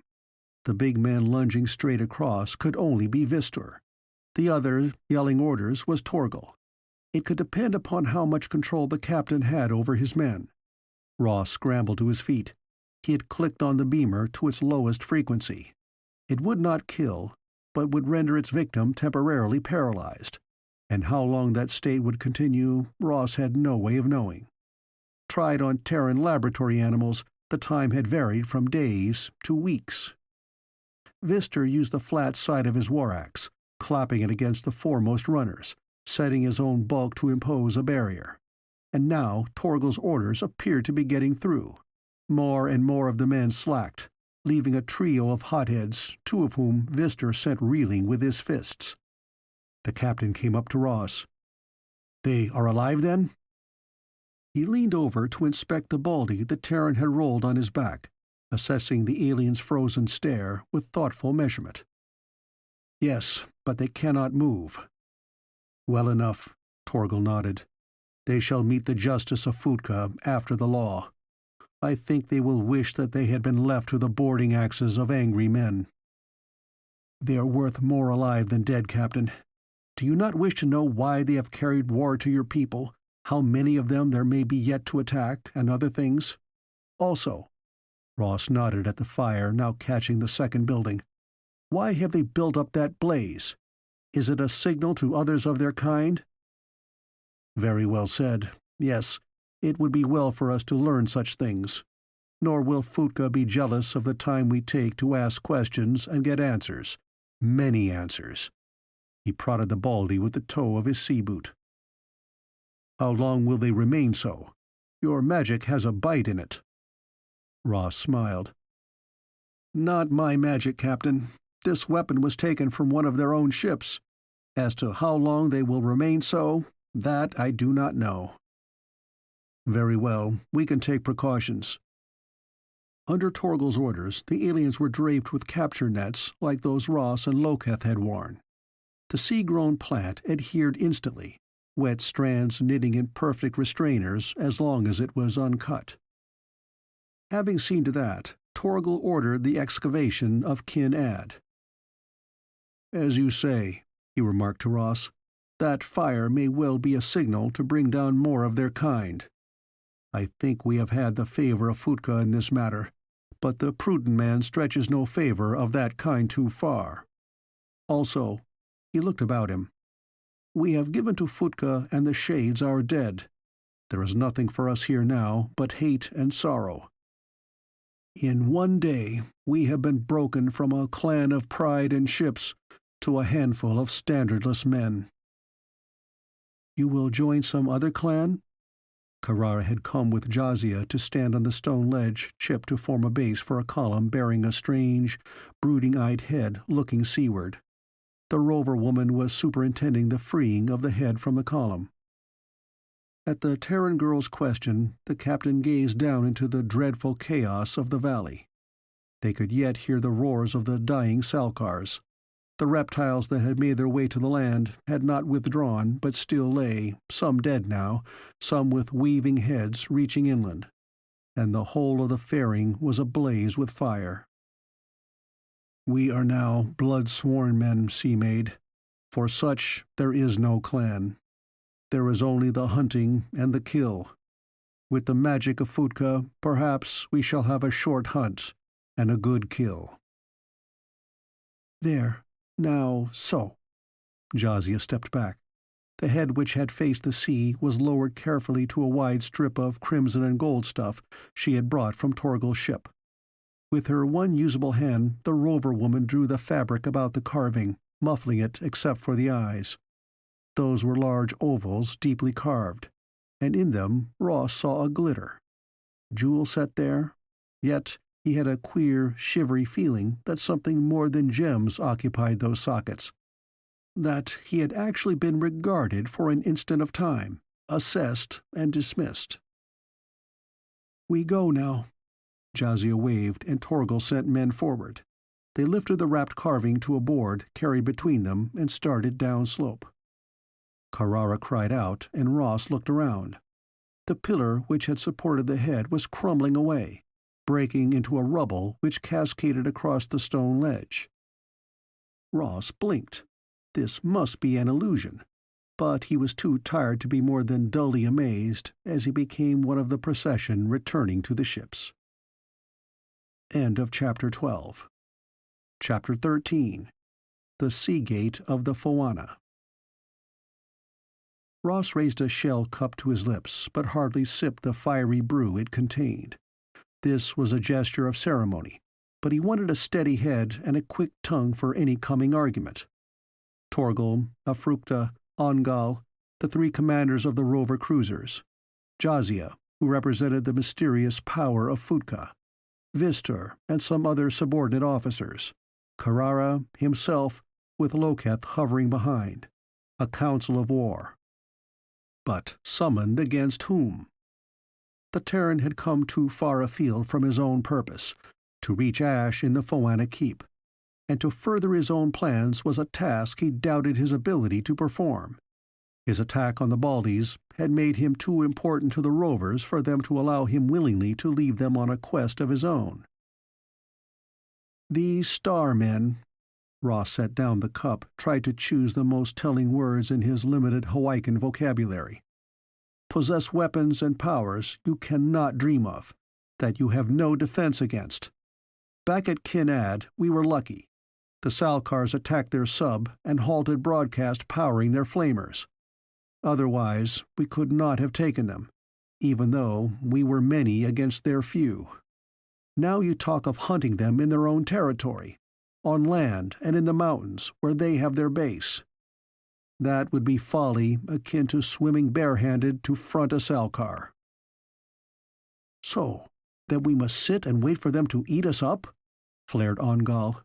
"I say it is better to die fighting with one's blade wet." "Do you not also wish to take at least one of the enemy with you when you fight to that finish?" Ross countered. "These could kill you before you came in blade range." "You had no trouble with that weapon of yours," Afrukta spoke up. "I have told you, this weapon was stolen from them. I have only one, and I do not know how long it will continue to serve me, or whether they have a defense against it.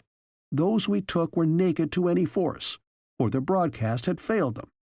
But to smash blindly against their main base would be the act of madmen." "The Salkars opened a way for us." That was Torgal. "But we cannot move a pack of those inland to the mountains," Vistor pointed out reasonably. Ross studied the captain.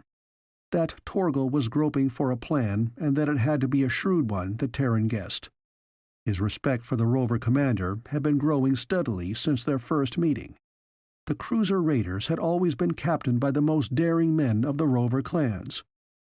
But Ross was also certain that a successful cruiser commander must possess a level-headed leaven of intelligence and be a strategist of parts.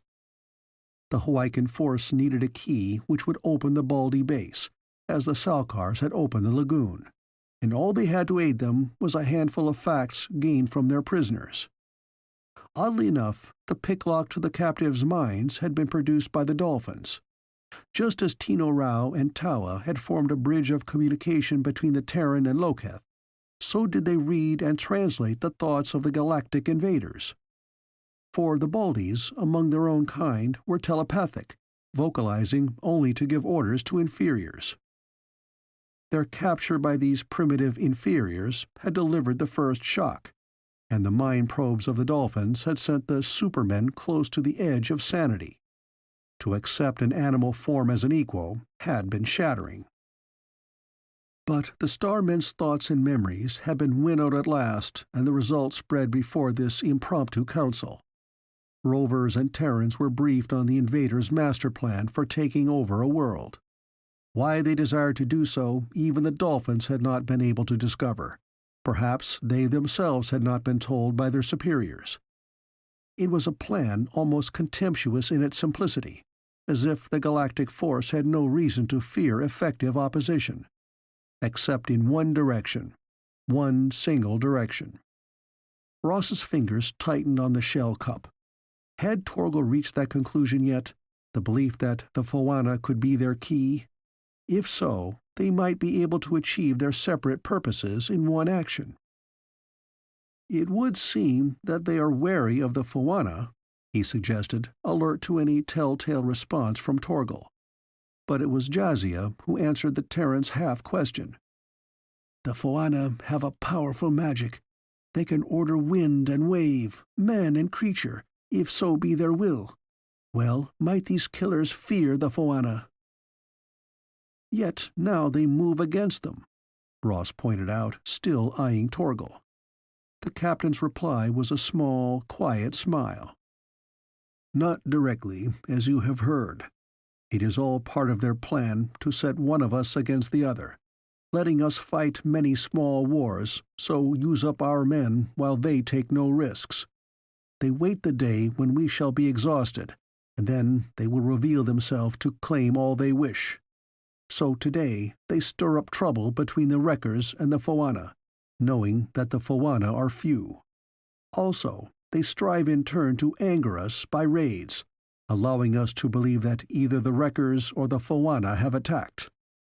Thus, he held up his left thumb, made a pincers of right thumb and forefinger to close upon it.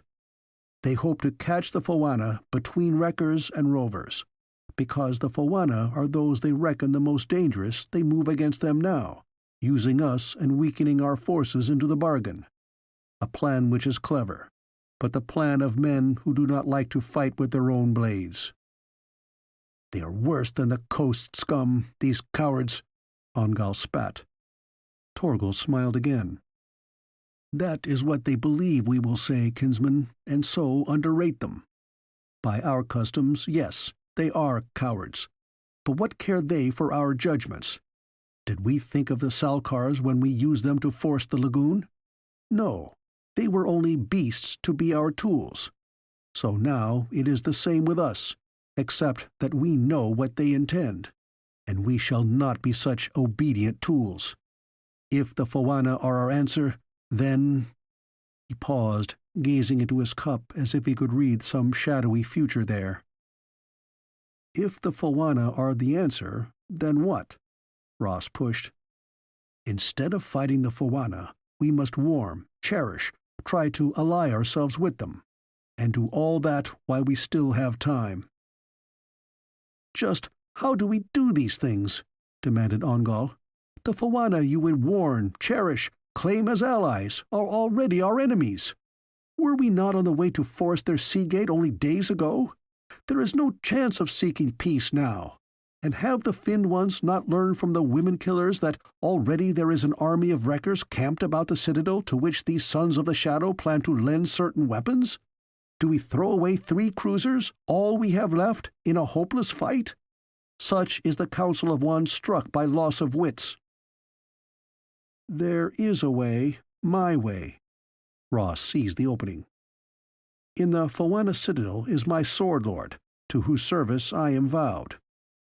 We were on our way to attempt his freeing when your ship picked us out of the waves. He is learned beyond me in the dealing with strange peoples, and if the Foana are as clever as you say, they will already have discovered that he is not just a slave they claim from Lord Zahur. There it was in the open, his own somewhat tattered hope that Ashe had been able to impress his captors with his knowledge and potential. Trained to act as contact man with other races, there was a chance that Gordon had saved himself from whatever fate had been planned for the prisoners the Foana had claimed. If that happened, Ashe could be their opening wedge in the Foana stronghold. This also I know. That which guards the gate, which turns your minds whirling and sent you back from your raid, does not affect me. I may be able to win inside and find my clansmen, and in that doing, treat with the Foana. The Baldy prisoners had not underestimated the attack on the Foana citadel. As the rover cruisers beat in under the cover of night, the fires and torches of both besieged and besiegers made a wild glow across the sky. Only on the seaside of the fortress there was no sign of involvement. Whatever guarded the gate must still be in force. Ross stood with his feet well apart to balance his body against the swing of the deck. His suggestion had been argued over, protested, but at last carried with the support of Torgal and Jazia, and now he was to make his try. The sum of the rovers and Loketh's knowledge of the Seagate had been added for his benefit, but he knew that this venture must depend upon himself alone. Carrara, the dolphins, the Hawaikans were all too sensitive to the barrier. Torgal moved in the faint light. We are close. Our power is ebbing. If we advance, we shall be drifting soon." "It is time, then." Ross crossed to the rope ladder, but another was there before him. Carrara perched on the rail. He regarded her angrily. "You can't go." "I know, but we are still safe here. Just because you are free of one defense of the gate, Ross, do not believe that makes it easy." He was stung by her assumption that he could be so self-assured. "I know my business." Ross pushed past her, swinging down the rope ladder, pausing only above water level to snap on flippers, make sure of the set of his weighted belt, and slide his gill mask over his face.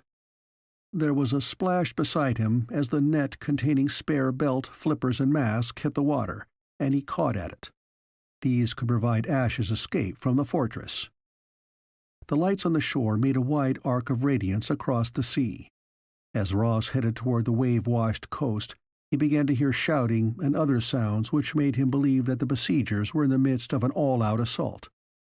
Yet those distant fires and rocket-like blasts into the sky had a wavery blur, and Ross, making his way with the effortless water cleaving of the diver, surfaced now and then to spot film curling up from the surface of the sea between the two standing rock pillars which marked the sea gate. He was startled by a thunderous crack, rending the air above the small bay. Ross pulled to one of the pillars, steadied himself with one hand against it. Those twists of film rising from the surging surface were thickening. More tendrils grew out from the parent stems to creep along above the waves, raising up sprouts and branches in turn. A wall of mist was building between gate and shore. Again a thunderclap overhead. Involuntarily, the Terran ducked. Then he turned his face up to the sky, striving to see any evidence of storm. What hung there sped the growth of the fog on the water, yet where the fog was gray-white, it was a darkness spouting from the highest point of the citadel.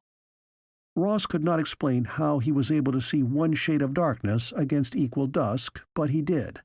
Or did he only sense it? He shook his head, willing himself to look away from the finger. Only it was a finger no longer. Now it was a fist, aimed at the stars it was fast blotting out. A fist rising to the heavens before it curled back, descending to press the fortress and its surroundings into rock and earth. Fog curled about Ross, spilled outward through the sea gates. He loosed his grip on the pillar and dived, swimming on through the gap with the fortress of the Foana before him. There was a jetty somewhere ahead. That much he knew from Torgal's description.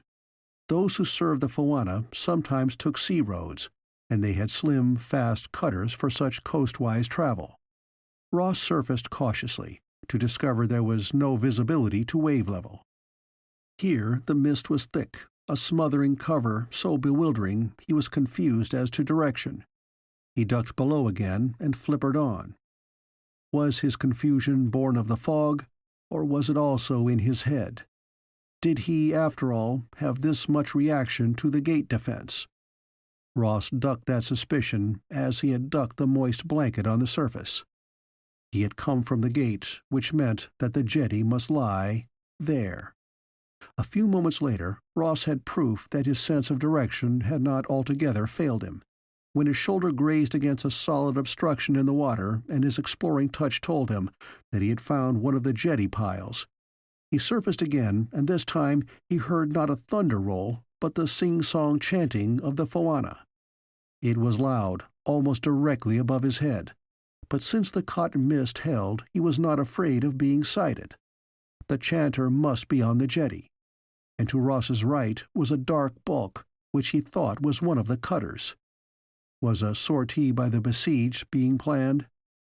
Then, out of the night, came a dazzling beam, well above the level of Ross's head, where he clung to the piling. It centered on the cutter, slicing into the substance of the vessel with the ease of steel-piercing clay. The chanting stopped on mid-note, broken by cries of surprise and alarm. Ross, pressing against the pile, received a jolt from his belt sonic. There must be a Baldies sub in the basin inside the gate. Perhaps the flame beam now destroying the cutter was to be turned on the walls of the keep in turn. Fwana chant again, low and clear. Splashes from the water as those on the jetty cast into the sea objects Ross could not define. The Terran's body jerked. His mask smothered a cry of pain. About his legs and middle, immersed in the waves, there was cold so intense that it seared. Fear goaded him to pull up on one of the underbeams of the pier. He reached that refuge and rubbed his icy legs with what vigor he could summon. Moments later, he crept along toward the shore. The energy ray had found another target. Ross paused to watch a second cutter sliced.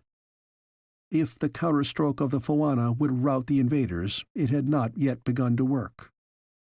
The net holding the extra gear brought along in hopes of Ashe's escape weighed the Terran down, but he would not abandon it as he felt his way from one foot and hand hold to the next.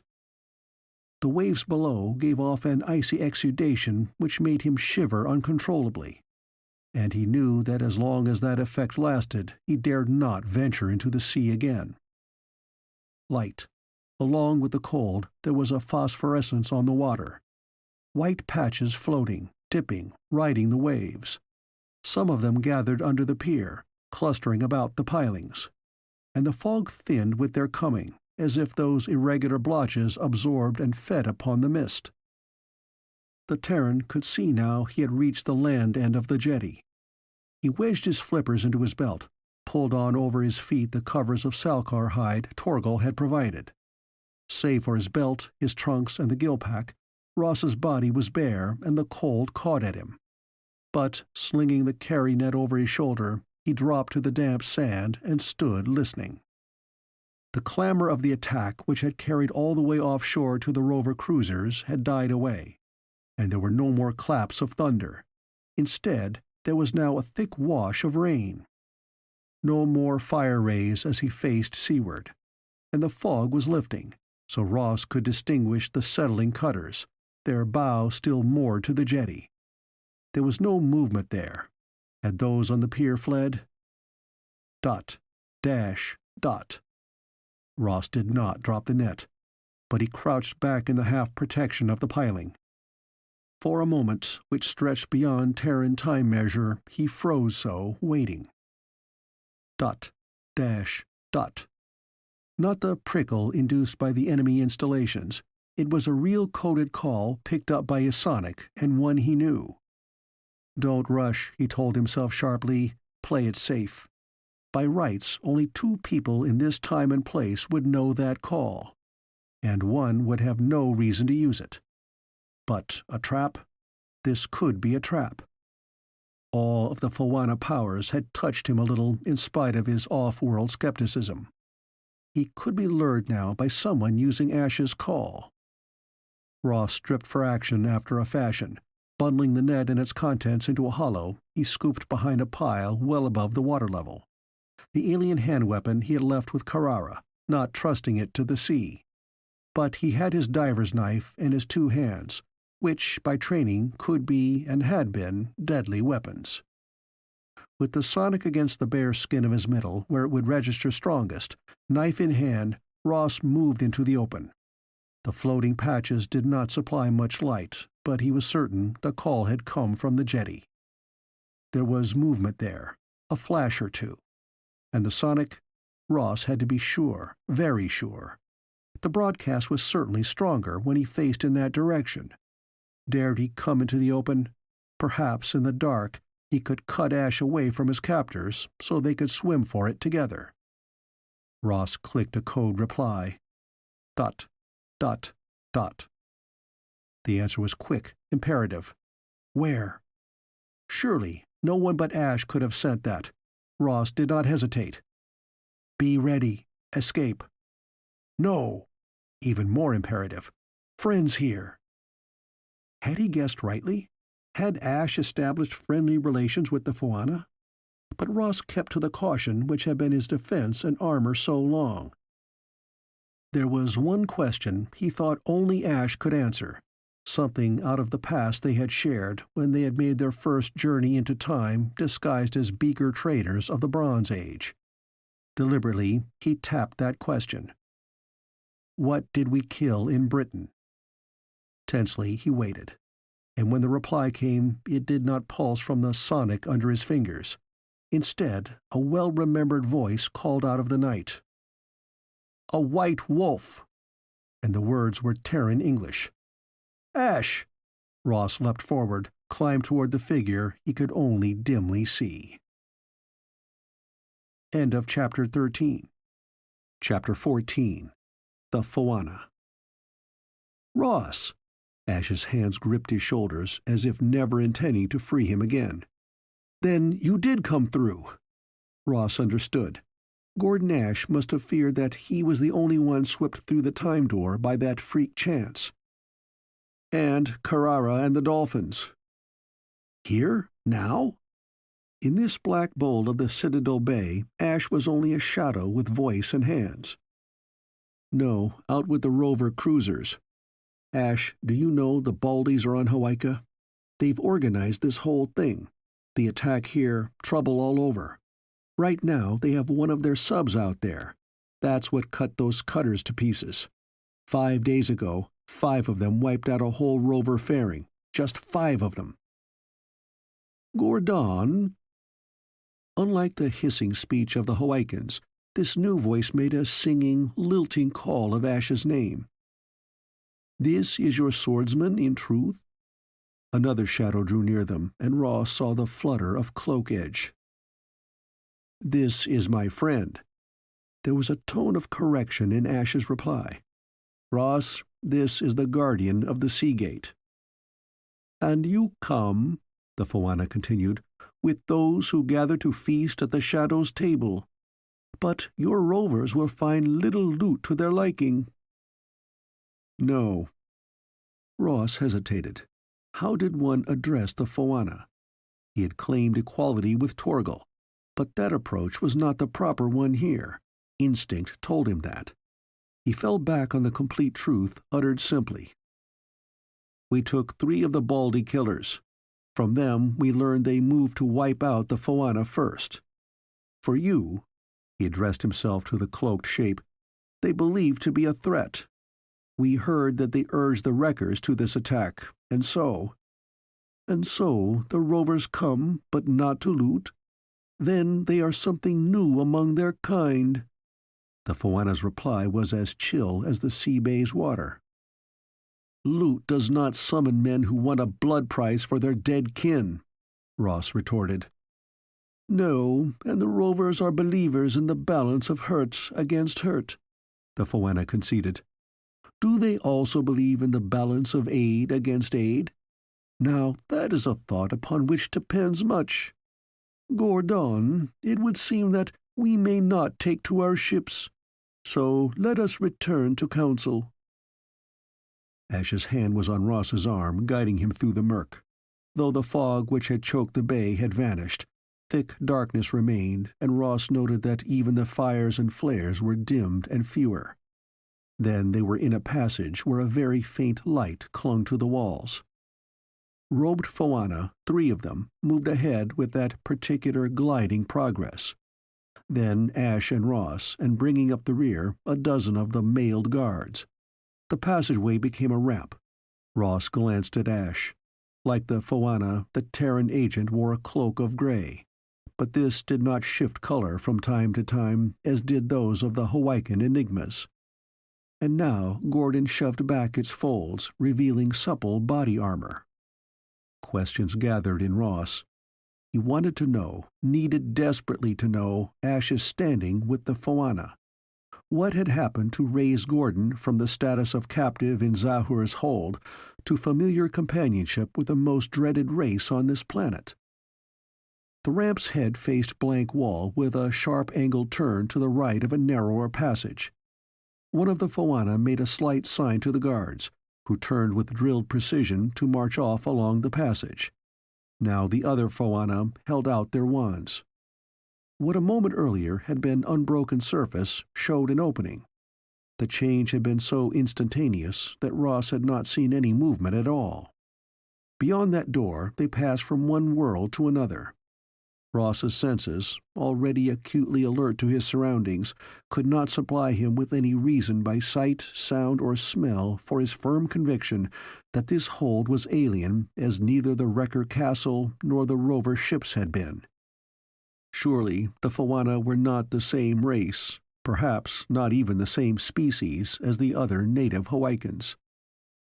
Those robes, which he had seen both silver-gray and dark blue, now faded, pearled, thinned, until each of the three still gliding before him were opalescent columns without definite form. Ashe's grasp fell on Ross's arm once more, and his whisper reached the younger man thinly. "They are mistresses of illusion.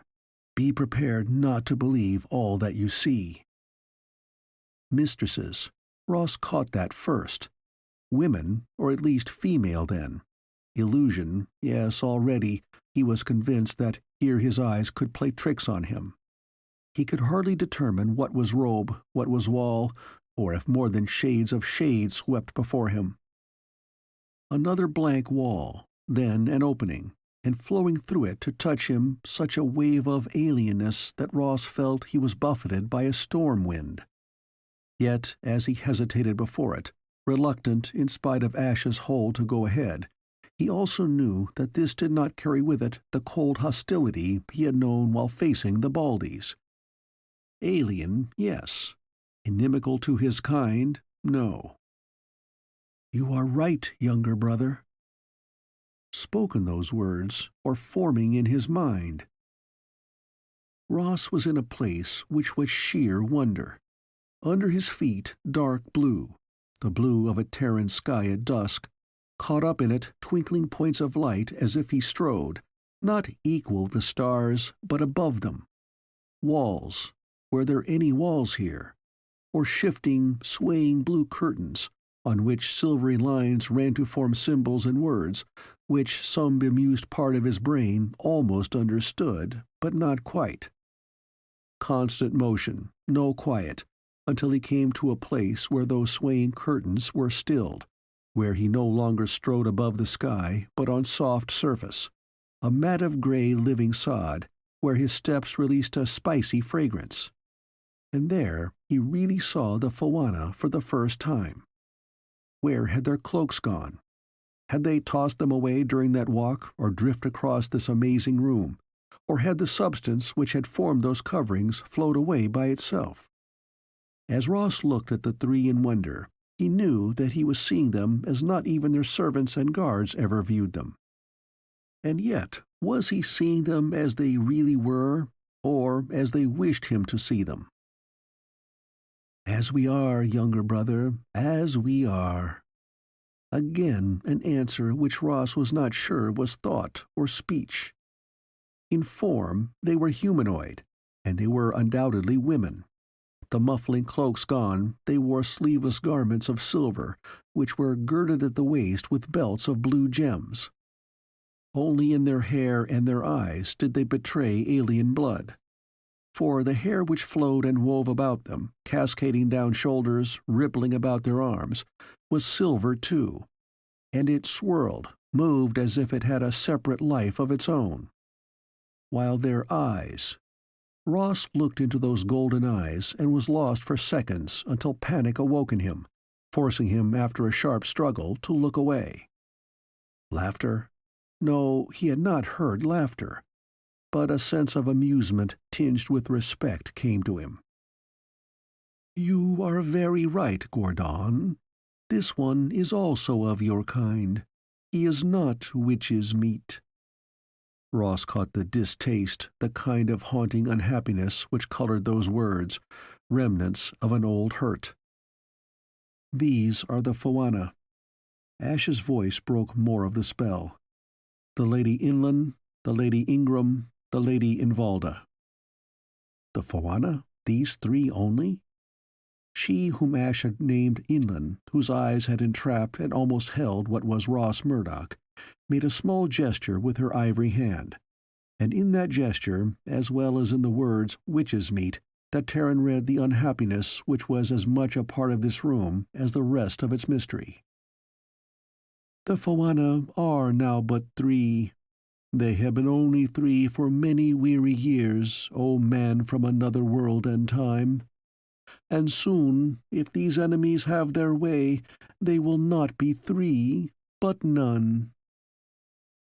But Ross was still startled. He knew from Loketh that the wreckers had deemed the Foana few in number, an old and dying race. But that there were only 3 women left was hard to believe. The response to his unspoken wonder came clear and determined. "We may be but 3, however, our power remains, and sometimes power distilled by time becomes the stronger. Now it would seem that time is no longer our servant, but perhaps among our enemies. So tell us this tale of yours as to why the rovers would make one with the Foana. Tell us all, younger brother." Ross reported what he had seen, what Tino Rao and Tawa had learned from the prisoners taken at Kin Ad. And when he had finished, the 3 Foana stood very still, their hands clasped one to the other. Though they were only an arm's distance from him, Ross had the feeling they had withdrawn from his time and world. So complete was their withdrawal that he dared to ask Ashe one of the many questions which had been boiling inside him. Who are they? But Ross knew he really meant, what are they? Gordon Ashe shook his head. "I don't really know. The last of a very old race, which possesses powers and knowledge different from any we have believed in for centuries. We have heard of witches. In the modern day, we discount the legends about them. The Foana bring those legends alive. And I promise you this, if they turn those powers loose—" He paused. "It will be such a war as this world, perhaps any world, has never seen." "That is so." The Foana had returned from the place to which they had withdrawn. "And this is also the truth, or one face of the truth. The rovers are right in their belief that we have kept some measure of balance between one form of change and another on this world. If we were as many as we once were, then against us these invaders could not move at all. But we are 3 only, and also, do we have the right to evoke disaster which will strike not only the enemy, but perhaps recoil upon the innocent? There has been enough death here already, and those who are our servants shall no longer be asked to face battle to keep an empty shell inviolate. We would see with our own eyes these invaders, probe what they would do. There is ever change in life, and if a pattern grows too set, then the race caught in it may wither and die.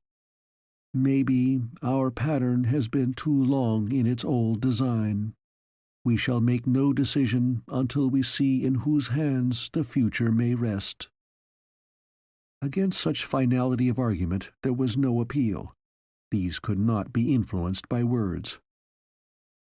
"Gordon, there is much to be done. Do you take with you this younger brother and see to his needs. When all is in readiness, we shall come." 1 minute Ross had been standing on the carpet of living moss. Then he was in a more normal room with 4 walls, a floor, a ceiling, and light which came from rods set in the corners. He gasped. "Stunned me too the first time they put me through it," he heard Ashe say. "Here, get some of this inside you. It'll steady your head." There was a cup in his hand, a beautifully carved rose-red container shaped in the form of a flower. Somehow Ross brought it to his lips with shaking hands, gulped down a good third of its contents. The liquid was a mixture of tart and sweet, cooling his mouth and throat, but warming it as it went down, and that glow spread through him. "What? How did they do that?" he demanded. Ashe shrugged. "How do they do the 101 things I've seen happen here? We've been teleported. How it's done, I don't know any more than I did the first time it happened. simply a part of Fawana magic, as far as spectators are concerned. He sat down on a stool, his long legs stretched out before him. Other worlds, other ways, even if they are confounded queer ones. As far as I know, there's no reason for their power to work, but it does. Now, have you seen the time gate? Is it in working order? Ross put down the now empty cup and sat down opposite Ashe. As concisely as he could, he outlined the situation with a quick resume of all that had happened to him, Carrara, and the dolphins since they had been sucked through the gate. Ashe asked no questions, but his expression was that of the agent Ross had known, evaluating and listing all the younger man had to report. When the other was through, he said only 2 words. No return. So much had happened in so short a time that Ross's initial shock at the destruction of the gate had faded, been well overlaid by all the demands made upon his resources, skill, and strength. Even now, the fact Ashe voiced seemed of little consequence balanced against the struggle in progress. Ashe, Ross rubbed his hands up and down his arms, brushing away grains of sand. Remember those pylons with the empty seacoast behind them? Does that mean the Baldies are going to win? I don't know. No one has ever tried to change the course of history. Maybe it is impossible even if we dared to try. Ashe was on his feet again, pacing back and forth. Try what, Gordon? Ross jerked around. Ashe halted. One of the Fawana stood there, her hair playing about her shoulders, as if some breeze felt only by her stirred those long strands. Dare to try and change the course of the future, Ashe explained, accepting her materialization with the calm of one who had witnessed it before. Ah, yes, you're traveling in time. And now you think that perhaps this poor world of ours has a choice as to which overlords it will welcome. I do not know either, Gordon, whether the future may be altered, nor if it be wise to try. But also, well, perhaps we should see our enemy before we are set in any path. Now it is time that we go. Younger brother, how did you plan to leave this place when you accomplished your mission? By the sea gate. I have extra swimming equipment cached under the jetty. And the rover ships await you at sea? Yes. Then we shall take your way, since the cutters are sunk. There is only one extra gill pack, and that Baldy sub is out there too. So? Then we shall try another road, though it will sap our power temporarily. Her head inclined slightly to the left, as if she listened. Good. Our people are now in the passage which will take them to safety. What those outside will find here when they break in will be of little aid to their plans. Secrets of the Fawana remain secrets past others' prying. Though they shall try, oh, how they shall try to solve them. There is knowledge that only certain types of minds can hold and use, and to others it remains for all time unlearnable. Now, her hand reached out, flattened against Ross's forehead. Think of your rover ship, younger brother. See it in your mind, and see well and clearly for me. Torgal's cruiser was there. He could picture with details he had not thought he knew or remembered. The deck in the dark of the night with only a shaded light at the mast. The deck. Ross gave a choked cry. He did not see this in his mind. He saw it with his eyes. His hand swung out in an involuntary gesture of repudiation and struck painfully against wood. He was on the cruiser. A startled exclamation from behind him, then a shout. Ashe was here, and beyond him 3 cloaked figures, the Fawana. They had their own road indeed, and had taken it. You! Ross! Vistor fronted them, his face a mixture of bewilderment and awe. The Fawana! said in a half-whisper, echoed by crewmen gathering around, but not too close. "Gordon!" Carrara elbowed her way between two of the Hawaikans and ran across the deck. She caught the agent's both hands as if to assure herself that he was alive and there before her. Then she turned to the three Foana. There was an odd expression on the Polynesian girl's face, first of measurement with some fear, and then of dawning wonder. From beneath the cloak of the middle Foana came the rod of office with its sparkling knob. Carrara dropped Ash's hands, took a tentative step forward, and then another. The knob was directly before her, breast high. She brought up both hands, cupping them about the knob, but not touching it directly. The sparks it emitted could have been flashing against her flesh, but Carrara displayed no awareness of that. Instead, she lifted both hands farther, palm up, and cupped, as if she carried some invisible bounty, then flattened them, loosing what she held. There was a sigh from the crewman. Carrara's gesture had been confident, as if she knew just what she was doing and why. And Ross heard Ashe draw a deep breath, also as the Terran girl turned, allying herself with the Foana. "These great ones stand in peace," she said. "It is their will that no harm comes to this ship and those who sail in her." "What do the great ones want of us?" Torgal advanced, but not too near. "To speak concerning those who are your prisoners." "So be it," the captain bowed. "The great one's will is our will. Let it be as they wish." End of Chapter 14. Chapter 15. Return to the Battle.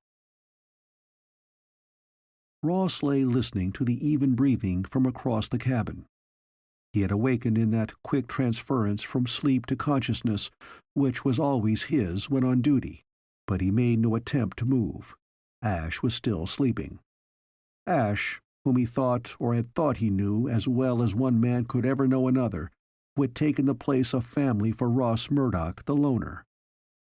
Years, 2, 4 of them now, since he had made half of that partnership. His head turned, though he could not see that lean body, that quiet, controlled face. Ashe still looked the same, but Ross's sense of loss was hurt and anger mingled. What had they done to Gordon, those three? Bewitched? Tales Terrence had accepted as purest fantasy for centuries came into his mind. Could it be that his own world once had its Foana? Ross scowled. You couldn't refute their magic, call it by what scientific name you wished, hypnotism, teleporting. They got results, and the results were impressive. Now he remembered the warning the Foana themselves had delivered hours earlier to the rovers. There were limits to their abilities. Because they were forced to draw on mental and physical energy, they could be exhausted. Thus, they had barriers too. Again, Ross considered the subject of barriers. Carrara had been able to meet the aliens, if not mind to mind, then in a closer way even than Ashe. The talent which tied her to the dolphins had in turn been a bond with the Foana. Ashe and Carrara could enter that circle, but not Ross Murdock. Along with this new separation from Ashe came that feeling of inferiority to bite on, and the taste was sour. This isn't going to be easy. So Ashe was awake. What can they do? Ross asked in return. I don't know. I don't believe that they can teleport an army into Baldy headquarters the way Torgal expects. And it wouldn't do such an army much good to get there and then be outclassed by the weapons the Baldies might have, Ashe said. Ross had a moment of warmth and comfort. He knew that tone of old. Ashe was studying the problem, willing to talk out difficulties, as he always had before. No, outright assault isn't the answer. We'll have to know more about the enemy. One thing puzzles me. Why have the Baldies suddenly stepped up their timing? What makes you think they have? Well, according to the accounts I've heard, it's been about 3 or 4 planet years here since some off-world devices have been infiltrating the native civilization. You mean such things as those attractors set up on the reef at Zahur's castle? Ross remembered Lokath's story. Those, and other things. The refinements added to the engine power on these ships. Torgal said they spread from rover fleet to fleet. No one's sure where they started. The Baldies began slowly, but they are speeding up now. Those fairing attacks have all been recent. And this assault on the Foana Citadel blew up almost overnight on a flimsy excuse. Why the quick push after the slow beginning? Maybe they decided the natives are easy pushovers and they no longer have to worry about any real opposition, Ross suggested. Could be. Self-confidence becoming arrogance when they didn't uncover any opponent strong enough to matter. Or else, they may be spurred by some need with a time limit. If we knew the reason for those pylons, we might guess their motives. Are you going to try to change the future? That sounds arrogant, too. Can we if we wish to? We never dared to try it on Terra, and the risk may be worse than all our fears. Also, the choice is not ours. There's one thing I don't understand, Ross said. Why did the Foana walk out of the Citadel and leave it undefended for their enemies? What about their guards? Did they just leave them too? He was willing to make the most of any flaw in the alien's character. Most of their people had already escaped through underground ways. The rest left when they knew the cutters had been sunk. Ashe returned. As to why they deserted the Citadel, I don't know. The decision was theirs. There, up with the barrier between them again. But Ross refused to accept the cut-off this time, determined to pull Ashe back into the familiar world of the here and now. That keep could be a trap, about the best on this planet. The idea was more than just a gambit to attract Ashe's attention. It was true. A perfect trap to catch the Baldies. Don't you see? Ross sat up, slapped his feet down on the deck as he leaned forward eagerly. Don't you see? If the Baldies know anything at all about the Foana, and I'm betting they do and want to learn all they can, they'll visit the Citadel. They won't want to depend on second- and third-hand reports of the place, especially ones delivered by primitives such as the Wreckers. They had a sub there. I'll bet the crew are in picking over the loot right now. If that's what they're hunting. There was amusement in Ashe's tone. They won't find much. The Foana have better locks than their enemies have keys. You heard inland before we left. Any secrets left will remain secrets. But there's bait. Bait for a trap, argued Ross. You're right. To the younger man's joy, Ashe's enthusiasm was plain. And if the Baldies could be led to believe that what they wanted was obtainable with just a little more effort or the right tools, the trap could net bigger catch than just underlings. Ross's thought matched Ashe's. Why, it might even pull in the VIP directing the whole operation.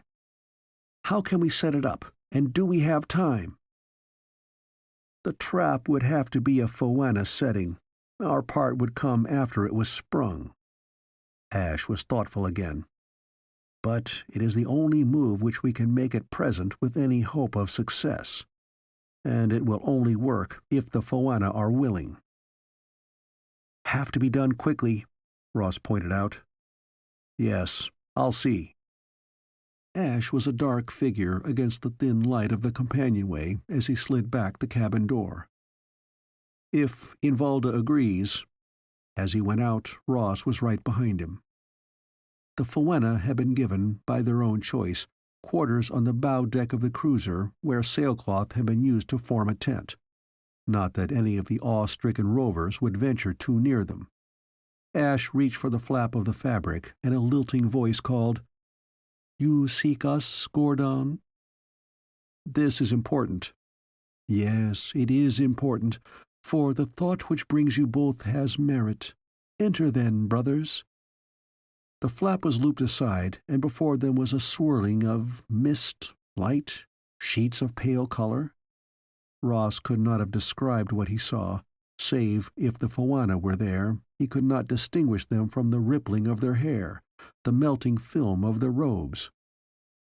"So, younger brother, you think that which was our home and our treasure box has now become a trap for the confounding of those who believe we are a threat to them?" Somehow Ross was not surprised that they knew about his idea before he had said a word, before Ashe had given any explanations. Their omniscience was only a small portion of their other talents. "Yes." "And why do you believe so? We swear to you that the coast folk cannot be driven into those parts of the castle which mean the most, any more than our sea gate can be breached unless we will it so."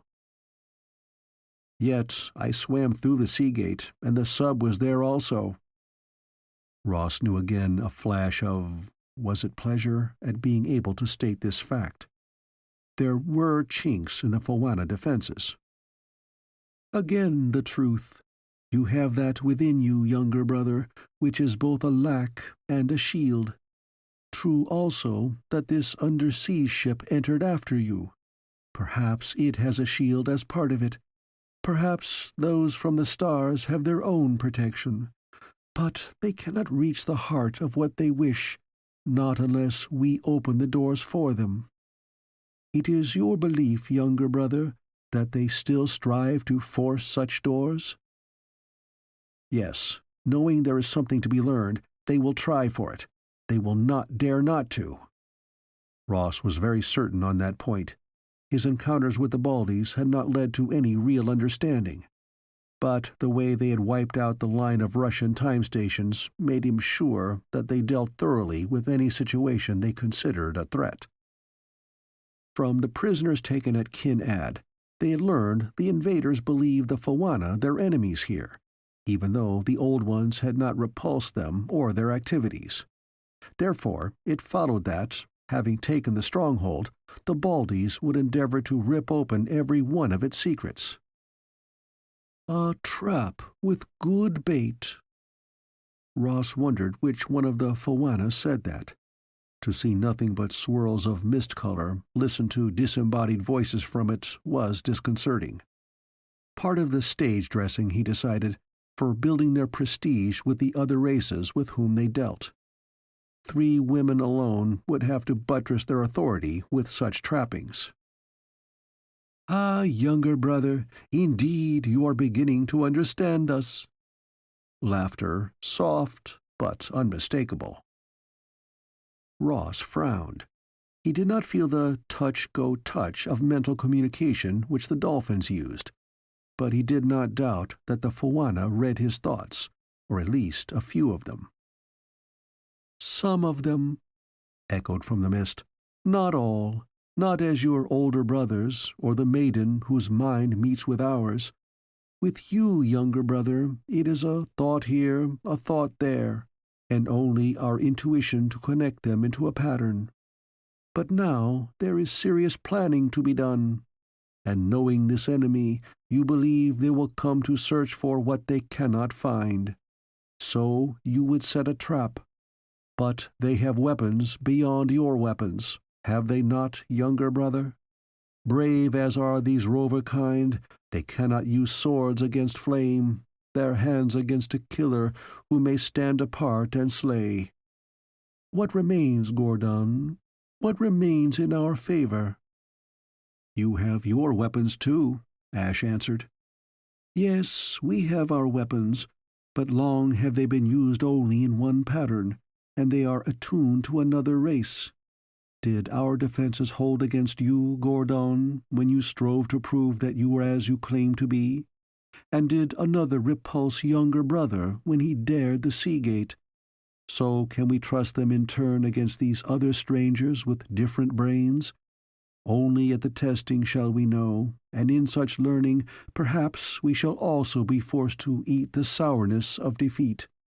To risk all may be to lose all." "That may be true," Ashe assented. "You mean the sight you have had into our future says that this happens? Yes, to stake all and to lose, not only for ourselves, but for all others here, that is a weighty decision to make, Gordon. But the trap promises. Let us think on it for a space. Do you also consult with the rovers if they wish to take part in what may be desperate folly?" Torgal paced the afterdeck, well away from the tent which sheltered the Foana, but with his eyes turning to it as Ross explained what might be a good attack. "Those women killers would have no fear of Foana magic. Rather would they come to seek it out? It would be a chance to catch leaders in a trap? You have heard what the prisoners said or thought. Yes, they would seek out such knowledge, and we would have this chance to capture them." "With what?" Torgal demanded. "I am not Ongal to argue that it is better to die in pursuit of blood payment than to take an enemy or enemies with me. What chance have we against their powers?" "Ask that of them." Ross nodded toward the still silent tent. Even as he spoke, the three cloaked Foana emerged, pacing down to midship, where Torgal and his lieutenants Ross and Ashe came to meet them. "We have thought on this." The lilting half-chant which the Foana used for ordinary communication was a song in the dawn wind. "It was in our minds to retreat, to wait out this troubling of the land, since we are few, and that which we hold within us is worth the guarding. But now, what profit such guardianship when there may be none to whom we may pass it after us? And if you have seen the truth, elder brother," the cowled head swung to Ashe, "then there may be no future for any of us. But still there are our limitations. Rover," now they spoke directly to Torgal, "we cannot put your men within the citadel by desiring, not without certain aids which lie sealed there now. No, we ourselves must win inside bodily, and then perhaps we can pull tight the lines of our net." "To run a cruiser through the gate," Torgal began. "No, not a ship, Captain. A handful of warriors in the water can risk the gate, but not a ship." Ashe broke in. "How many gill packs do we have?" Ross counted hurriedly. "I left one cached ashore, but there's mine and Carrara's and Loketh's, also 2 more. To pass the gates," that was the Foana, "we ourselves shall not need your underwater aids." "You," Ross said to Ashe, "and I with Carrara's pack." "For Carrara!" Both the Terrans looked around. The Polynesian girl stood close to the Foana, smiling faintly. "This venture is mine also," she spoke with conviction, "as it is Tino Rao's and Tawa's. Is that not so, daughters of the Ali of this world?" "Yes, sea maid. There are weapons of many sorts, and not all of them fit into a warrior's hand or can be swung with the force of a man's arm and shoulder. Yes, this venture is yours also, sister." Ross's protests bubbled unspoken. He had to accept the finality of the Foana decree.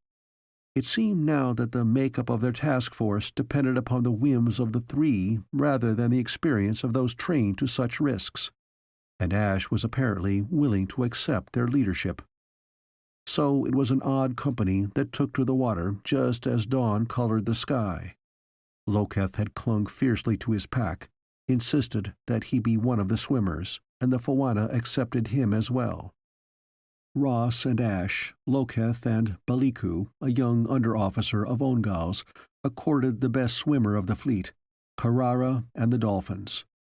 And with them, those 3 others, shapes sliding smoothly through the water, as difficult to define in this new element as they had been in their tent.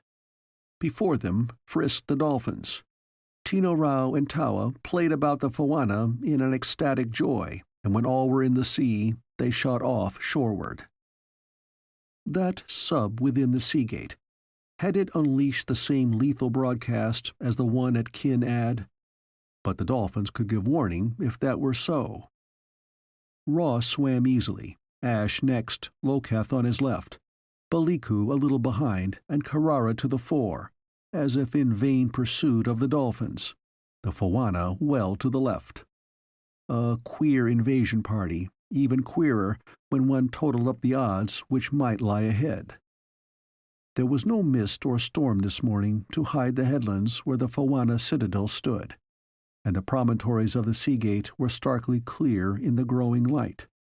The same drive which always was a part of Ross when he was committed to action sustained him now, though he was visited by a small prick of doubt when he thought that the leadership did not lie with Ashe, but with the Fawana. No warning of any trouble ahead as they passed between the mighty, sea-sunk bases of the gate pillars. Ross depended upon his sonic, but there was no adverse report from the sensitive recorder. The terrible chill of the water during the night attack had been dissipated, but here and there dead sea things floated, being torn and devoured by hunters of the waves. They were well past the pillars when Ross was aware that Loketh had changed place in the line, spurting ahead. After him went Baliku. They caught up with Carrara, flashed past her. Ross looked to Ashe, on to the Fawana, but saw nothing to explain the action of the two Hawaikans. Then his sonic beat out a signal from Ashe. Danger. Follow the Fawana. Left. Carrara had already changed course to head in that direction. Ahead of her he could see Loketh and Baliku, both still bound for the midpoint of the shore where the jetty and the sunken cutters were. Ashe passed before him, and Ross reluctantly followed orders. A shelf of rock reached out from the cliff wall, under it a dark opening. The Fawana sought this without hesitation, Ashe, Carrara, and Ross following. Moments later they were out of the water where footing sloped back and up. Below them, Tino Rao and Tawa nosed the rise, their heads lifting out of the water as they spoke, and Carrara hastened to reply.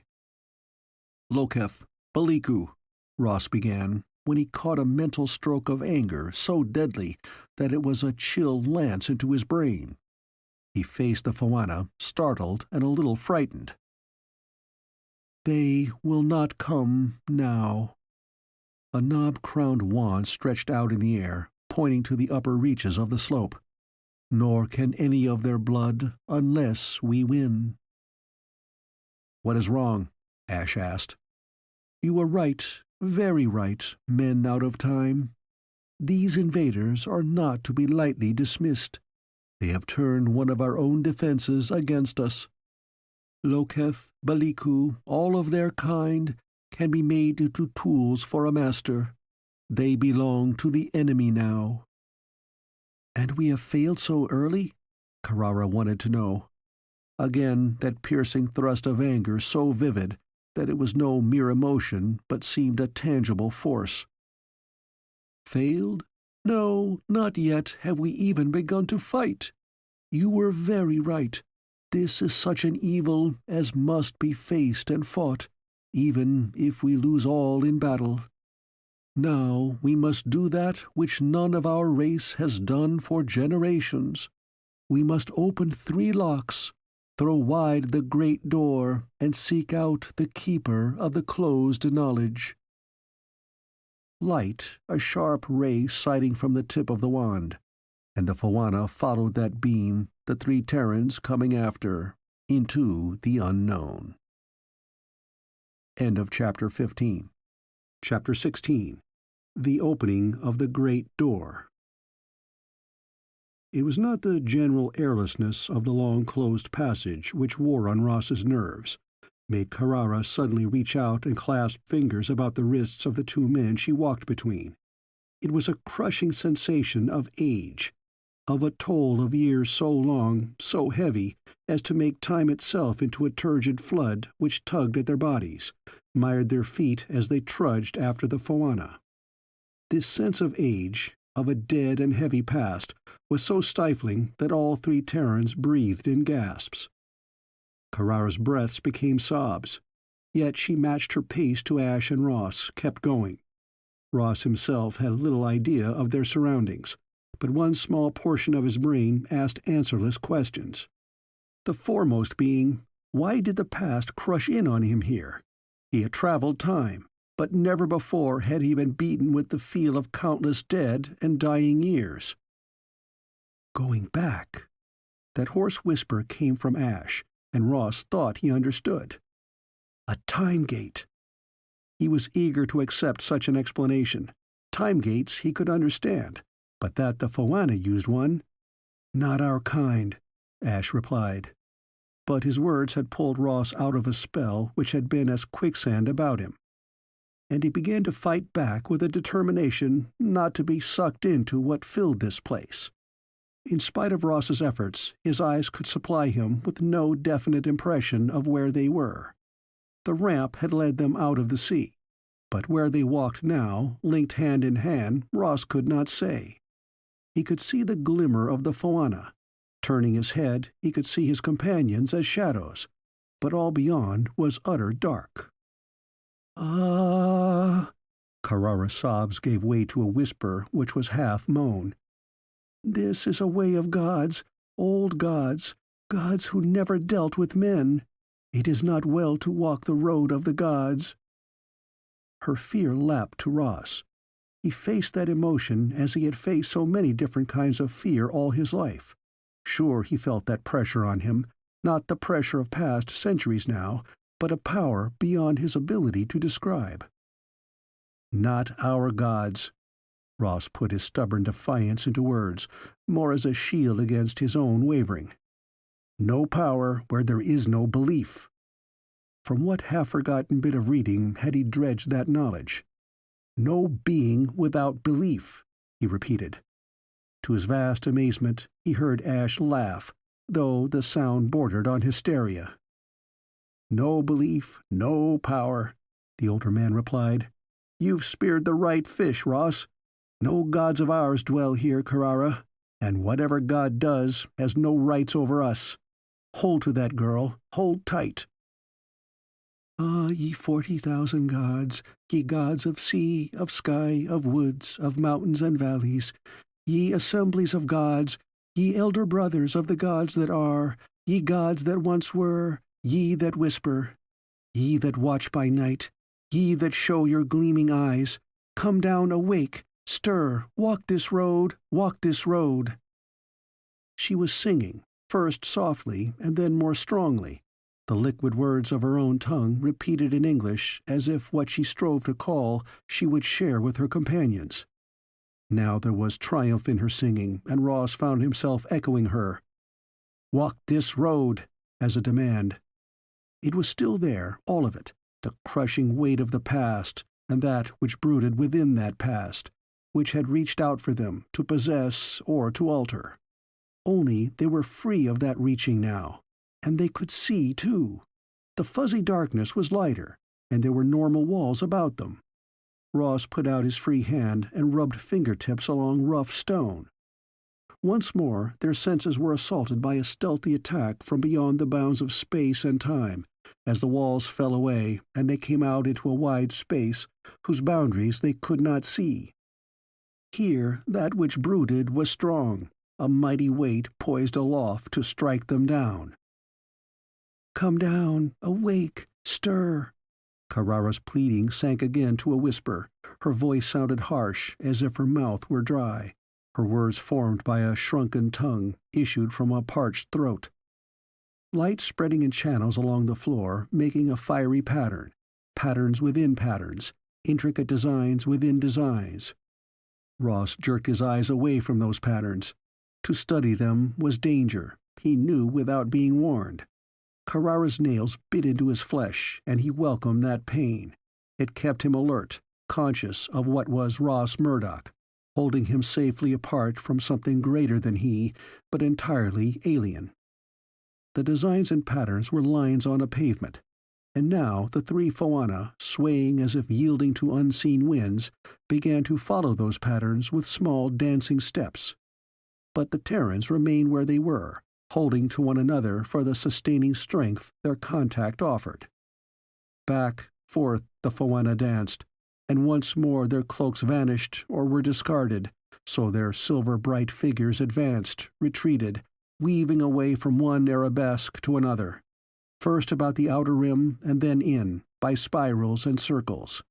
No light except the crimson-glowing rivulets on the floor, the silver bodies of the Phoana moving back and forth, in and out. Then suddenly the three dancers halted, huddled together in an open space between the designs, and Ross was startled by the impression of confusion, doubt, almost despair wafted from them to the Terrans. Back across the patterned floor they came, their hands clasped even as the Terrans stood together, and now they fronted the three out of time. "Too few. We are too few," she who was the mid one of the trio said. "We cannot open the great door." "How many do you need?" Carrara's voice was no longer parched, frightened. She might have traveled through fear to a new serenity. Why did he think that? Ross wondered fleetingly. Was it because he, too, had had the same release? The Polynesian girl loosed her grip on her companion's hands, taking a step closer to the Foana. 3 can be 4. Or 5. Ashe moved up beside her. If we suit your purpose. Was Gordon Ashe crazy? Or had he fallen victim to whatever filled this place? Yet it was Ashe's voice, sane, serene, as Ross had always heard it. The younger agent wet his lips. It was his turn to have a dry mouth. This was not his game. It could not be. Yet he summoned voice enough to add in turn, 6. When it came, the Foana answer was a warning. To aid us, you must cast aside your shields, allow your identities to become one with our forces. Having done so, it may be that you shall never be as you are now, but changed. Changed. The word echoed, perhaps not in the place where they stood, but in Ross's head. This was a risk such as he had never taken before. His chances in the past had been matters of action, where his own strength and wits were matched against the problem. Here, he would open a door to forces he and his kind should not meet, expose himself to danger such as did not exist on the plane where weapons and strength of arm could decide victory or defeat. And this was not really his fight at all. What did it matter to Terrans 10,000 years or so in the future what happened to Hawaikans in this past? He was a fool. They were all fools to become embroiled in this. The Baldies and their stellar empire, if that ever had existed as the Terran surmised, was long gone before his breed entered space. "If you accomplish this with our aid," said Ashe, "will you be able to defeat the invaders?" Again a lengthening moment of silence before the Foana replied. "We cannot tell. We only know that there is a force laid up here, set behind certain gates in the far past, upon which we may call for some supreme effort. But this much we also know. The evil of the shadow reaches out from here now, and where that darkness falls, men will no longer be men, but things in the guise of men, who obey and follow as mindless creatures. As yet, this shadow of the shadow is a small one. But it will spread, for that is the nature of those who have spawned it. They have chanced upon and corrupted a thing we know. Such power feeds upon the will to power. Having turned it to their bidding, they will not be able to resist using it, for it is so easy to do, and the results exalt the nature of those who employ it. You have said that you and those like you who travel the time trails fear to change the past. Here the first steps have been taken to alter the future, but unless we complete the defense, it will be ill for all of us." "And this is your only weapon?" Ashe asked once more. "The only one strong enough to stand against that which is now unleashed." In the pavement, the fiery lines were bright and glowing. Even when Ross shut his eyes, parts of those designs were still visible against his eyelids. "We don't know how." He made a last feeble protest on the side of prudence. "We couldn't move as you did." "Apart, no. Together, yes." The silvery figures were once more swaying, the mist which was their hair flowing about them. Carrara's hands went out, and the slender fingers of one of the Foana lifted, closed about firm, brown Terran flesh. Ashe was doing the same. Ross thought he cried out, but he could not be sure as he watched Carrara's head begin to sway in concert with her Foana partner, her black hair springing out from her shoulders to rival the rippling strands of the aliens. Ashe was consciously matching steps with the companion who also drew him along a flowing line of fire. In this last instant, Ross realized that time for retreat was past. There was no place left to go.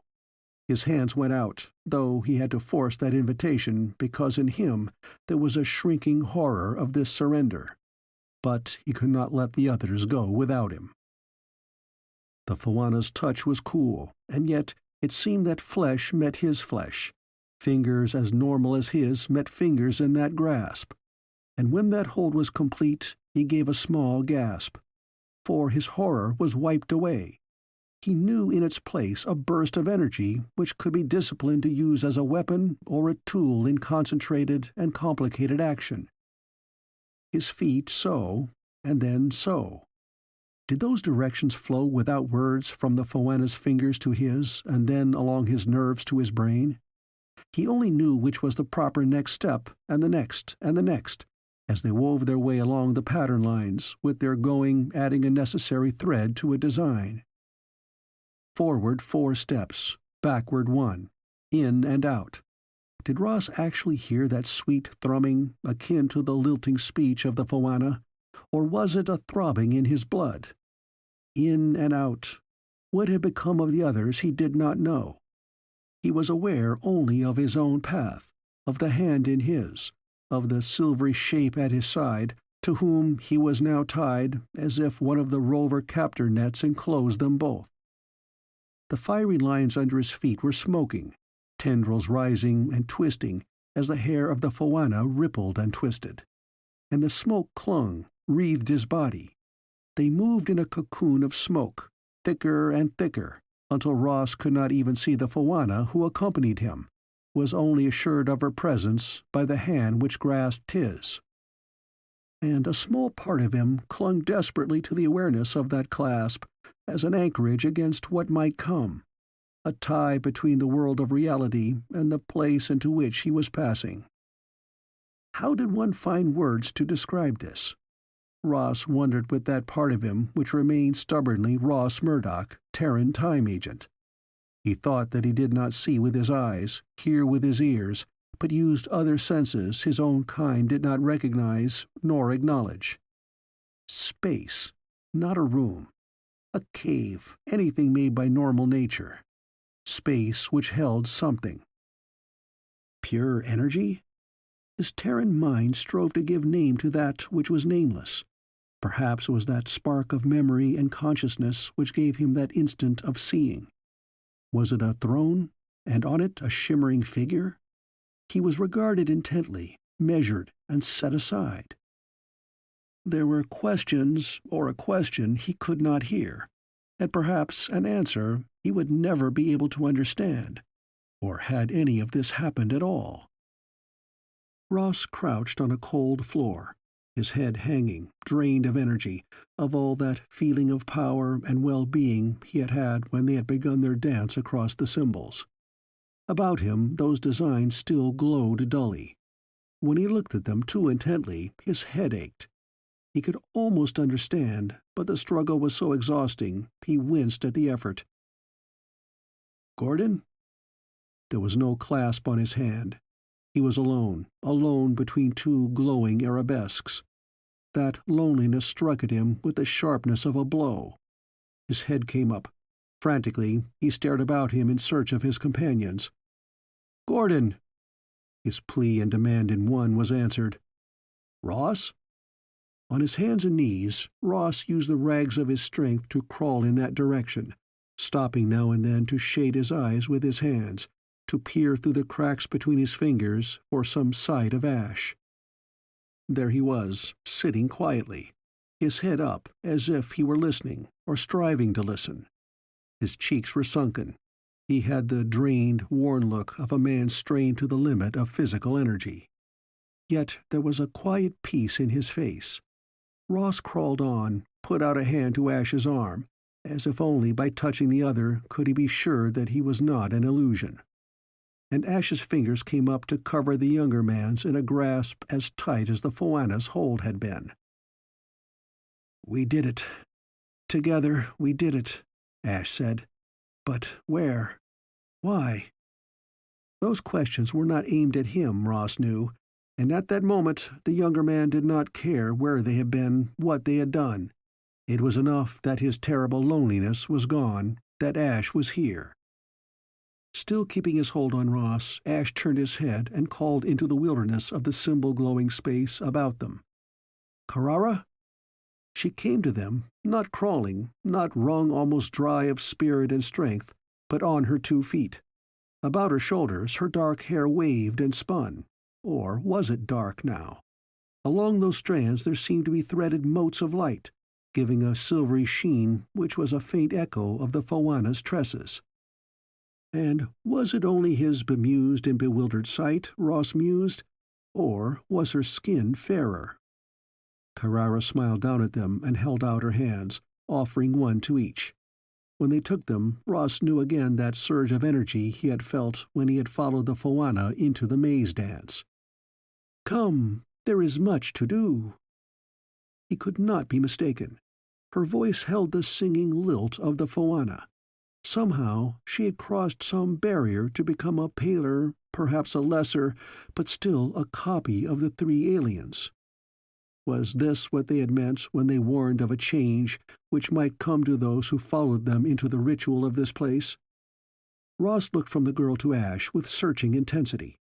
No, he could see no outward change in Gordon, and he felt none within himself. "Come." Some of Karara's old impetuousness returned as she tugged at them, urging them to their feet and drawing them with her. She appeared to know where they must go, and both men followed her guidance. Once more they came out of the weird and alien into the normal, for here were the rock walls of a passage running up at an angle which became so steep they were forced to pull along by handholds hollowed in the walls. "Where are we going?" Ash asked. "To cleanse." Karara's answer was ambiguous, and she sped along, hardly touching the handholds. "But hurry." They finished their climb and were in another corridor where patches of sunlight came through a pierced wall to dazzle their eyes. This was similar to the way which had run beside the courtyard in Zahura's castle. Ross looked out of the first opening down into a courtyard, but where Zahura's had held the busy life of a castle, this was silent. Silent, but not deserted.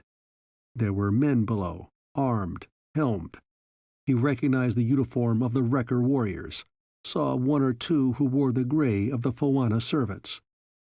They stood in lines, unmoving, without speech among themselves, men who might have been frozen into immobility and arranged so for some game in which they were the voiceless, will-less pieces. And their immobility was a thing to arouse fear. Were they dead and still standing? "Come!" Karara's voice had sunk to a whisper, and her hand pulled at the men. "What—" began Ross. Ash shook his head. Those rows below, drawn up as if in order to march, unliving rows. They could not be alive as the Terrans knew life.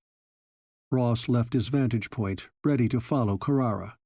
But he could not blot from his mind the picture of those lines, nor forget the terrible blankness which had made their faces more unhuman, more frighteningly alien than those of the Foana. End of Chapter 16. Chapter 17. Shades Against Shadow. The corridor ended in a narrow slit of room, and the wall before them was not the worked stone of the citadel, but a single slab of what appeared to be glass curdled into creamy ridges and depressions. Here were the Foana, their robes once more cloaking them. Each held, point out, one of the rods. They moved slowly, but with the precise gestures of those about a demanding and very important task, as they traced each depression in the wall before them with the wand points. Down, up, around. As their feet had moved in the dance pattern, so now their wands moved to cover each line. "Now!" The wands dropped points to the floor.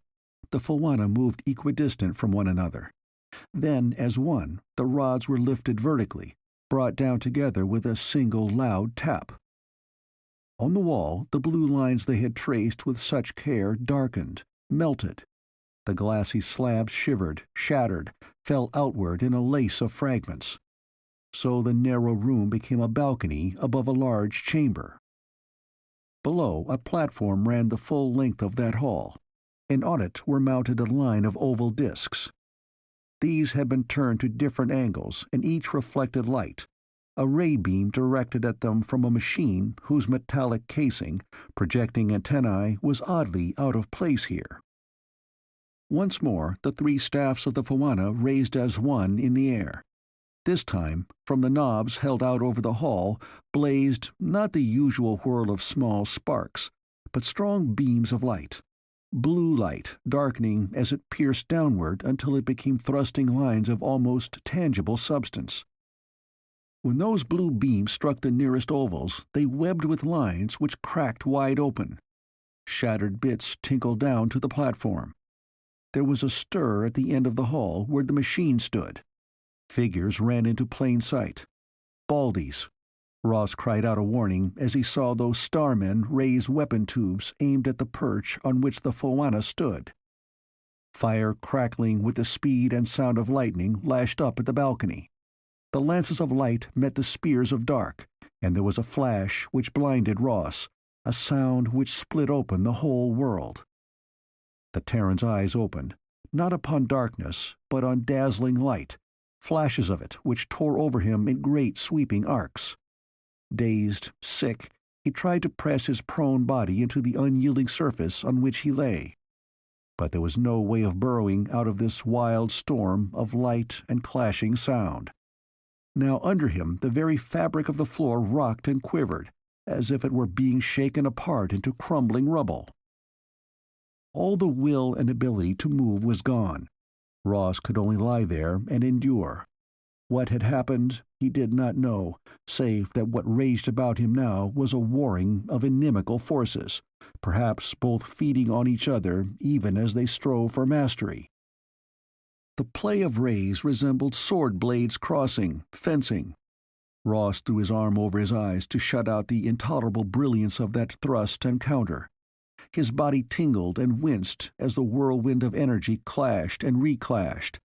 He was beaten, stupid, as a man pinned down too long under a heavy shelling. How did it end? In one terrific thunderclap of sound and blasting power? And when it did end, hours, days later? Time was a thing set apart from this. Ross lay in the quiet which his body welcomed thirstily. Then he was conscious of the touch of wind on his face, wind carrying the hint of sea salt. He opened his eyes and saw above him a patch of clouded sky. Shakily, he levered himself up on his elbows. There were no complete walls anymore, just jagged points of masonry, broken teeth set in a skull's jawbone. Open sky, dark clouds, spattering rain. "Gordon? Carrara?" Ross's voice was a thin whisper. He licked his lips and tried again. "Gordon?" Had there been an answering whimper? Ross crawled into a hollow between two fallen blocks. A pool of water? No, it was the cloak of one of the Fauna spread out across the flooring in this fragment of room. Then Ross saw that Ashe was there, the cloaked figure braced against the Terran's shoulder as he half supported, half embraced the Fauna. "Invalda!" Ashe called out with an urgency which was demanding. Now the Fauna moved, raising an arm in the cloak's flowing sleeve. Ross sat back on his heels. "Ross? Ashe?" He turned his head. Carrara stood here, then came forward, planting her feet with care, her hands outstretched, her eyes wide and unseeing. Ross pulled himself up and went to her, finding that once solid floor seemed to dip and sway under him, until he, too, must balance and creep. His hands closed on her shoulders, and he pulled her to him in mutual support. "Gordon? Over there. You all right?" "I think so." Her voice was weak. "The Fauna. Inland. Invalda." Steadying herself against him, she tried to look around. The place, which had once been a narrow room, then a balcony, was now a perch above stomach-turning space. The hall of oval mirrors was gone, having disappeared into a hollow the depths of which were veiled by a vapor which boiled and bubbled, as if far below some huge cauldron hung above a blazing fire. Carrara cried out, and Ross drew her back from that drop. He was clearer-headed now, and looked about for some way down from this doubtful perch. Of the other two Phoana there was no sign. Had they been sucked up and out in the inferno they had created with their unleashing of energy against the Baldies installation? "Ross, look!" Carrara's cry, her upflung arm directed his attention aloft. Under the sullen gathering of the storm, a sphere arose as a bubble might seek the surface of a pool before breaking. A ship, a Baldy ship, taking off from the ruined citadel. So some of the enemy had survived that trial of strength. The globe was small, a scout used for within-atmosphere exploration, Ross judged. It arose first, and then moved inland, fleeing the gathering storm, to be out of sight in moments. Inland, where the mountain base of the invaders was reputed to be. Retreating, or bound to gather reinforcements? "Baldies?" Carrara asked. "Yes." She wiped her hand across her face, smearing dust and grime on her cheeks. As raindrops pattered about them, Ross drew the girl with him into the alcove where Ashe sheltered with the Phoana. The cowled alien was sitting up, her hand still gripping one of the wands, now a half-melted ruin. Ashe glanced at them, as if for the first time he remembered they might be there. "Baldy's ship just took off inland," Ross told him. "We didn't see either of the other Phoana." "They have gone to do what is to be done," Ashe's companion replied. "So some of the enemy fled. Well, perhaps they have learned one lesson, not to meddle with others' devices. Ah, so much gone which will never come again. Never again." She held up the half-melted wand, turning it back and forth before her before she cast it away. It flew out, up, then dropped into the cauldron of the hall which had been. A gust of rain, cold, chilling the lightly cladded Terrans, swept across them. The Phoana was helped to her feet by Ashe. For a moment she turned slowly, giving a lingering look to the ruins. Then she spoke. "Broken stone holds no value. Take hands, my brothers, my sister. It is time we go hence." Carrara's hand in Ross's right, Ashe's in his left, and both linked to Invalda in turn.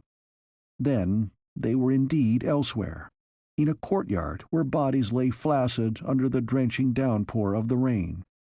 And moving among these bodies were the two other Phoana, bending to examine one man after another.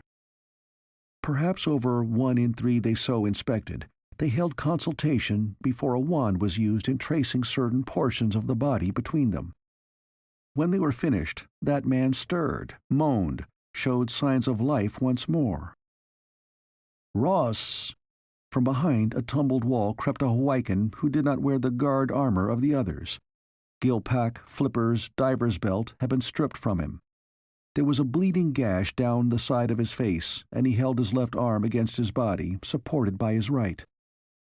"Baliku!" The rover pulled himself up to his feet and stood swaying. Ross reached him quickly to catch him as he slumped forward. "Loketh?" the Terran asked. "The women killers took him." Somehow the rover got that out as Ross half supported, half led him to where the Phoana were gathering those who had been able to revive. "They wanted to learn." Baliko was obviously making a great effort to tell his story. About where we came from. Where we got the packs." "So now they will know of us, or they will if they get the story out of Loketh." Ashe worked with Ross to splint the rover's broken arm. "How many of them were here, Baliku?" The rover's head moved slowly from side to side.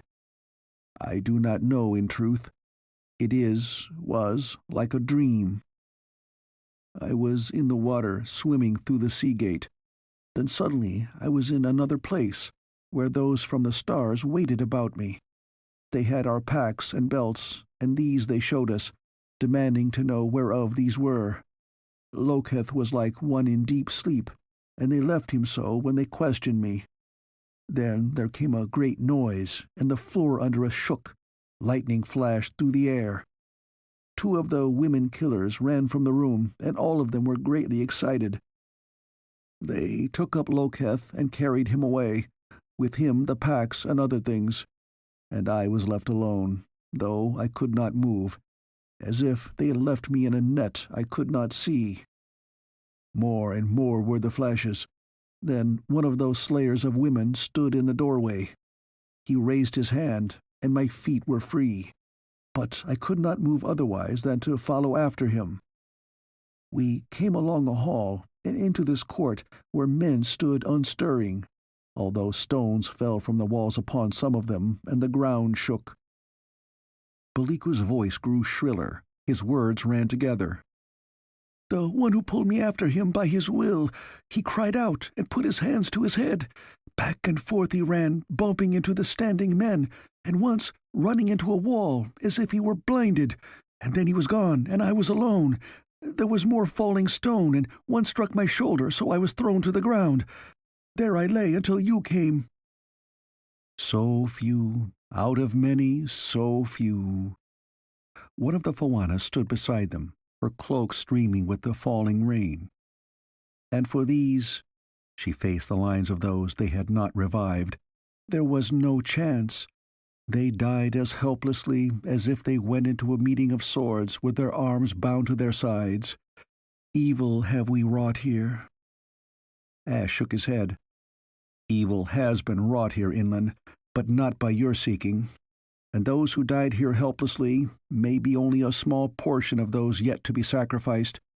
Have you forgotten the slaughter at Kinad and those other fairings where women and children were also struck down to serve some purpose we do not even yet know? "Lady, Great One." Baliku struggled to sit up, and Ross slipped an arm behind him in aid. "She for whom I made a bride cup was meat for them at Kinad, along with many others. If these slayers are not put to the sword's edge, there will be other fairings so used. And these shadow ones possess a magic to draw men to them helplessly to be killed. Great One, you have powers. All men know that wind and wave obey your call. Do you now use your magic? It is better to fall with the power we know than answer such spells as those killers have netted about the men here. This is one weapon which they shall not use again." Invalda rose from a stone block where she had been sitting. "And perhaps, in its way, it was one of the most dangerous. But in defeating it, we have by so much weakened ourselves also. And the strong place of these star men lies not on the coast, but inland. They will be warned by those who fled this place. Wind and wave, yes, those have served our purpose in the past. But now, perhaps, we have found that which our power will not best. Only for this," her gesture was for the ruins of the citadel and the dead, "there shall be a payment exacted, to the height of our desire." Whether the Fawana did have any control over the storm winds or not, the present deluge appeared not to accommodate them. The dazed, injured survivors of the courtyard were brought to shelter in some of the underground passages. There appeared to be no other reminders of the wrecker force which had earlier besieged the keep than those survivors. But within hours, some of those who had served the Fawana for generations returned. And the Fawana themselves opened the sea gates so that the rover cruisers anchored in the small bay below their ruined walls. A small force, and one ill-equipped to go up against the Baldies. Some 5 starmen's bodies had been found in the citadel, but the ship had gone off to warn their base. To Ross's thinking, the advantage still lay with the invaders. But the Hawaikans refused to accept the idea that the odds were against them. As soon as the storm blew out its force, Ongal's cruiser headed northwest to other clan fairings where the rovers could claim kinship, and Afrukta sailed on the same errand south. while some of the wreckers were released to carry the warning to their lords. Just how great a force could be gathered through such means, and how effective it would be, was a question to make the Terrans uneasy. Carrara disappeared with the Fawana into the surviving inner cliff burrows below the citadel. But Ashe and Ross remained with Torgal and his officers, striving to bring organization out of the chaos about them. "We must know just where their lair lies," Torgal stated the obvious. "The mountains, you believe, and they can fly in skyships to and from that point. Well," he spread out a chart. "Here are the mountains on this island, running so. An army marching hither could be sighted from skyships. Also, there are many mountains. Which is the one or ones we must seek? It may take many tens of days to find that place, while they will always know where we are, watching us from above. Prepare for our coming." Again Ross mentally paid tribute to the captain's quick grasp of essentials. "You have a solution, Captain?" Ashe asked. "There is the river here," Torgal said reflectively. "Perhaps I think in terms of water because I am a sailor. But here it does run, and for this far along it, our cruisers may ascend." He pointed with his fingertip. "This lies, however, in Glickmus's land, and he is now the mightiest of the Wrecker Lords, his sword always drawn against us. I do not believe that we could talk him into—" "Glickmus!" Ross interrupted. They both looked at him inquiringly, and he repeated Loketh's story of the Wrecker Lord, who had had dealings with a voice from the mountain, and so gained the wrecking devices to make him the dominant lord of the district. "So," Torgal exclaimed, "that is the evil of this shadow in the mountains. No, under those circumstances, I do not think we shall talk Glickmas into furthering any raid against those who have made him great over his fellows. Rather, he will turn against us in their cause." "And if we do not use the cruisers up the river," Ashe conned the map, "then perhaps a small party or parties working overland could strike the stream here, nearer to the uplands." Torgal frowned at the map. "I do not think so.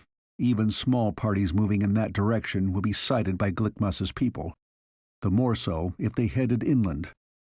He will not wish to share his secrets with others."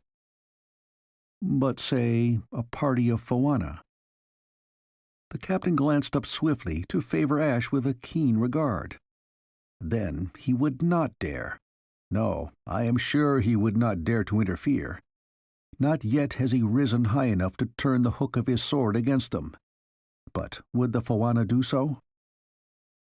"If not the Fawana, then others wearing like robes," Ashe said slowly. "Others wearing like robes," repeated Torgal. Now his frown was heavy. "No man would take on the guise of the Fawana. He would be blasted by their power for so doing.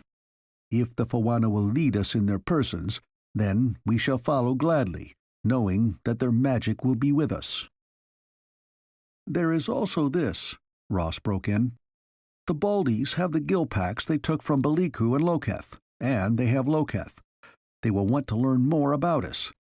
We hoped that the Citadel would provide bait to draw them, and it did. That our plan for a trap there was spoiled was ill fortune. But I am sure that if the Baldies believe we are coming to them, they will hold off an all-out attack against our march, hoping to gather us in intact. They'd risk that." Ashe nodded. "I agree. We are the unknown they must solve now. And this much I am sure of. The future of this world and her people balances on a very narrow line of choice. It is my hope that such a choice is still to be made." Torgal smiled thinly. "We live in perilous times when the shades require our swords to go up against the shadow." End of Chapter 17. Chapter 18. World in Doubt. The day was dully overcast, as all days had been since they had begun this sullen march penetration into the mountain territory. Ross could not accept the idea that the Fawana might actually command wind and wave, storm and sun, as the Hawaikans firmly believed, but the gloomy weather had favored them so far. And now they had reached the last breathing point before they took the plunge into the heart of the enemy country. About the way in which they were to make that plunge, Ross had his own plan, one he did not intend to share with either Ashe or Carrara, though he had had to outline it to the one now waiting here with him. "This is still your mind, younger brother?" He did not turn his head to look at the cloaked figure. "It is still my mind." Ross could be firm on that point. The Terran backed out of the vantage place from which he had been studying the canyon-like valley cupping the Baldy spaceship. Now he got to his feet and faced inland, his own gray cloak billowing out in the wind to reveal the rover's scale armor underneath. "You can do it for me?" he asked in turn. During the past days, the Phawana had admitted that the weird battle within the Citadel had weakened and limited their magic. Last night they had detected a force barrier ahead, and to transport the whole party through that by teleporting was impossible. "Yes, you are alone. Then my wand would be drained for a space. But what can you do within their hold, save be meat for their taking? There cannot be too many of them left there. That's a small ship. They lost 5 at the Citadel, and the rovers have 3 prisoners. No sign of the scout ship we know they have, so more of them must be gone in it. I won't be facing an army, and what they have in the way of weapons may be powered by installations in the ship. A lot of damage done there, or even if the ship lifted." He was not sure of what he could do. This was a venture depending largely on improvisation at the last moment. "You propose to send off the ship?" "I don't know whether that is possible. No, perhaps I can only attract their attention, break through the force shield so the rest may attack." Ross knew that he must attempt this independent action, that in order to remain the Ross Murdock he had always been, he must be an actor, not a spectator. The Phawana did not argue with him now. "Where?" Her long sleeve rippled as she gestured to the canyon.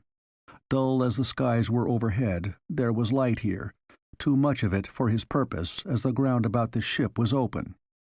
To appear there might be fatal. Ross was grasped by another and much more promising idea. The Phawana had transported them all to the deck of Torgal's cruiser after asking him to picture it for her mentally.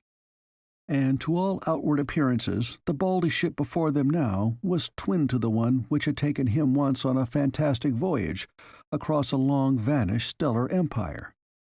Such a ship he knew. "Can you put me in the ship?" "If you have a good memory of it, yes. But how know you these ships?" "I was in one once for many days. If these are alike, then I know it well." "And if this is unlike, to try such may mean your death." He had to accept her warning. Yet outwardly this ship was a duplicate. And before he had voyaged on the derelict, he had also explored a wrecker freighter on his own world, thousands of years before his own race had evolved. There was one portion of both ships which had been identical, save for size, and that part was the best for his purpose. "Send me here." With closed eyes, Ross produced a mental picture of the control cabin. Those seats, which were not really seats, but webbing support swinging before banks of buttons and levers. All the other installations he had watched, studied, until they were as known to him as the plate bulkheads of the cabin below in which he had slept. Very vivid, that memory. He felt the touch of Phawana's cool fingers on his forehead. Then it was gone. He opened his eyes. No more wind and gloom. He stood directly behind the pilot's web sling, facing a vista plate and rows of controls, just as he had stood so many times in the derelict. He had made it. This was the control cabin of the spacer. And it was alive, the faint thrumming in the air, the play of lights on the boards. Ross pulled the cowl of his Phawana cloak up over his head.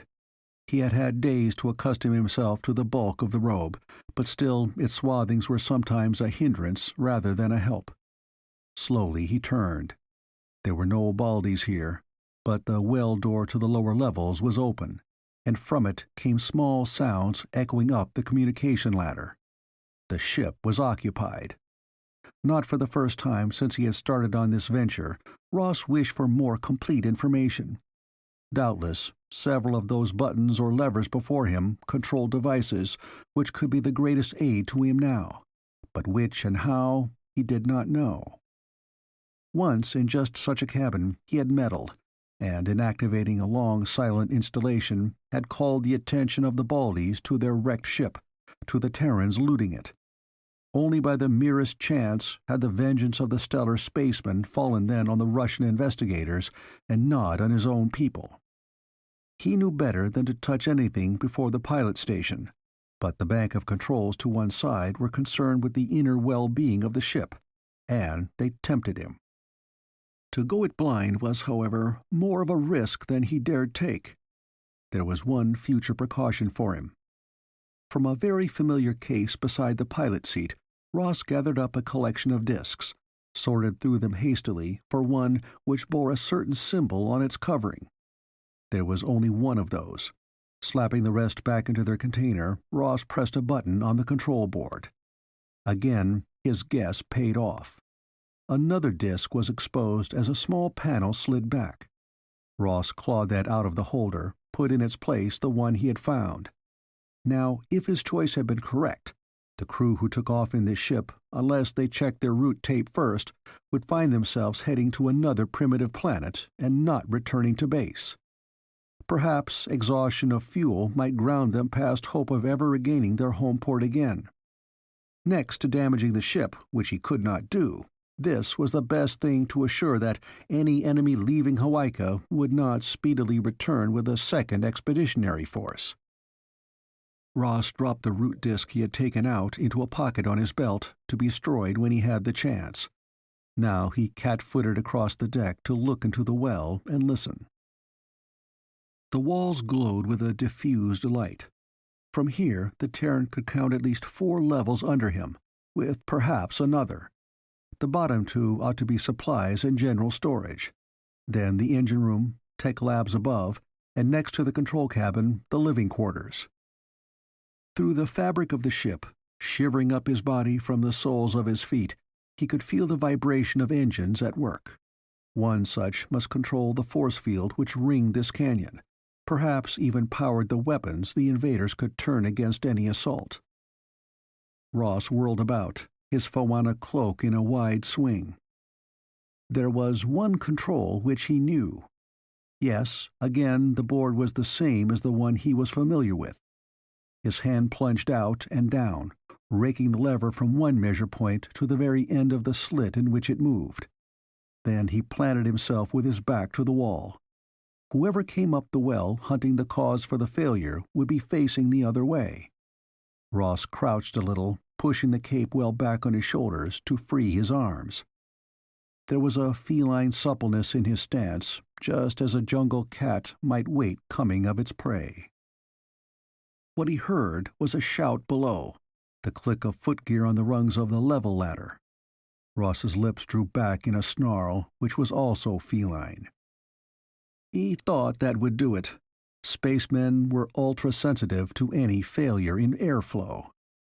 White head, bare of any hair, thin shoulders a little hunched under the blue-green lavender stuff of the Baldies' uniforms. Head turning now so that the eyes could see the necessary switch. An exclamation from the alien, and... But the Baldy never had a chance to complete that turn, look behind him. Ross sprang and struck with the side of his hand. The hairless head snapped forward. His hands already hooked in the other's armpits, the Terran heaved the alien up and over onto the deck of the control cabin.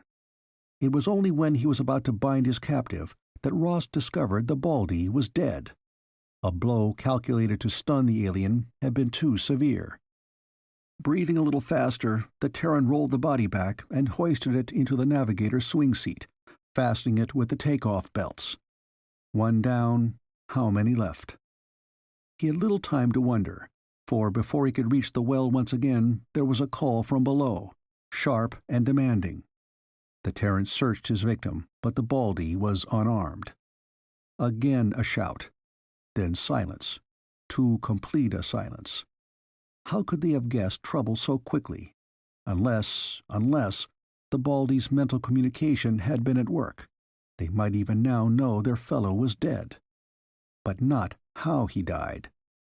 Ross was prepared to grant the Baldies super-Terran abilities, but he did not see how they could know what had happened here. They could only suspect danger, not know the form it had taken. And sooner or later one of them must come to adjust the switch. This could be a duel of patience. Ross squatted at the edge of the well, trying to make his ear supply him with hints of what might be happening below. Had there been an alteration in the volume of vibration? He set his palm flat to the deck, tried to deduce the truth, but he could not be sure. That there had been some slight change, he was certain. They could not wait much longer without making an attempt to reopen the air supply regulator. Or could they? Again, Ross was hampered by lack of information. Perhaps the Baldies did not need the same amount of oxygen his own kind depended upon. And if that were true, Ross could be the first to suffer in playing a waiting game. Well, air was not the only thing he could cut off from here, though it had been the first and most important to his mind. Ross hesitated. Two-edged weapons cut in both directions, but he had to force a countermove from them. He pulled another switch. The control cabin, the whole of the ship, was plunged into darkness. No sound from below this time. Ross pictured the interior layout of the ships he had known. 2 levels down to reach the engine room. Could he descend undetected? There was only one way to test that. Try it. He pulled the Phawana cloak about him, was several rungs down on the ladder when the glow in the walls came on. An emergency switch? With a forward scramble, Ross swung into one of the radiating side corridors. The sliding door panels along it were all closed. He could detect no sounds behind them. But the vibration in the ship's walls had returned to its steady beat. Now the Terran realized the folly of his move. He was more securely trapped here than he had been in the control cabin. There was only one way out, up or down the ladder, and the enemy could have that under observation from below.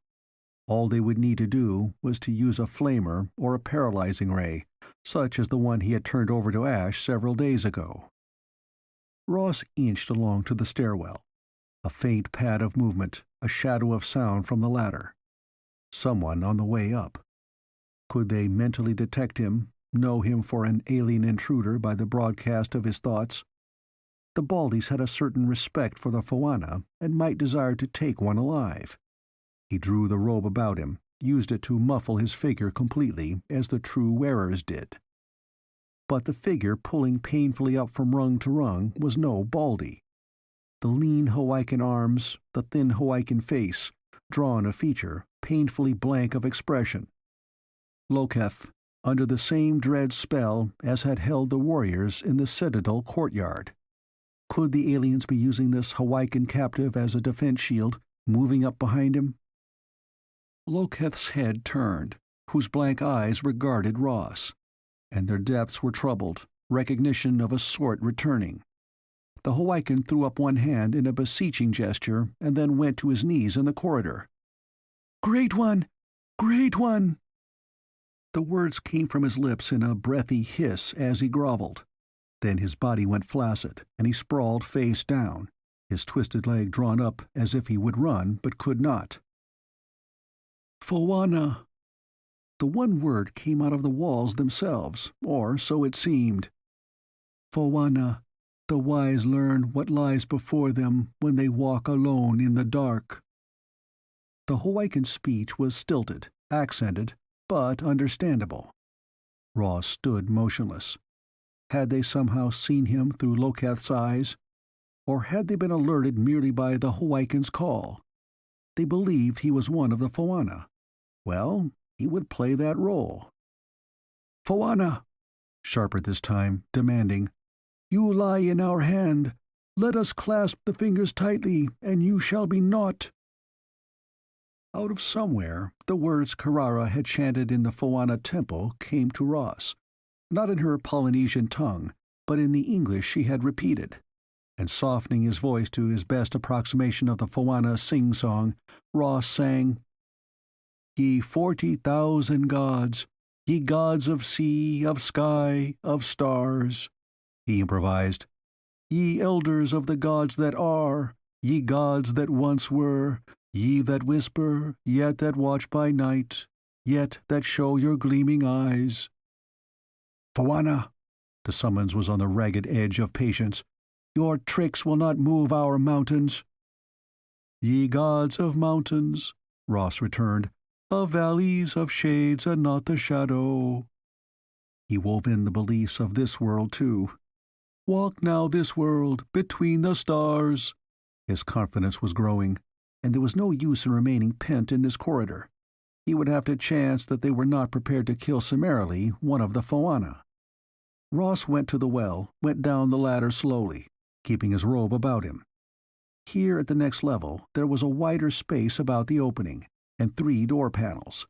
Behind one must be those he sought.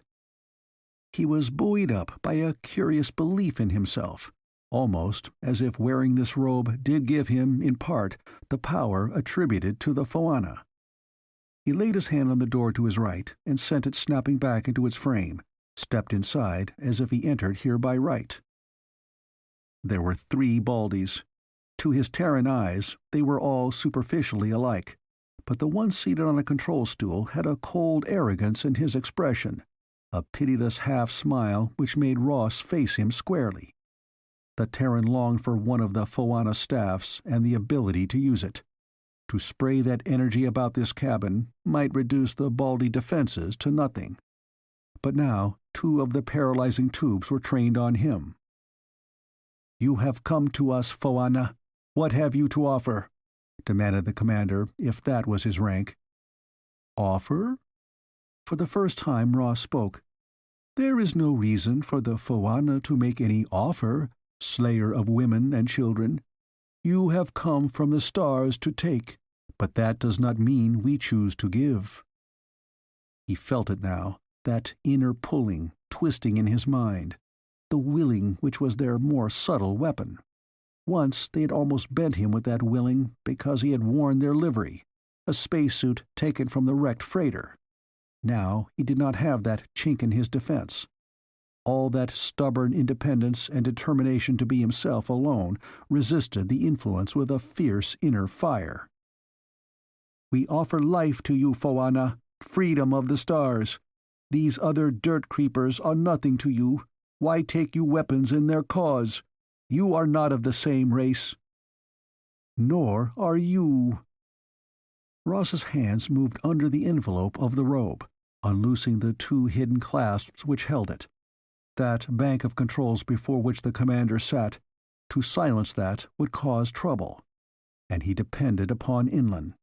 The rover should now be massed at either end of the canyon, waiting for the force field to fail and let them in. Ross steadied himself, poised for action. "We have something for you, Starmen." He tried to hold their attention with words. "Have you not heard the power of the Foana? That they can command wind and wave? That they can be where they were not in a single movement of the eyelid? And this is so. Behold!" It was the oldest trick in the book, perhaps on any planet. But because it was so old, maybe it had been forgotten by the aliens. For as Ross pointed, those heads did turn for an instant. He was in the air, the robe gathered in his arms wide spread as bat wings, and then they crashed in a tangle which bore them all back against the controls. Ross strove to enmesh them in the robe, using the pressure of his body to slam them all on the buttons and levers of the board. Whether that battering would accomplish his purpose, he could not tell. But that he had only these few seconds torn out of time to try, he knew, and determined to use them as best he could. One of the Baldies had slithered down to the floor, and another was aiming strangely ineffectual blows at him. But the third had wriggled free to bring up a paralyzer. Ross slewed around, dragging the alien he held across his body just as the other fired. but though the fighter went limp and heavy in Ross's hold, the Terran's own right arm fell to his side, his upper chest was numb, and his head felt as if one of the rover's boarding axes had clipped it. Ross reeled back and fell, his left hand raking down the controls as he went. Then he lay on the cabin floor and saw the convulsed face of the commander above him, a paralyzer aiming at his middle. To breathe was an effort Ross found torture to endure. The red haze in his head filled all the world. Pain. He strove to flee the pain, but was held captive in it, and always the pressure on him kept that agony steady. Let be. He wanted to scream that. Perhaps he had, but the pressure continued. Then he forced his eyes open. Ashe, and one of the Phawana bending over him. Ashe's hands on his chest, pressing, relaxing, pressing again. "It is good," he knew in Valda's voice. Her hand rested lightly on his forehead, and from that touch Ross drew again the quickening of body and spirit he had felt on the dancing floor. "How?" he began, and then changed to, "Where?" For this was not the engine room of the spacer. He lay in the open, with sweet, rain-wet wind filling his starved lungs now, without Ashe's force aid. "It is over," Ashe told him. "All over, for now." But not until the sun reached the canyon hours later and they sat in council did Ross learn all the tale. Just as he had made his own plan for reaching the spacer, so had Ashe, Carrara, and the dolphins worked on a similar attempt. The river running deep in those mountain gorges had provided a road for the dolphins, and they found beneath its surface an entrance past the force barrier. The Baldies were so sure of their superiority on this primitive world they set no guards save that field, Ashe explained. "We slipped through 5 swimmers to reach the ship, and then the field went down, thanks to you." "So, I did help. That much." Ross grinned wryly. What had he proven by his sortie? Nothing much, but he was not sorry he had made it. For the very fact he had done it on his own had eased in part that small ache which was in him now when he looked at Ashe and remembered how it had once been. Ashe might be, always would be, his friend, but the old tight-locking comradeship of the project was behind them, vanished like the time gate. "And what will you do with them?" Ross nodded toward the captives, the 3 from the ship, 2 more taken from the small scouting globe, which had homed to find their enemies ready for them. "We wait," Invalda said, "for those on the rover ship to be brought hither. By our laws, they deserve death." The rovers at that council nodded vigorously, all save Torgal and Jazia. The rover woman spoke first. "They bear the curse of Futka heavy on them. To live under such a curse is worse than a clean, quick dying. Listen, it has come upon me that better this curse not only eat them up, but be carried by them to rot those who sent them." Together the Phawana nodded. "There has been enough of killing," said Inlan. "No, warriors, we do not say this because we shrink from rightful deaths, but Jazia speaks the truth in this matter. Let these depart. Perhaps they will bear that with them which will convince their leaders that this is not a world they may squeeze in their hands as one crushes a ripe quaya to eat its seeds. You believe in your cursing, rovers? Then let the fruit of it be made plain beyond the stars." Was this the time to speak of the switched tapes, Ross wondered? No, he did not really believe that the rover curse or the treatment of the captives would, either one, influence the star leaders. But if the invaders did not return to their base, their vanishing might also work to keep another expedition from invading Hawaiian skies. Leave it to chance, a curse, and time. So it was decided. "Have we won?" Ross asked Ashe later. "Do you mean, have we changed the future? Who can answer that? They may return in force. This may have been a step which was taken before. Those pylons may still stand in the future above a deserted sea and island. We shall probably never know. That was also their own truth. For them also, there had been a substitution of journey tapes by fate, and this was now their Hawaika. Ross Murdock, Gordon Ashe, Karara Treherne, Tino Rao, Tawa, 5 Terrans forever lost in time. In the past with a dubious future. Would this be a barren lotus world, or another now? Yes, no, either. They had found their key to the mystery out of time, but they could not turn it, and there was no key to the gate which had ceased to exist. Grasp tight the present. Ross looked about him. Yes, the present, which might be very satisfying after all.